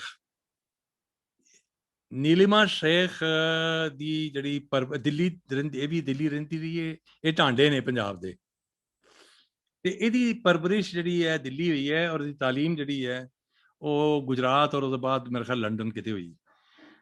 ਉਹਨੇ ਮੇਰਾ ਇਹ ਤੇ ਸੋਹਣੀ ਮਹੀਵਾਲ ਦਾ ਜਿਹੜਾ ਸੀਗਾ, ਜਿਹੜਾ ਮੈਂ ਮਨਜੀਤ ਬਾਵਾ ਦੇ ਨਾਲ ਗਾਉਂਦਾ ਹੁੰਦਾ ਸੀ, ਅਤੇ ਉਹਨੂੰ ਬੜੀ ਪਸੰਦ ਸੀਗੀ ਅਤੇ ਉਹਨੇ ਕਿਹਾ ਕਿ ਮੇਰੀ ਬਈ ਐਗਜ਼ੀਬਿਸ਼ਨ ਹੈ ਨਿਊਯਾਰਕ ਦੇ ਵਿੱਚ, ਅਤੇ ਉਸ ਐਗਜ਼ੀਬਿਸ਼ਨ 'ਚ ਮੈਂ ਇੱਕ ਤਾਂ ਸੋਹਣੀ 'ਤੇ ਕਰ ਰਹੀ ਹਾਂ ਅਤੇ ਮੈਨੂੰ ਉਹਦੇ ਲਈ ਗਾਣਾ ਚਾਹੀਦਾ। ਉਹ ਜਦੋਂ ਸੋਹਣੀ ਦੀ ਪੇਂਟਿੰਗ ਬਣ ਗਈ ਤਾਂ ਪਿੱਛੇ ਗਾਣਾ ਆਏਗਾ, ਅਤੇ ਇੱਕ ਉਹਨੂੰ ਇਹ ਕਾਲਿਆ ਹਰਨਾ ਚਾਹੀਦਾ ਸੀ ਉਹ ਇੱਕ ਦੂਜੀ ਪੇਂਟਿੰਗ ਲਈ।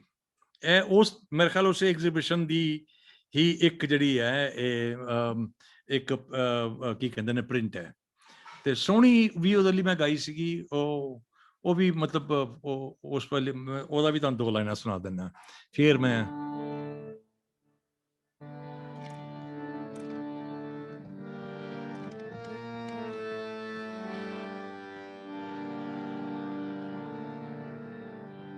ਸੋਹਣੀ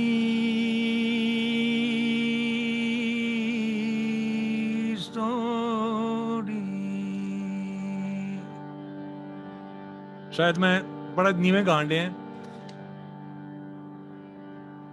ਸੋਹਣੀ ਜੰਮੀ ਬੋੜ ਦੀ ਛਾਵੇਂ ਕਰ ਘੁਮਿਆਰਾਂ ਦੇ ਹੋ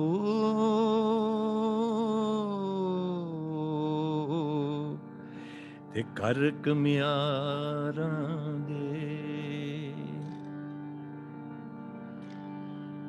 ਸੋਹਣੀ ਲੰਮੀ ਸਰੂਰ ਦਾ ਬੂਟਾ, ਸੋਹਣੀ ਲੰਮੀ ਸਰੂਰ ਦਾ ਬੂਟਾ, ਸੋਹਣੀ ਲੰਮੀ ਸਰੂਰ ਦਾ ਬੂਟਾ ਕਰ ਘੁਮਿਆਰਾਂ ਦੇ ਓ।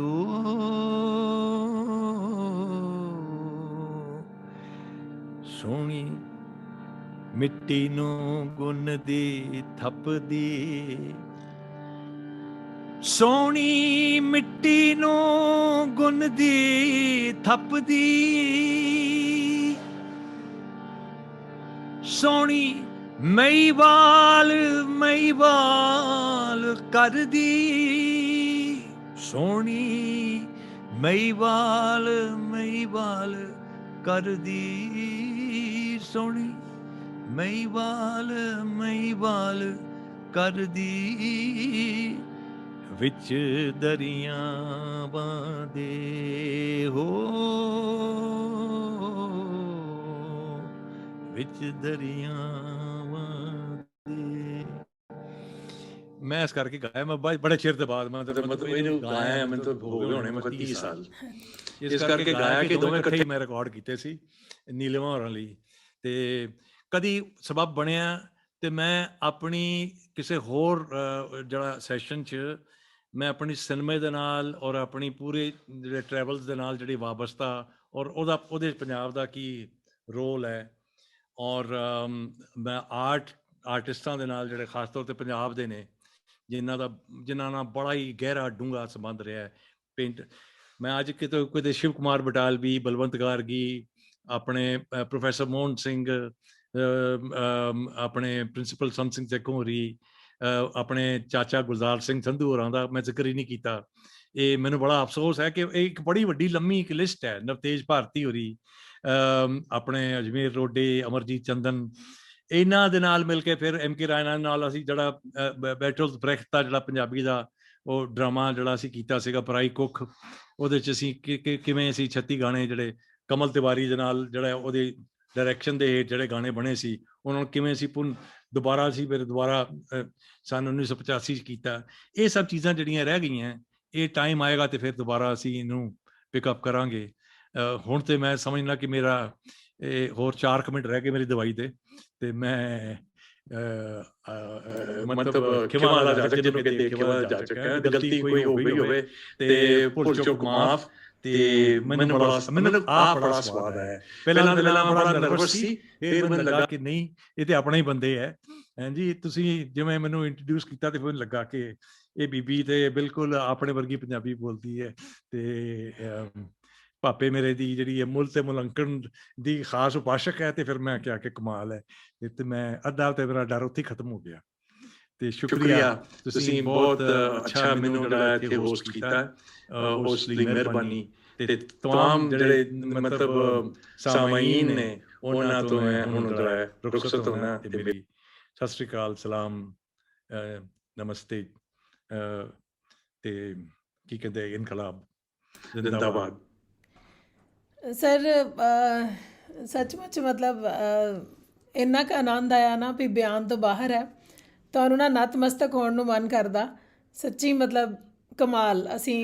ਤੁਸੀਂ ਮੈਨੂੰ ਪੁੱਛਿਆ ਸੀ ਵੀ ਪ੍ਰਸ਼ਨ ਹੈ ਨਾ, ਤਾਂ ਪ੍ਰਸ਼ਨ ਤਾਂ ਸਰ ਨਹੀਂ ਆਏ, ਸਾਰੀ ਸਿਰਫ ਵਾਹ ਵਾਹ ਹੀ ਆਈ ਹੈ। ਤੁਸੀਂ ਸੁਣ ਸਕਦੇ ਆ, ਪਿੱਛੋਂ ਦੇਖ ਸਕਦੇ ਆ, ਹਰ ਇੱਕ ਦੇ ਵੱਲੋਂ ਮਤਲਬ ਵਾਹ ਵਾਹ ਹੀ ਹੈ। ਤਾਂ 2 ਗੱਲਾਂ ਸੀਗੀਆਂ ਕਿ ਇੱਕ ਡਾਕਟਰ ਸਕੂਨ ਸਿੰਘ ਹੋਰਾਂ ਨੇ ਇੱਕ ਚੀਜ਼ ਪੁੱਛੀ ਸੀ ਕਿ ਤੁਸੀਂ ਸਾਲੂ ਦੀ ਗੱਲ ਕੀਤੀ, ਉਹਨਾਂ ਨੇ ਕਿਹਾ ਕਿ ਸਾਲੂ ਨੂੰ ਬਹੁਤ ਵਧੀਆ ਕਿਸੇ ਨੇ ਗਾਇਆ ਹੈ, ਤਾਂ ਤੁਸੀਂ ਪਲੀਜ਼ ਉਹਦੇ ਬਾਰੇ ਕੁਛ ਦੱਸ ਦਿਓ ਕਿ ਸਾਲੂ ਬਾਰੇ ਕਿਸੇ ਦੀ ਕੋਈ ਬਹੁਤ ਵਧੀਆ ਕੋਈ ਗਾਇਕੀ ਹੋਵੇ, ਕਿਸੇ ਨੇ ਗਾਇਆ ਹੋਵੇ। ਦੂਜੀ, ਪਰਮਿੰਦਰ ਸੋਢੀ ਹੋਰਾਂ ਨੇ ਇੱਕ ਗੁਜ਼ਾਰਿਸ਼ ਕੀਤੀ ਹੈ, ਅਸੀਂ ਹੁਣ ਤੁਹਾਨੂੰ ਮਤਲਬ ਮਜਬੂਰ ਨਹੀਂ ਕਰ ਸਕਦੇ, ਪਰ ਉਹਨਾਂ ਨੇ ਕਿਹਾ ਉੱਚੀਆਂ ਲੰਮੀਆਂ ਟਾਹਲੀਆਂ ਦੇ ਜੇ 2 ਬੋਲ ਤੁਸੀਂ ਦੱਸ ਸਕੋ। ਇਹ 2 ਜਿਹੜੇ ਹੈਗੀਆਂ ਨੇ ਗੱਲਾਂ। ਇਹ ਅਮਿਤੋਜ ਹੋਰਾਂ ਦਾ, ਇਹ ਜਿਹੜੇ ਪੰਜਾਬੀ ਦੇ ਸ਼ਾਇਰ ਸੀਗੇ, ਇਹ ਬੈਰਟੋਲਟ ਬ੍ਰੈਖਟ ਦੀ ਇੱਕ ਨਜ਼ਮ ਸੀ, ਉਹਦੀ ਸਮਝ ਲਓ ਟ੍ਰਾਂਸਲਿਟਰੇਸ਼ਨ ਹੈ।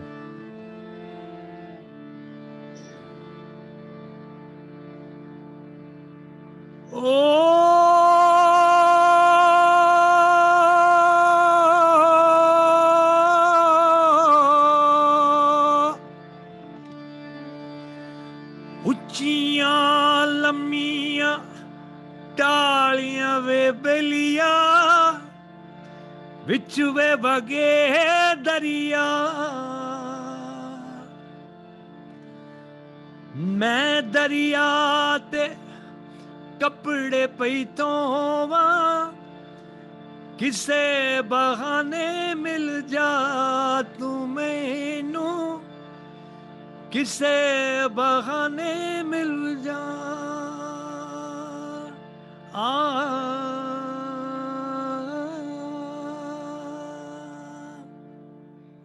ਲੰਮਾ ਗਾਣਾ ਹੈ, ਮੈਂ ਬਸ ਕੀ ਗਾ ਸਕਦਾ। ਹੁਣ ਮੈਂ ਬਿਲਕੁਲ 2 ਮਿੰਟ ਦੂਰ ਹੈ ਆਪਣੀ ਦਵਾਈ ਤੋਂ। ਤੇ ਮੈਂ ਬਿਲਕੁਲ ਜੀ, ਬਿਲਕੁਲ ਸਰ। ਮੈਂ ਬਸ 1 ਮਿੰਟ ਲਵਾਂਗੀ ਤੁਹਾਡਾ। ਅਸੀਂ ਜਿਹੜੇ ਸਾਡੇ ਨਾਲ ਕੁਝ ਦੋਸਤ ਜਿਹੜੇ ਜੁੜੇ ਹੋਏ ਨੇ, ਮੈਂ ਸਿਰਫ ਉਹਨਾਂ ਦੇ ਨਾਮ ਦੱਸਣਾ ਚਾਹੁੰਦੀ ਹਾਂ ਤੁਹਾਨੂੰ। Professor Sham Singh Mastgarh, professor Harpal Singh, Kulwinder Singh, madam Amarpal Singh Sangha, Sumandeep Singh, doctor Joginder Singh, Ramandeep Singh, Ravinder Singh Sehra, Amarjeet Singh Malik, Shadab Khan, Manjeet Singh Gill ਔਰ ਡਾਕਟਰ ਰਣਜੀਤ ਸਿੰਘ ਬਾਜਵਾ ਜੀ ਜੁੜੇ ਹੋਏ ਨੇ ਗੁਰੂ ਨਾਨਕ ਦੇਵ ਯੂਨੀਵਰਸਿਟੀ ਤੋਂ। ਉਹ ਲਗਾਤਾਰ ਤੁਹਾਨੂੰ ਬਹੁਤ ਸਾਰੇ ਬਾਜਵਾ ਜੀ ਸਤਿ ਸ੍ਰੀ ਅਕਾਲ, ਕਮਾਲ ਹੈ। ਇਹਨਾਂ ਨਾਲ ਇਹ ਸਾਡੇ ਮੁਰਸ਼ਦ ਨੇ ਜੀ। ਹਾਂਜੀ ਅਸੀਂ ਦੋਵੇਂ ਸਟੂਡੈਂਟ ਅਸੀਂ ਉਹਨਾਂ ਦੇ ਰਹੇ ਹਾਂ ਗਿੱਲ ਸਾਹਿਬ ਦੇ। ਸਰ ਮੈਂ ਵੀ ਉਹਨਾਂ ਦੀ ਵਿਦਿਆਰਥਣ ਹਾਂ ਜੀ। ਮੈਂ ਖੁਦ ਮੈਨੂੰ ਬਹੁਤ ਤੁਹਾਨੂੰ ਵੀ ਨਤਮਸਤਕ ਹੈ ਜੀ ਸਰ। ਹਰ ਉਹਨਾਂ ਸਟੂਡੈਂਟ ਨੂੰ ਮੇਰਾ ਪ੍ਰਣਾਮ ਹੈ। ਗਿੱਲ ਸਾਹਿਬ ਤੇ ਮਤਲਬ ਬਾਬੇ ਬੋਰਡ ਨੇ ਸਾਡੇ। ਹਾਂਜੀ ਪ੍ਰਹਾਰ ਜੀ, ਪਰਮਿੰਦਰ ਸਿੰਘ, ਡਾਕਟਰ ਸਕੂਨ ਸਿੰਘ ਜੀ, ਨੈਣ ਸੁਖ ਜੀ ਜੁੜੇ ਹੋਏ ਨੇ ਜੀ। ਵਾਹ ਕੀ ਬਾਤ ਹੈ, ਵਾਹ ਦੀ ਤਾਰੀਫ ਕੀਤੀ ਹੈ ਤੇ ਅਸੀਂ ਬਹੁਤ ਉਹਨਾਂ ਦੇ ਸ਼ੁਕਰਗੁਜ਼ਾਰ ਹਾਂ, ਸਾਡੇ ਨਾਲ ਜੁੜੇ ਹੋਏ ਨੇ। ਗੁਰਦਾਸ ਟਡਵਾਲ ਜੀ, ਮੁਪਿੰਦਰ ਸਿੰਘ, ਹਰਮੇਲ ਸਿੰਘ, ਮਦਨ ਵੀਰਾ, ਮਨਭਾਵਨ ਕਾਲੋਂ, ਪਰਮਿੰਦਰ ਸੋਢੀ ਜੀ। ਤਾਂ ਸਰ ਅਸੀਂ ਜਿਹੜੀ ਪੰਜਾਬ ਦਰਸ਼ਨ ਦੀ ਜਿਹੜੀ ਸਿਰਜਕ ਟੀਮ ਹੈ, ਮੈਂ ਉਹਨਾਂ ਦੇ ਨਾਮ ਲੈਣਾ ਚਾਹੂੰਗੀ ਕਿ ਪ੍ਰੋਫੈਸਰ ਅਵਤਾਰ ਸਿੰਘ, ਜਸਕਰਨ, ਕਮਲੇਸ਼, ਦਿਲਦਾਰ, ਮਹਿਤਾਬ ਤੇ ਸੋਹਜ ਦੇ ਜਿਹੜੇ ਸਾਡੇ ਹੈ ਨੇ ਹਰਪ੍ਰੀਤ ਤੇ ਪਰਮਿੰਦਰ। ਅਸੀਂ ਸਾਰੇ ਜਾਣੇ ਬਹੁਤ ਤਹਿ ਦਿਲੋਂ ਤੁਹਾਡੇ ਸ਼ੁਕਰਗੁਜ਼ਾਰ ਹਾਂ। ਤੁਹਾਨੂੰ ਬਹੁਤ ਖੇਚਲ ਵੀ ਦਿੱਤੀ, ਤੁਹਾਨੂੰ ਦਵਾਈ ਵਿੱਚ ਹੀ ਖਾਣੀ ਪਈ, ਤੁਹਾਨੂੰ ਮਜਬੂਰ ਕਰ ਦਿੱਤਾ ਅਸੀਂ, ਪਰ ਸਰ ਸੱਚੀ ਦਿਲ ਨਹੀਂ ਕਰਦਾ ਕਿ ਤੁਸੀਂ ਅੱਜ ਸਾਡੇ ਤੋਂ ਵਿਦਾਇਗੀ ਇਹ ਲਓ। ਅਸੀਂ ਤਾਂ ਸੱਚੀ ਮਨ ਨਹੀਂ ਕਰਦਾ। ਜਦੋਂ ਵੀ ਆਵਾਜ਼ ਮਾਰੋਗੇ ਮੈਂ ਆ ਜਾਵਾਂਗਾ। ਮੈਂ ਖੁਦ ਮਹਿਸੂਸ ਕਰਨਾ ਕਿ ਗੱਲ ਅੱਧੀ ਰਹਿ ਗਈ ਵਿੱਚ, ਤੇ ਕਿਉਂਕਿ ਬਹੁਤ ਕੁਝ ਹੈ ਜਿਹੜਾ ਸਾਡੀਆਂ ਵੀ ਜਿਹੜੀ ਜਰਨੀਜ਼ ਹੋਈਆਂ। ਮੈਂ ਖਾਸ ਤੌਰ ਤੇ ਜਿਹੜੀ ਈਰਾਨ ਦੇ ਵਿੱਚ ਜਿਹੜੀ ਜਰਨੀਜ਼ ਰਹੀਆਂ, ਜਿਹੜੀ ਬੰਗਲਾਦੇਸ਼ 'ਚ ਰਹੀਆਂ, ਜਿਹੜੀਆਂ ਪਾਕਿਸਤਾਨ 'ਚ ਰਹੀਆਂ, ਇਹ ਜਰਨੀ ਜਿਹੜੀਆਂ ਇਹ 3 ਜਰਨੀਜ਼ ਤੇ ਬੜੀਆਂ ਕਮਾਲ ਦੀਆਂ ਨੇ।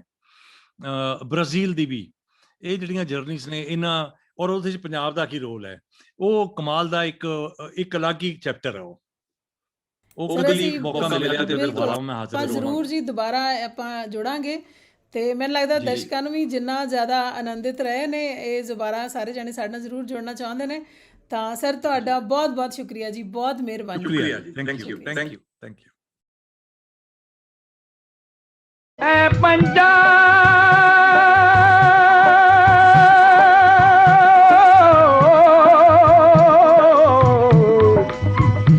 ਐ ਪੰਜਾਬ